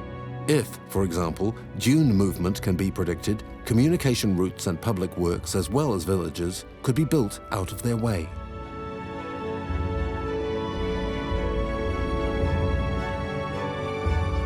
For several years, a Chinese and a French team have been working together on this question in an experimental site a few dozen kilometers away from Chapteau.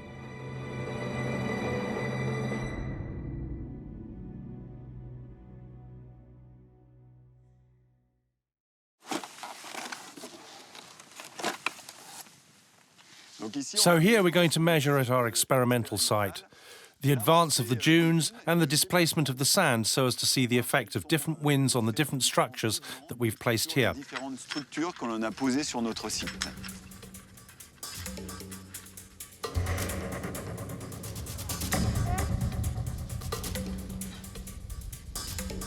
Okay.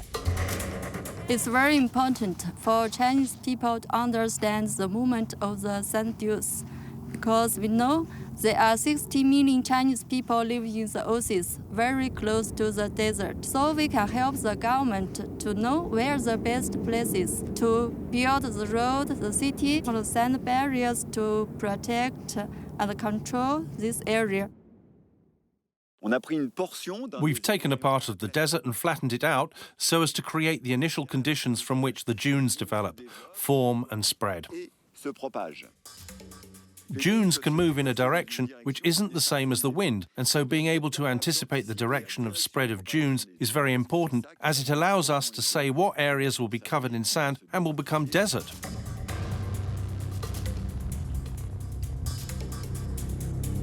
The French and Chinese team have installed a network of cameras which take photographs automatically several times a day over a long period.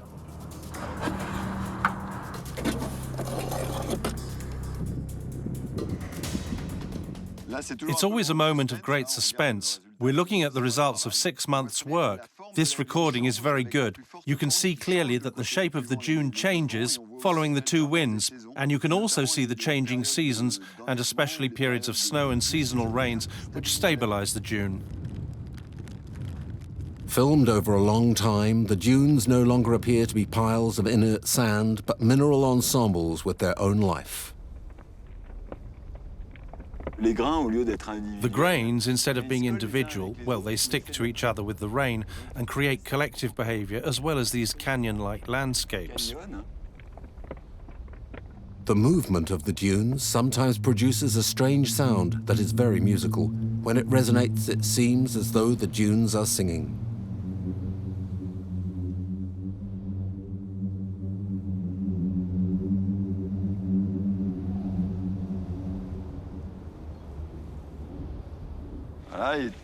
You see, and all along the face of the avalanche, multiple avalanches can be created. That means the dune moves.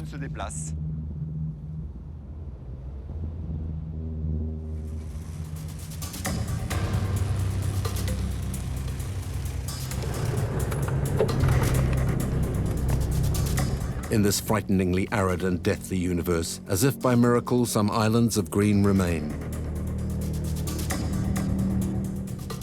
Here we're in the middle of this great expanse of sand, and we can see a zone with vegetation, so there really is competition between the desert zone and the green zone.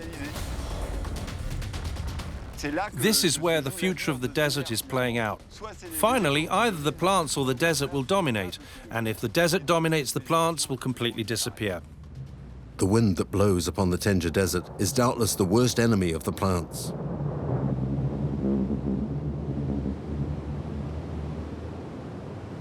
It's typically a wind from the northwest, a wind that comes from the interior of Siberia, a large depression which spreads outwards, and this causes the wind responsible for the sandstorms on Beijing. The sensors below there measure the wind every millisecond, and the sensors above, with the cups, they only measure it every second.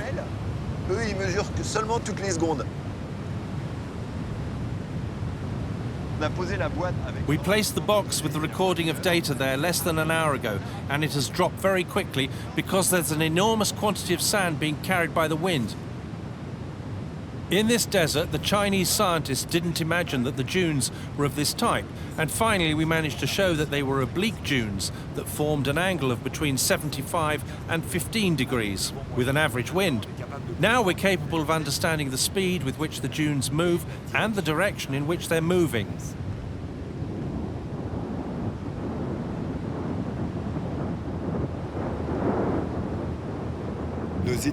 Our studies have allowed us to confirm that this desert, the Tanger Desert, is a reservoir of sand.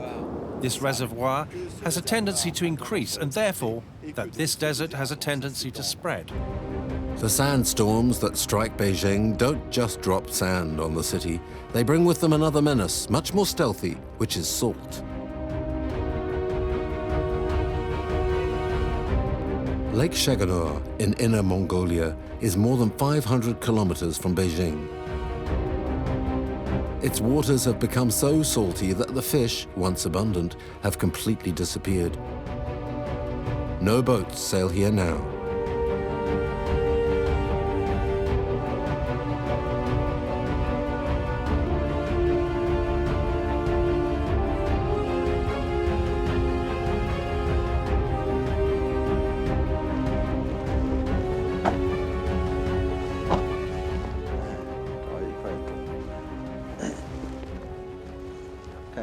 Beforehand, here, there was just water. How much has the lake lost? The lake was 10 meters deep. Has it lost a lot of surface area? It has shrunk by about 40 to 50 square kilometers. That's a big reduction. Yes, because of the very dry climate. There, that's a boat which was on the lake. But now, since the lake has dried up, the boat is stuck and it can't be got out. The ground, left behind by the drying out, is scoured by winds which blow incessantly.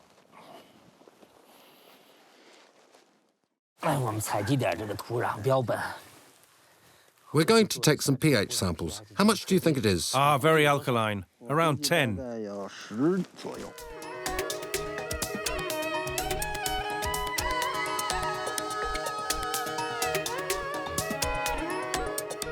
The sediments, which are mud mixed with salt, produce extremely fine dust that takes flight easily and is carried by the wind over very long distances. Excessive pumping has dried out more than one salt lake, especially in Inner Mongolia. Mr. Chung is convinced that the exposure of immense surfaces saturated with salt is a new source of storms.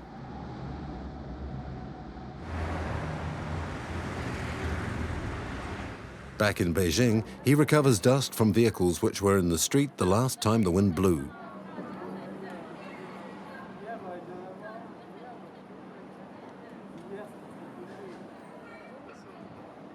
This is the dust that was on my car. We're collecting this dust to know whether it comes from the deserts of Inner Mongolia, the Tenga, or the Badinjaran deserts.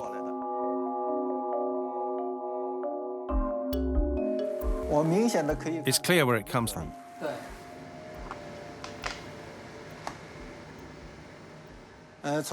According to our results, the samples from the Salt Lake and in Beijing are similar.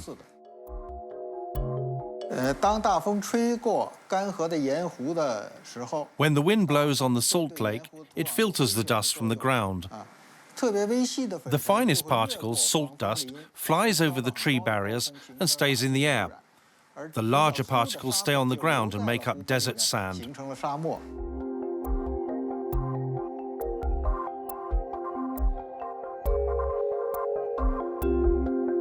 We've taken a lot of action against the dust of sandstorms, and we've had a lot of success. On the other hand, we've done little against the dust from salt lakes. For several years, with the support of the local authorities, Chung has tried an original experiment at Lake Chaganour.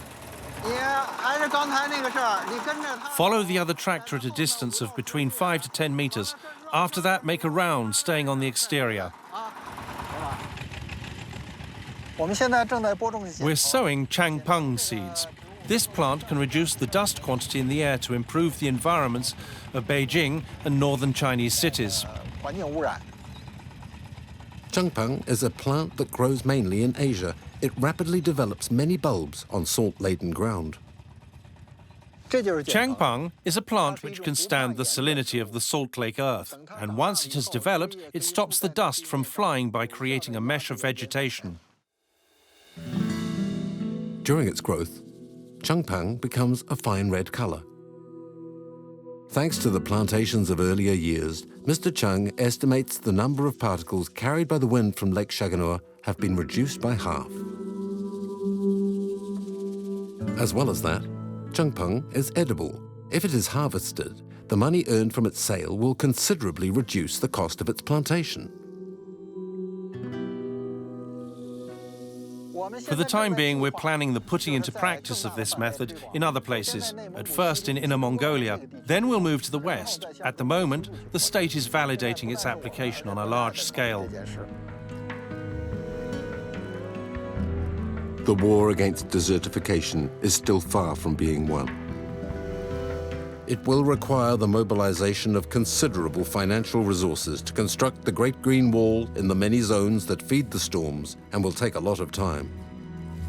But a new factor risks making the task even more complicated. It is now known that climate disturbance leads to the worsening of natural catastrophes. The yellow zone indicates the movement of the storm of 15th of April 2015. It's more intense than we've seen at Beijing for 10 years. Desertification only exists in some regions of China, but it could have worldwide consequences. Sand, dust, and salt pulled from the deserts and dried up lakes of China reach high-altitude winds and fall in Korea, Japan, and even the United States. In this way, China's problem becomes the problem of us all.